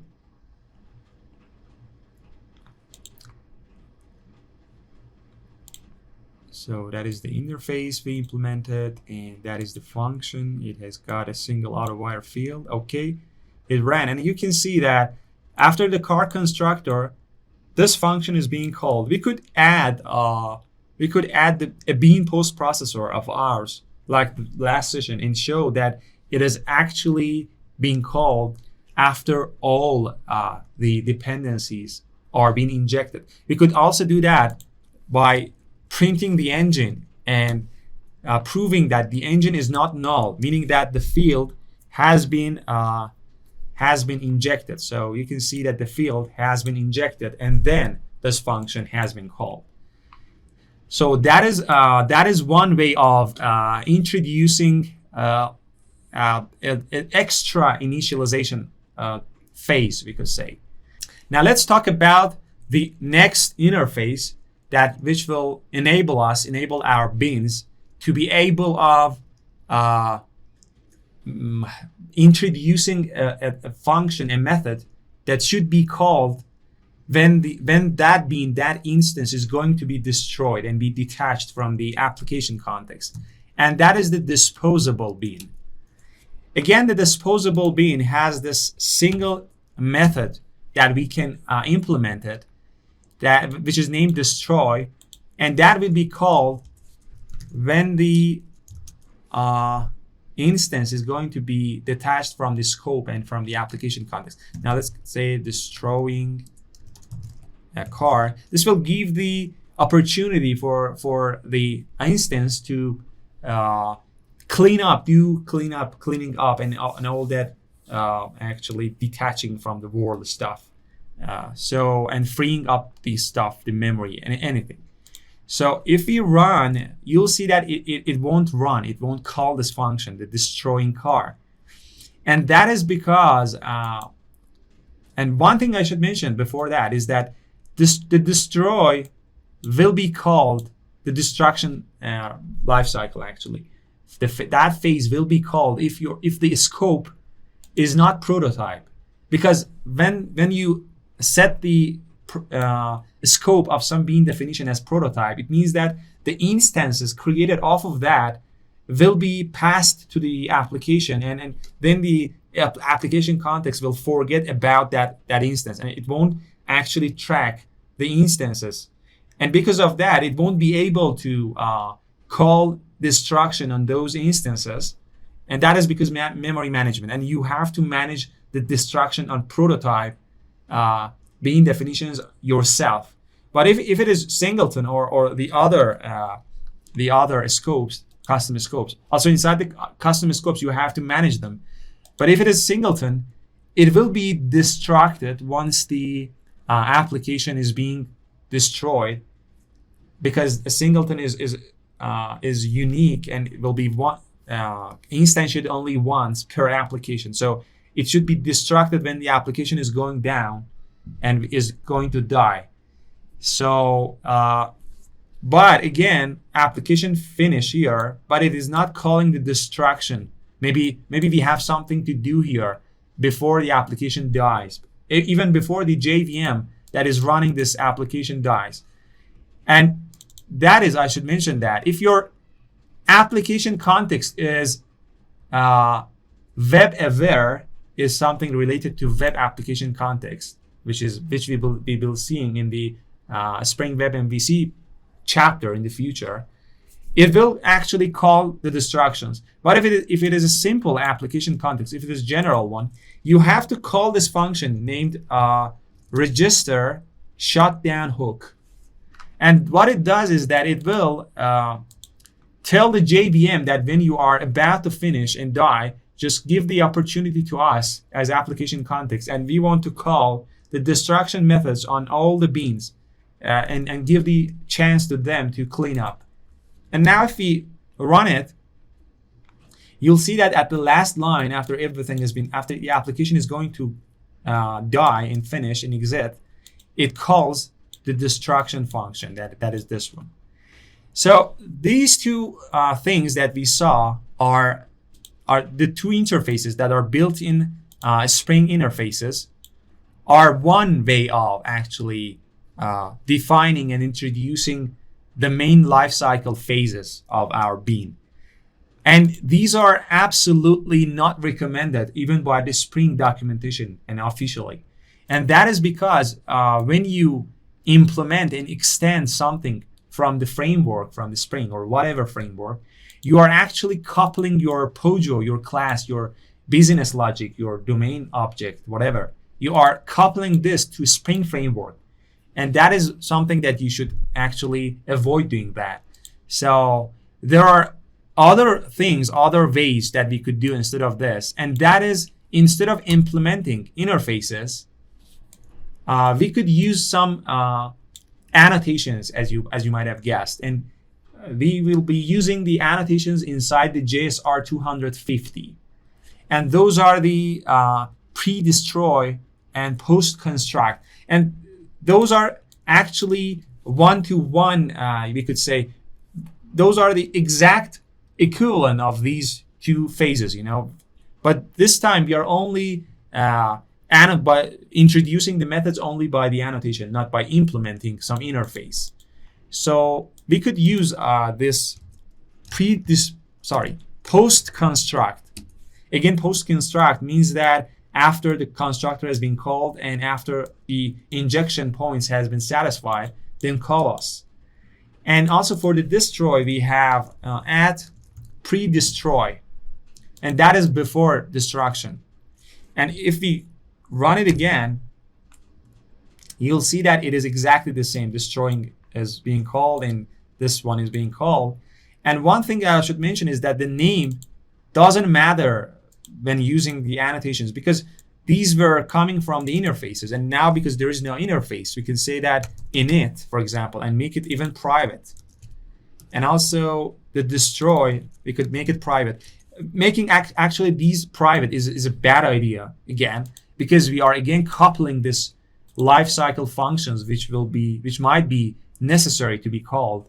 We are coupling this to the Spring, because by changing them to private and only leaning on the annotations, we cannot use this car class outside of the Spring, because these two functions won't be accessible actually. So, but to be actually for the sake of the example, let's just make them private and also change the name. So let's change the name to close and just see that it will work as well. Destroying and after properties has been set. Okay, so this was the second way of introducing our these two functions for the initialization part and for the destruction part. There is this third way of introducing these two functions, and that is without annotations. And that is only able, we can actually do that only when we use the XML annotation.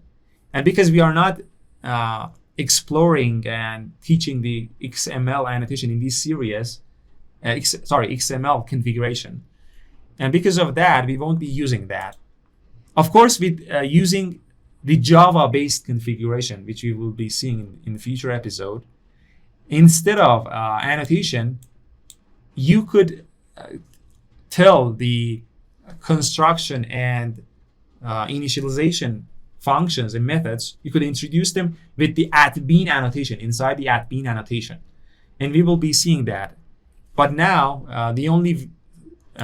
there is only two ways that we could do it. One with the PostConstruct and one with in implementing those interfaces, which were prohibited actually, were not recommended. Okay, so now we are at a good place. We've been introduced to these two lifecycle. We can hook our logic to these points in the lifecycle of a bean. And if you mix and match these ways that we just explained, for example, have both the interfaces and the annotations, or even add the XML related functions, and also introduce a bunch of functions and methods, other methods from inside the bean @bean annotations. I mean, if you mix and match all these, which is a bad idea, again, Spring will try to call them in some order and precedence. And I'm not going to, actually, it has been explained inside the documentation, and I'm not going to explain that precedence, that what will happen if you have multiple initialization defined by multiple ways. And I'm not recommending that. So I'm not going to actually explain that precedence in. So you can go and find about that. But if you see something like that, just in my opinion, and also the Spring, just get rid of, only have a single instruction and destruction point, just only a single one.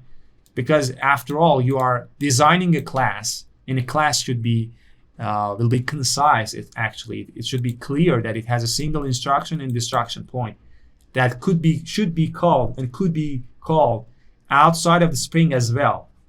And actually making a bunch of mix and matches of those paths and ways brings up the problem of temporal coupling and this cognitive, we could say, this problem that the developer should understand which one of them should call before which one if he or she is going to use this class outside of the Spring.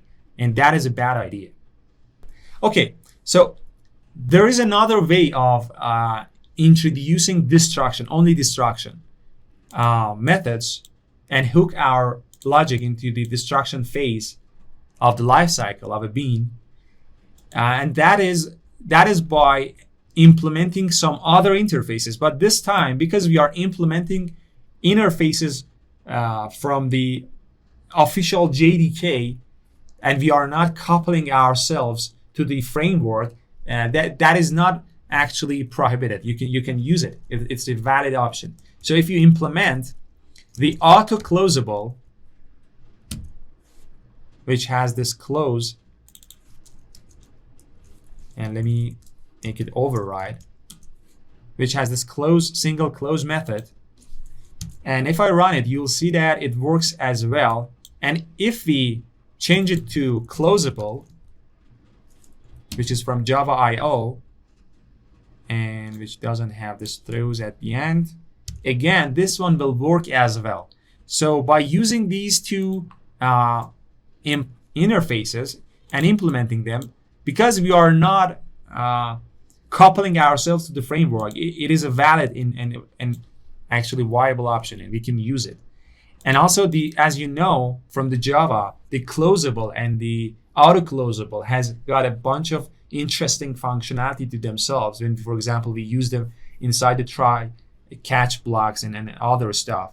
So if one of your classes has this interface implemented, just leave it as is, because it has already the destruction point. It has already defined the destruction point, and that is a good thing. So that was another way of defining a destruction point in the lifecycle of an object. The last part, I'm going to talk about a bunch of other interfaces that are built inside the Spring, and if you implement them, you will actually get the chance of hooking your object into the lifecycle of the application context, which has the responsibility of defining instances. So I know that we said that implementing an instance, an interface from the Spring framework is a bad idea because we are coupling ourselves. But sometimes when we are going to actually, when the target and the goal is to couple ourselves to the framework, for example, framework authors are trying to create something and on top of the Spring. So when the goal is actually is to couple ourselves, and in that circumstance, we could actually use these interfaces. And there are a bunch of useful interfaces, and one of them is the lifecycle interface. The other one is the smart lifecycle. So if we implement them, and I'm not going to get into too much detail here, I just want to show you that what will happen. So inside the smart lifecycle, you can see that we have this is auto startup and also stop. And also inside the lifecycle, we have start, stop, and running. So these start, stop, and is running, these are the phases of the application context that will actually go through them. And when, for example, an application context starts, it will call the start on all of the beans. And also when it stops, it will call stop on all the beans. Maybe you want to be able to stop some service, for example, when the application context has been stopped for some reason. And that is not that widely used for a typical application, for a typical enterprise application. But it might come handy actually in some situations. There is other interfaces. Actually, there are other interfaces that are prefixed with aware, and the Spring calls them the aware interfaces. For example, the bean name aware. I think that is bean name aware. Let's see, bean name aware. Yeah, bean name aware. So if you want to know what was the bean name what was the bean definition name that you were instantiated off of that, you could actually implement that and get access to the bean name. So this function will be called by the application context. And also, if you want to know, if you want to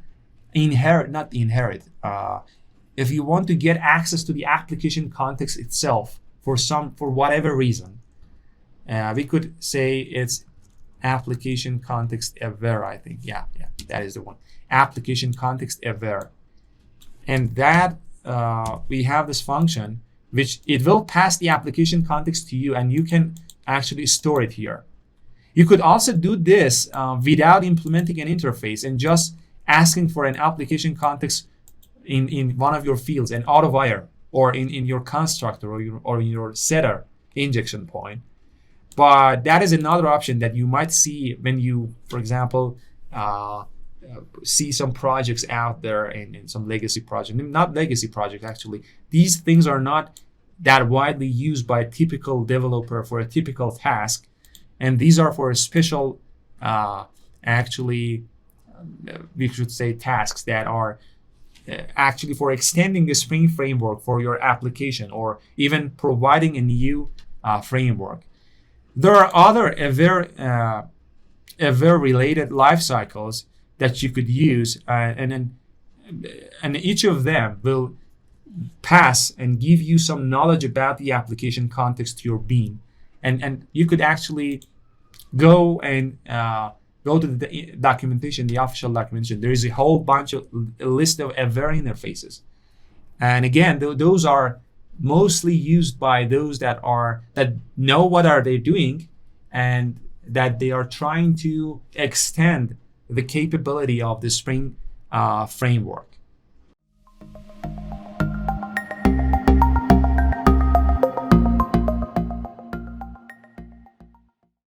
There is a tiny thing that I want to talk about in this session, and that is the annotation named @DependsOn. And that is actually for determining and specifying the order of the initialization and shutdowning of the beans, between them. You can set some order, because if you don't actually set the order, the application context itself will determine some order inside itself. But if for whatever reason, for example, let's say that we have a bean named car, not our example, we have the bean car and the super engine, and the super engine is not going to be used inside the car. Let's say that it's not going to be used inside the car. But let's say that for some reason, we need to know that before we as the car are being initialized, we need to know that the super engine is actually initialized before us. So actually, I've added these two destruction and initialization methods here with PostConstruct and pre-destroy to both of them.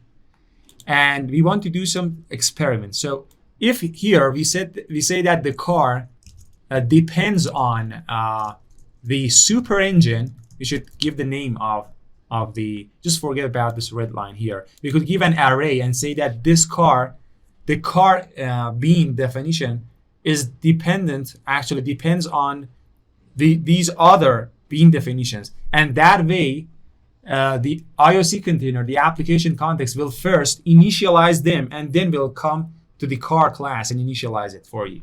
So now if we call, you see that first the super engine is initialized and then the car is initialized. If we change it and if we make the super engine dependent on the car, means that the car should be initialized before the super engine. And if I run it, you can see that the car is initialized and then the super engine is initialized. So as you can see, the DependsOn is determining actually the initialization order of the beans.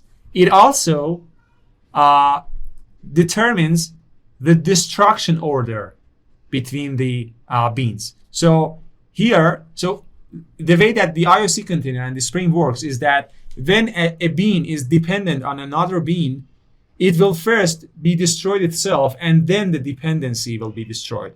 So now, because the super engine depends on car, at the destruction time, it will first, the super engine will be destroyed. So as you can see, destroying the super engine is first called, and then the destroying car is called.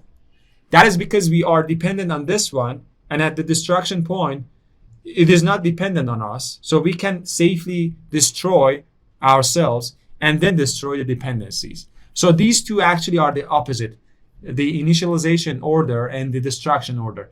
And we can manage them with this DependsOn annotation.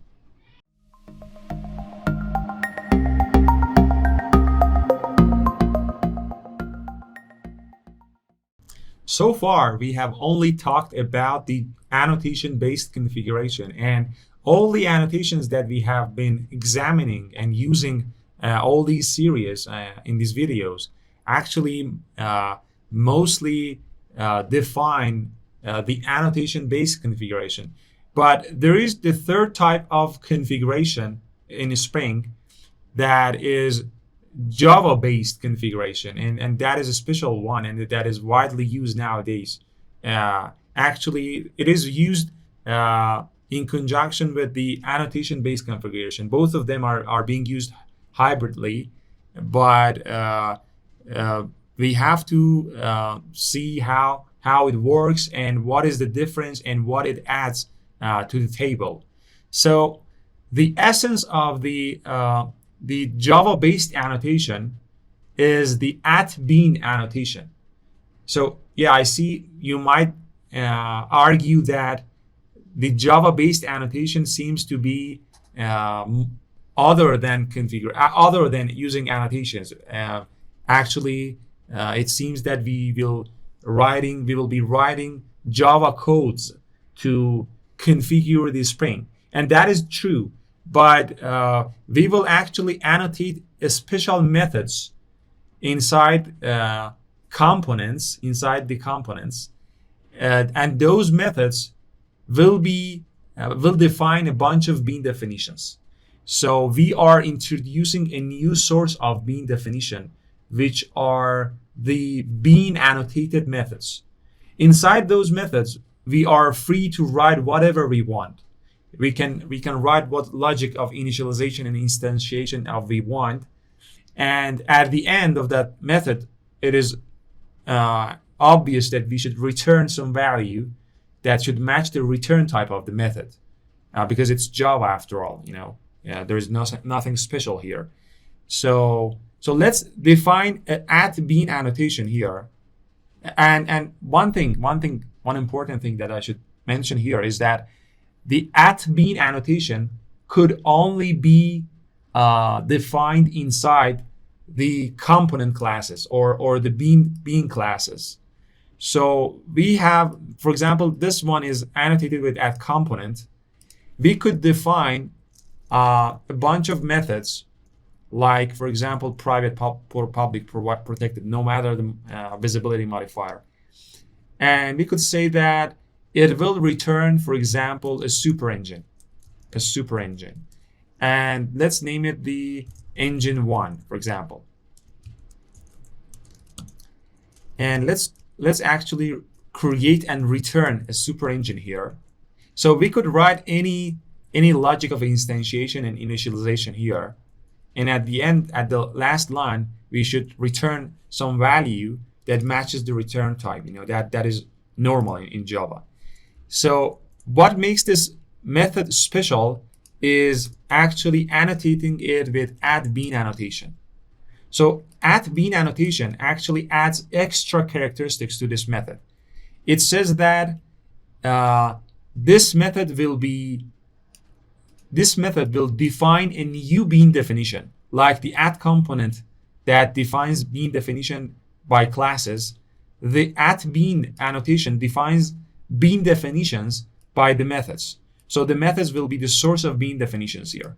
And as you know, bean definitions had extra characteristics like their names, their destructor and initialization lifecycle methods, and their scope, and all that. We will show that the same actually holds here. The same ones actually we could use it here.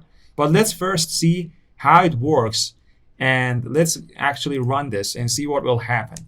So if we run, you'll see that other than the 3 bean definitions that we had, and actually these 3 bean definitions are coming from the @component annotated classes. But the last one, with the name of engine 1, is coming from a method. And that is actually so interesting, because we could do so many interesting things here.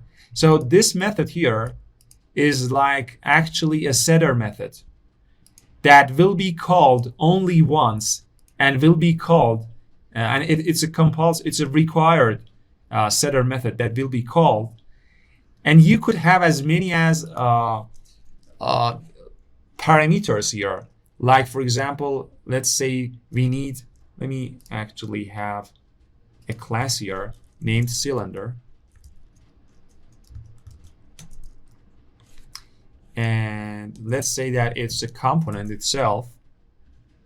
And here inside the car, let's say that for creating a super engine, we need a bunch of cylinders. Like, for example, let's actually remove the component from the super engine, and here say that we have public super engine and it asks for a cylinder.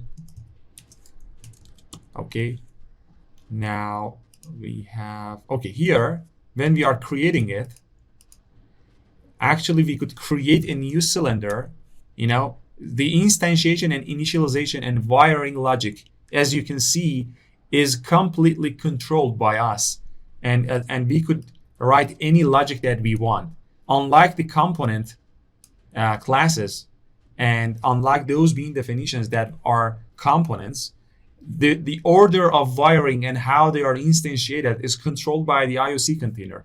But here we have the full control over how the bean instance is being instantiated and wired.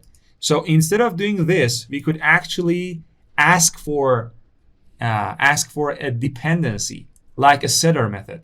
We could say that we need a cylinder, and we are passing the cylinder here. And this method will act like a constructor or a setter method. So that is annotated with Autowired. So it will be the same. It means that it could have as many as parameters at once. Those parameters will be injected actually by the IOC container, and will be provided by the IOC container. And you could use the qualifiers on top of the arguments, like here. You could, and also it will be resolved by type. And everything that you know, and that I'm not going to repeat actually, you can go back and see the Autowired episodes that we had. We had a bunch of Autowired episodes. So all of that actually holds here, you know, the same holds here, all those rules. So we could have as many as parameters as we want. And this cylinder, because it's a component, it will be injected and it will be actually here. Then we have access to the instance and we can do the rest of the initialization. So if we run, you can see that we have the car, we have the cylinder, we have the engine, and also we have the engine one with the type of super engine. I'll explain what is this, what this question mark is. But the engine one has type of super engine, and we could use the super engine as a bean somewhere else, like actually it being annotated with add component. You know, there is no absolute difference here. So as you can see, we could have as many as add bean annotated methods only inside the add component annotated classes, and it defines a bunch of bean definitions that actually construct and provide the Java-based configuration. So that is why we say it's Java-based configuration. Although we are using an annotation to actually annotate the place and show that where is the bean definition. But inside these braces, we could do anything that we want that we couldn't do before. And we could have any logic that we want. So that is what makes it the Java-based configuration. And it's super powerful. You know, the power that we didn't have it before. There is another special annotation here that is actually defined within the realm of Java-based configuration. So the first annotation that we used that was the essence of Java-based configuration was the add bean annotation. The second annotation is add configuration annotation. So what is add configuration annotation? Actually, as we said before, we could have as many as add bean annotated methods inside the add component classes. But there is a subtle caveat here, and that is that if for example, let's say we have another bean here, so like engine 2, for example, or let's say that we have the cylinder here, cylinder, and let's name it cylinder, and let's return a cylinder. And also let's get rid of this add component here. Okay, now we have a cylinder here. We could have as many as bean definitions with the cylinder type as we want. So now, for example, instead of doing this, we could do this, and that is legit. And that we could, and this spring will actually find this bean, will define a bean definition because we need a cylinder, and this is the only bean definition that could provide a cylinder. And it will call this logic, it will grab the instance and it will put it here. And also it will actually cache it as an instance of this bean definition. And for actually let me show you that it will happen actually. Now, if I run it, you'll see that we have the engine, we have the cylinder, and engine 2. And engine 2 has been created. And if, for example, I provide a print ln here, you'll see that it's being called, and also this one is being called as well. But there is another way of actually calling this, accessing a bean definition and the instance of a bean definition only in the Java-based configuration, and that is a special usage here, which is very interesting. So instead of asking for a parameter and a dependency, we could call the function, right? Because it's a simple, actually typical Java method after all. This is a Java method.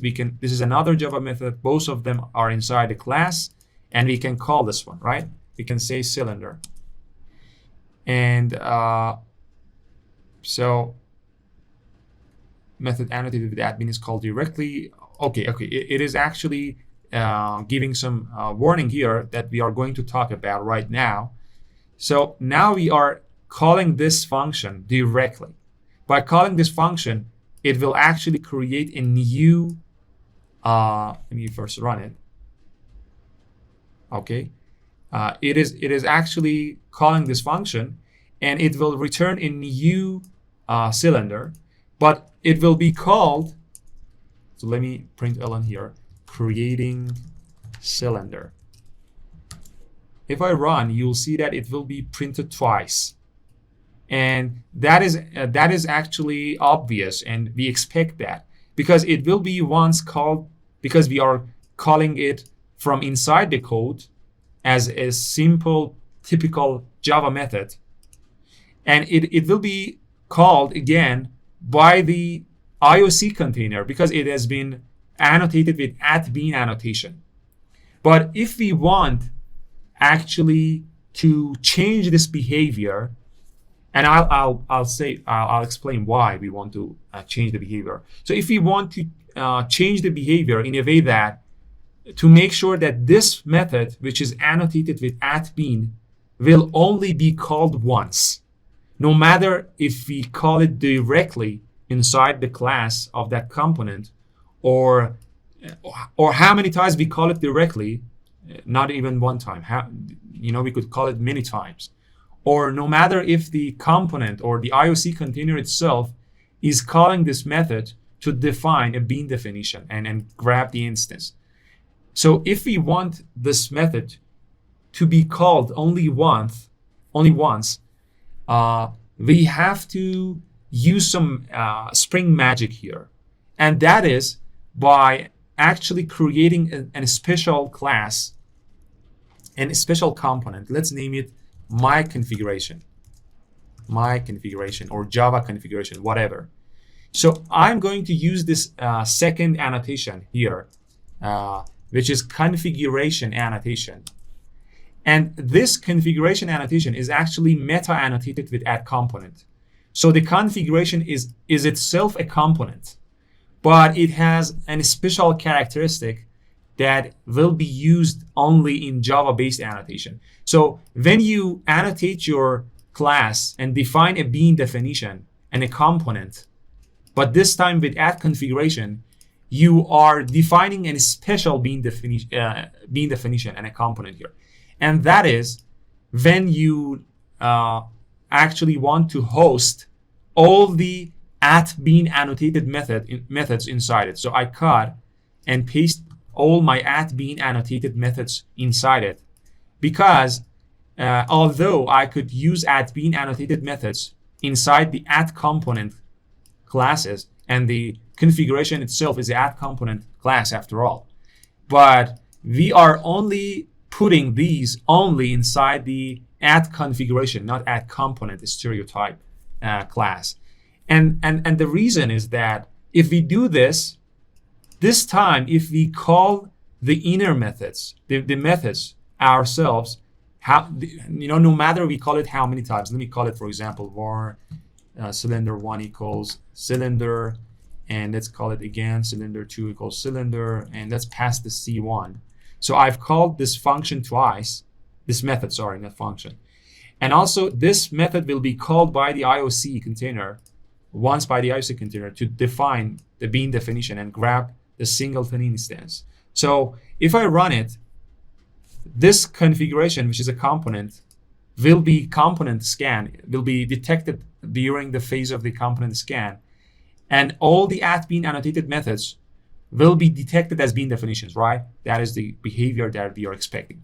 The other thing that we are expecting until this point is that we should see 3 times printed this creating cylinder, because it will be printed once by calling by the IOC container and twice here.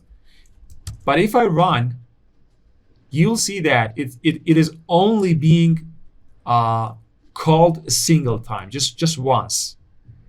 And the reason of that is that by using the configuration instead of component, and by hosting all the @bean annotated methods inside it, the IOC container, this Spring, is adding a bit of magic here. It is using a third-party library named cglib, and at the runtime, it actually creates a proxy of this instance of this class.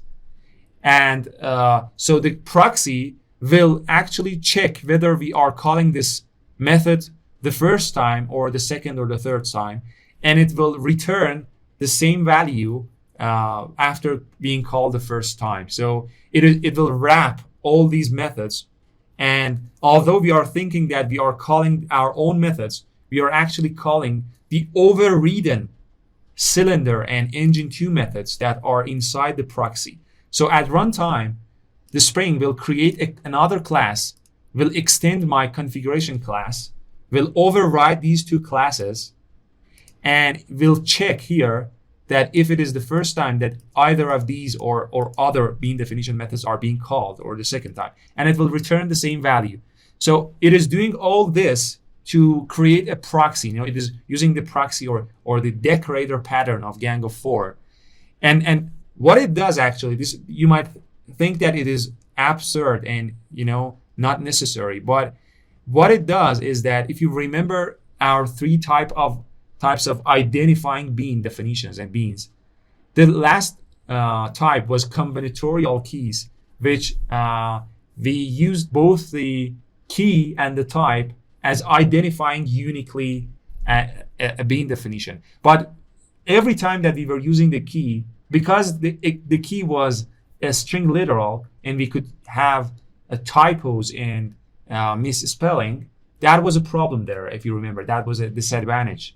But here, by using the name of the method, which is the name of the bean definition by default, we could not write something else, right? Because the compiler will prevent us at the compile time, right? And that is a huge benefit here. We are both using the key and also the type, both of them. And it's the best way of combinatorial keys in the Spring, and it is only inside the Java-based configuration and only inside the @configuration annotated classes. And that is done by the cglib library, this magic. So you could actually override a bunch of attributes inside the @bean annotation. And the first one is the name of the bean definition. So as you might have guessed, the default name of the bean definition in this case is exactly the name of the method. But you could override it. You could say that the name or the value could be something else, could be cylinder1 or whatever, like we did with the component annotation. You could also have the init method and the destroy method. You could say that the init method is, for example, initialize.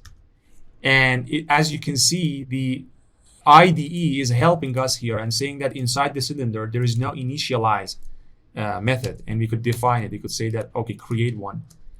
And also we could say that the destroy the destroy method is, for example, close, and also create one from here.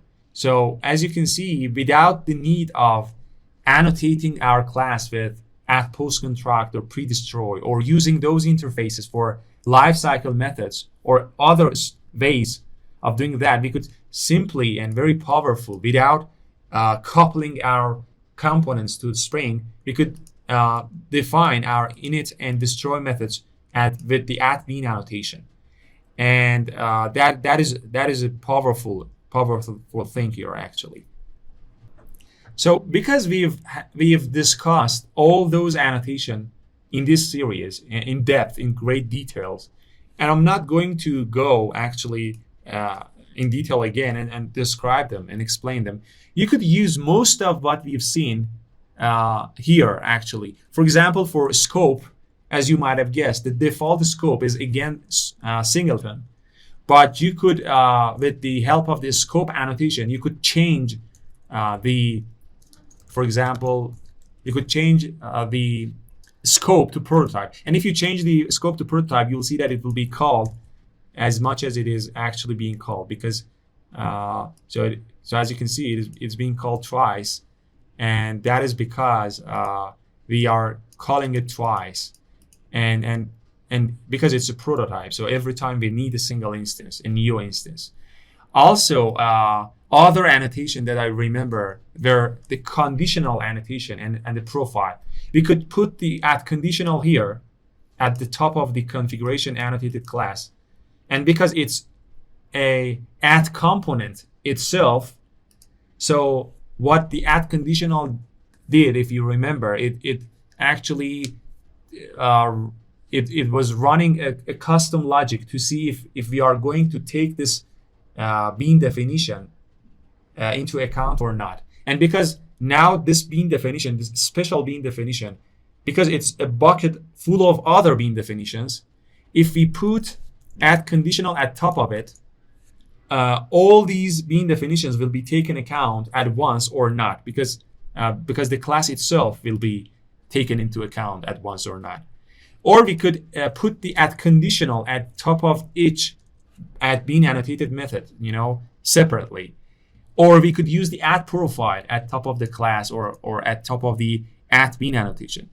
We could use the DependsOn annotation to define the dependency, the order of the initialization and destruction between two bean definitions. Here as well, we could say, for example, it depends on the, the super engine or whatever. We could use the @lazy with the singleton annotation and say that it's singleton and we want it to be annotated lazily.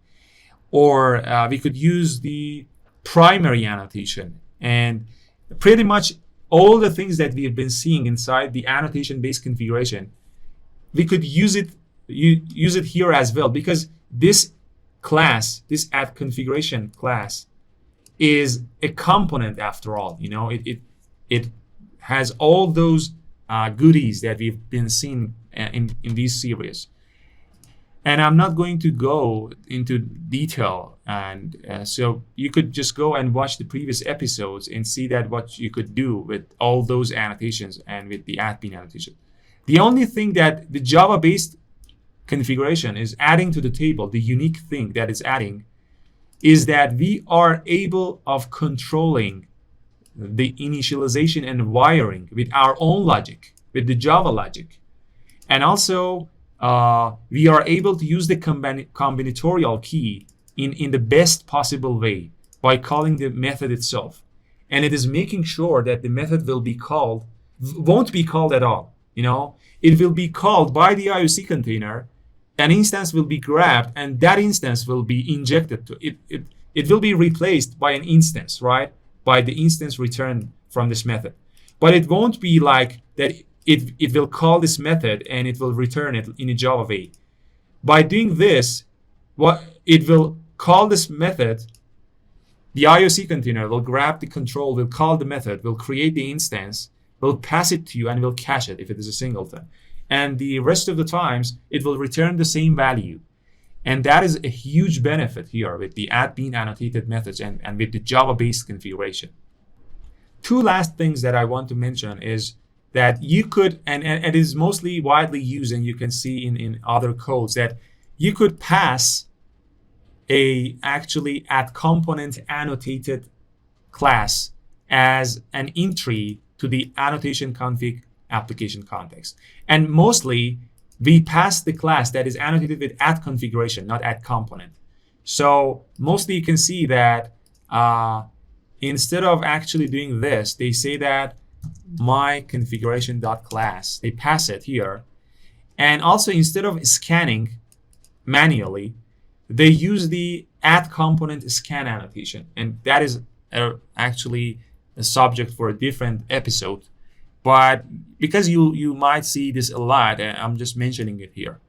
The last thing I want to mention is that you could have multiple at configuration annotated classes, and you could actually import one into the other. And the reason of that is that you might have a bunch of bean definitions and at bean methods that are actually belong to the same category. Maybe you have a configuration about initializing your data source and database and stuff. Maybe you have one other for that contains 10 beans that you use it to define a bunch of other beans that actually belong to the same category. You could do all of that inside the same configuration file, but also you could create another configuration, and you could use the add import here.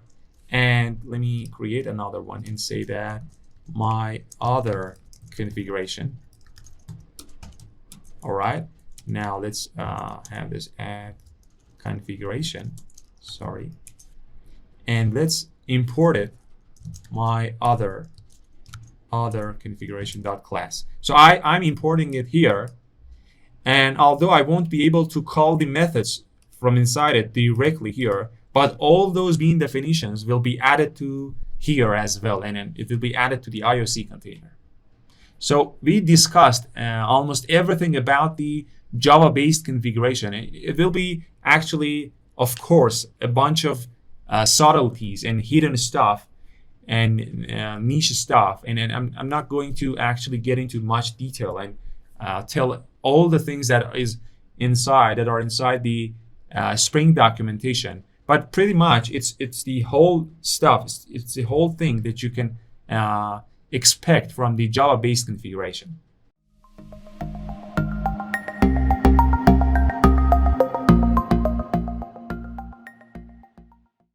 The environment abstraction inside the Spring has two responsibilities, and one of which that we've been seeing is activating the profiles and also specifying the default profiles.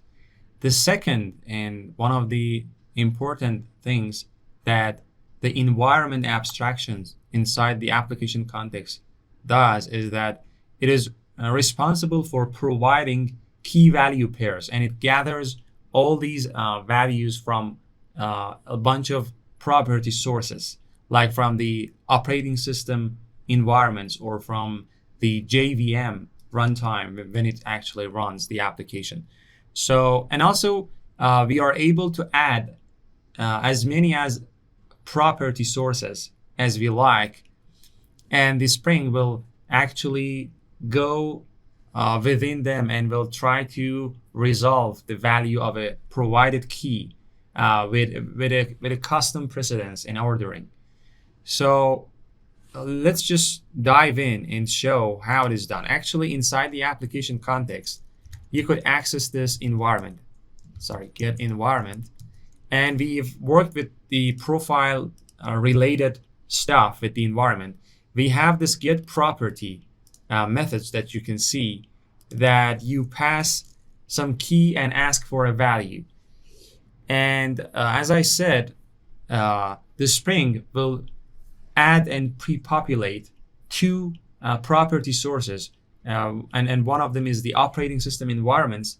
The other one is the JVM related key values. And those two will be added here, and we can ask a bunch of questions here and ask for a value. but we could also add our own property source. And that is by one way of adding the property source is like by adding an annotation here, property source, and giving the class path. And for example, specifying a file in the class path. Like for example, let's say, let's add a property file here. For example, it could be my, or let's name it properties.txt. Okay, now we can tell that we want our properties.txt file. And okay, it says that it cannot resolve, but we'll see why. And here we could say, for example, let's add a bunch of key values. For example, let's say that my or car type, for example, equals truck, or any other key value, or we could set the key as, for example, a.b.c.color equals. We could have any naming convention, and that is a standard properties file. And now that we've added here this one, we should be able to ask for values, like say get environment dot get property, and ask for the car type. And let's print it. Okay. And it is printing null, and that is, I think, because it's not picking up this file. And let's see why. Okay, the problem was that first off, we should not add two slashes here, only a single slash. And also the properties file should be added inside the resources folder, not the class, not between the classes. And we could add the resources to the main folder, like adding the directory. And we could move the properties to the resources folder. And the last thing that we should do is that we should change this class to configuration class. So we put the property source annotation where the configuration annotation resides. So now if we run it, you'll see that we have access to the truck. We have access to the value of this key. And we could set this key to the environment variables, or we could set it with the JVM runtime variables. And so you can see that it works. Now I want to, instead of asking the value directly, I want to use the @value annotation. So with the @value annotation, we could do a lot of things that we'll be seeing when we go to Spring expression language. But one of the benefits of using the @value annotation is asking for the value from the environment variables. Now we could do that. Let's say that here we have this private string, which is, for example, my type. And let's say that we want to set and specify the type of the car from the properties files. We could do that like this. Like we could say this value, the value should be populated from the value, and we should write this $, and inside the braces we should pass the name of the key. So car, it was car type, I believe. And let's print this my type and see if it works. Type equals plus car type or my type. And if we run it, you can see that the type equals truck. So this value has been asked and requested, queried from the one of the property sources. And because it's only inside this one, the value has been grabbed and has been injected here. And we have added our own property source. Another thing that we could do is that we could extend the property source class, and we could add a property source that way. We could do something like this, like for example, my property source, and we should extend the property source from the Spring, and also I think the constructor, and let's actually give it some name, my properties. And here this method will be called each and every time a value is asked for a key. So the key will be passed here and we have to return the value. Now let's add it first. Let's say that vi.getEnvironment dot get property sources, and we are going to add a property source. So the other property source has been added by the Spring by default. So and we can add our own property source, and we could change the precedence. We could add it first, with the highest precedence, and we have to instantiate the class. Now it will be asked, and we can return. And there is, I believe, the method that says if we contain the property or not. So and by default it is if the value is not null, it means that we contain it. So let's get here and override that method as well, contains property, and let's say that we provide everything. Now because this property source has the highest precedence, and because it answers yes to every question, we have to return a value. And let's return, for example, asking for name as the value of this key, and let's see if this is being called or not. Now if we run this,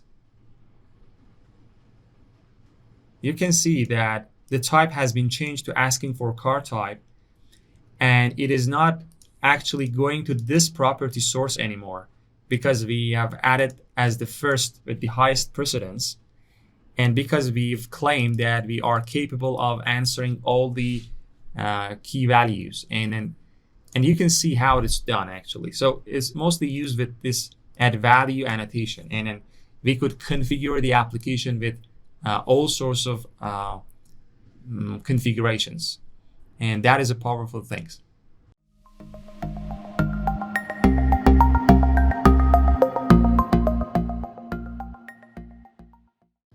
There are a bunch of corner and edge cases in every problem, of course, and with the dependency injection and IOC container, when it comes to auto-wiring the dependencies, of course, there will be a bunch of edge cases that, because we are offloading the responsibility of dependency injection to the third-party tool, which is Spring here, we must be able to also configure and tell the Spring how to resolve those edge cases.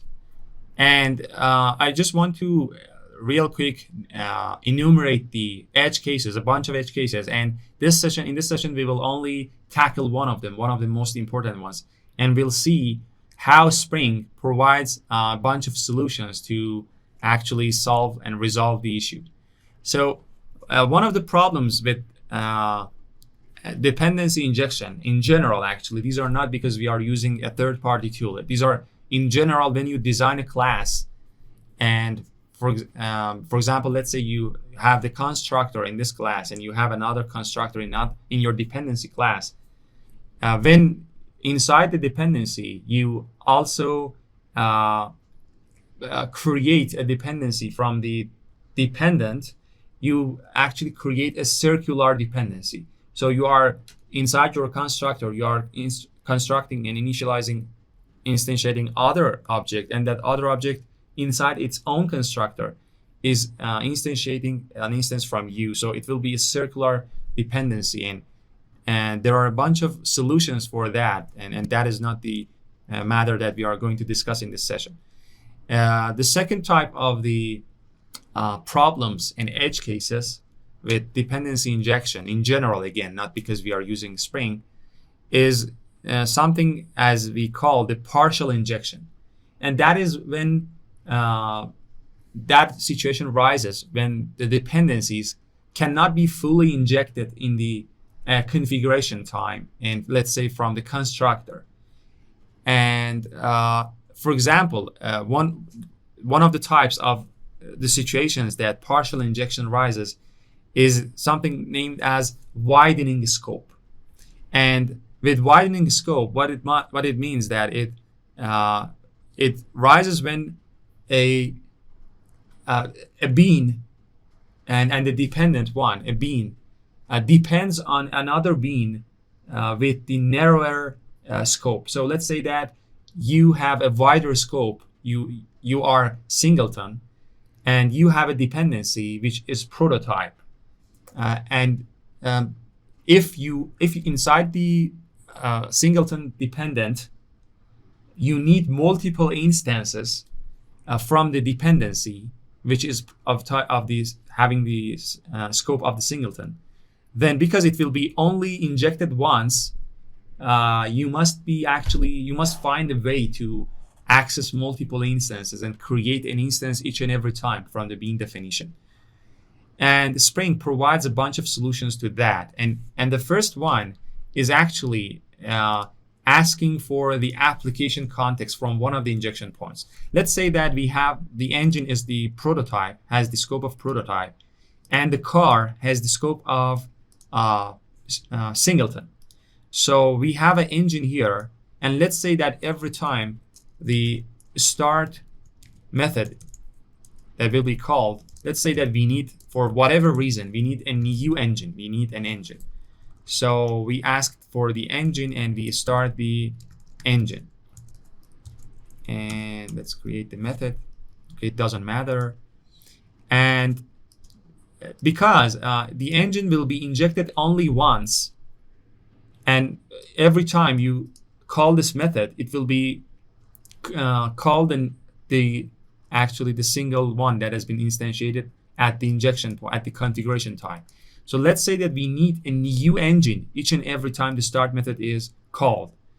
One solution to that is, instead of auto-wiring like this, we could ask for the application context. We could ask for application context, like have a field here, or implement the application context aware interface, or let's have a field, or add the application context here as a parameter to the constructor or a setter method. Let's add it here, private application context, and let's put the Autowired. And because the application context itself is a bean here, we could get rid of this, and here actually, instead of getting the engine, we could say application context.get bean of the engine type. Sorry, engine type. And that is absolutely a solution here, engine. And because we are accessing the application context and calling it every time, it will access that bean definition and will create a new instance. So, but this solution is not a preferred solution, because again, we are coupling ourselves to the Spring. The second solution, which is a preferred solution, is that instead of doing this, let me put the Autowired again here and get rid of this.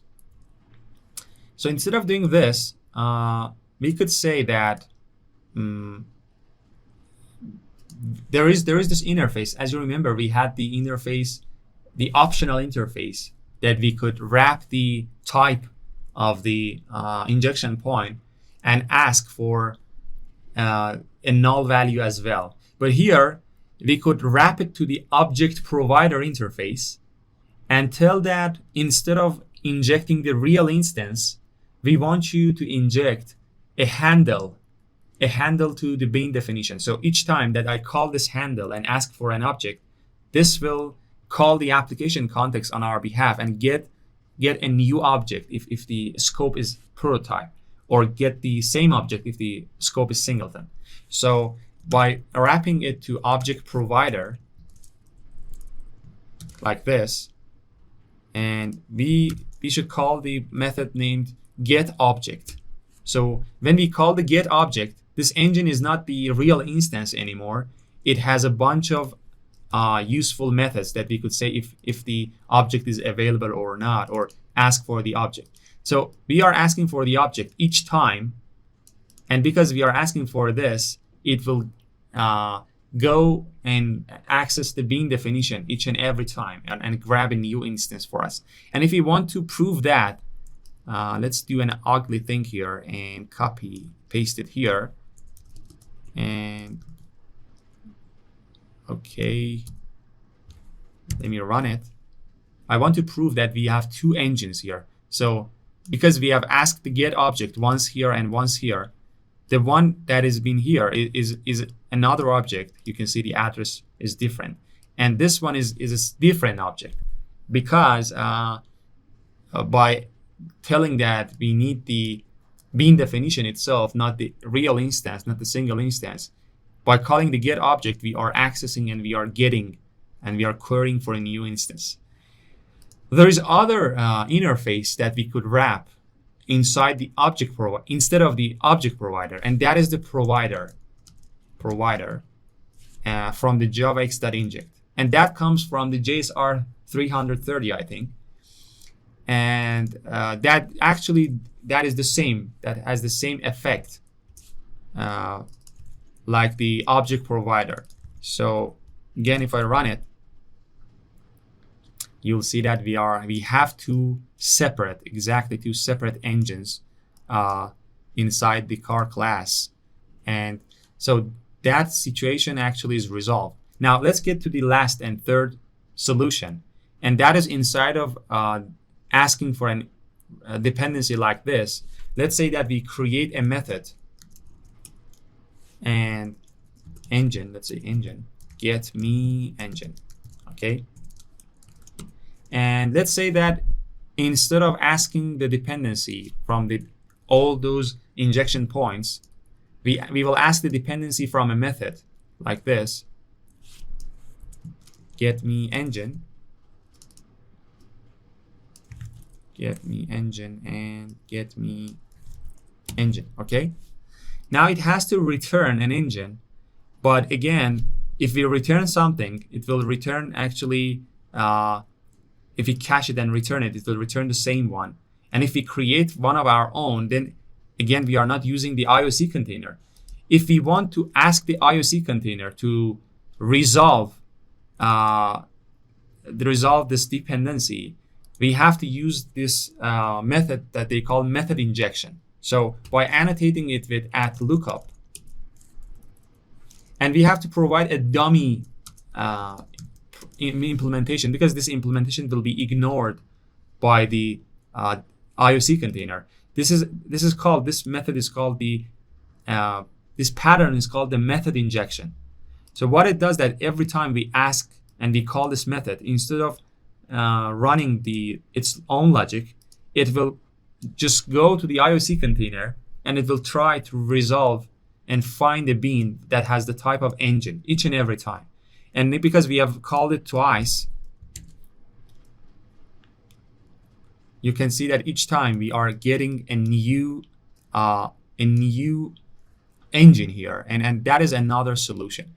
So yeah, this problem and this edge case that is named widening scope is solved by reinjection. So these solutions were all categorized as reinjection. We are every time reinjecting, and these are the Spring solution for reinjecting a narrower scoped dependency into a wider scope dependent.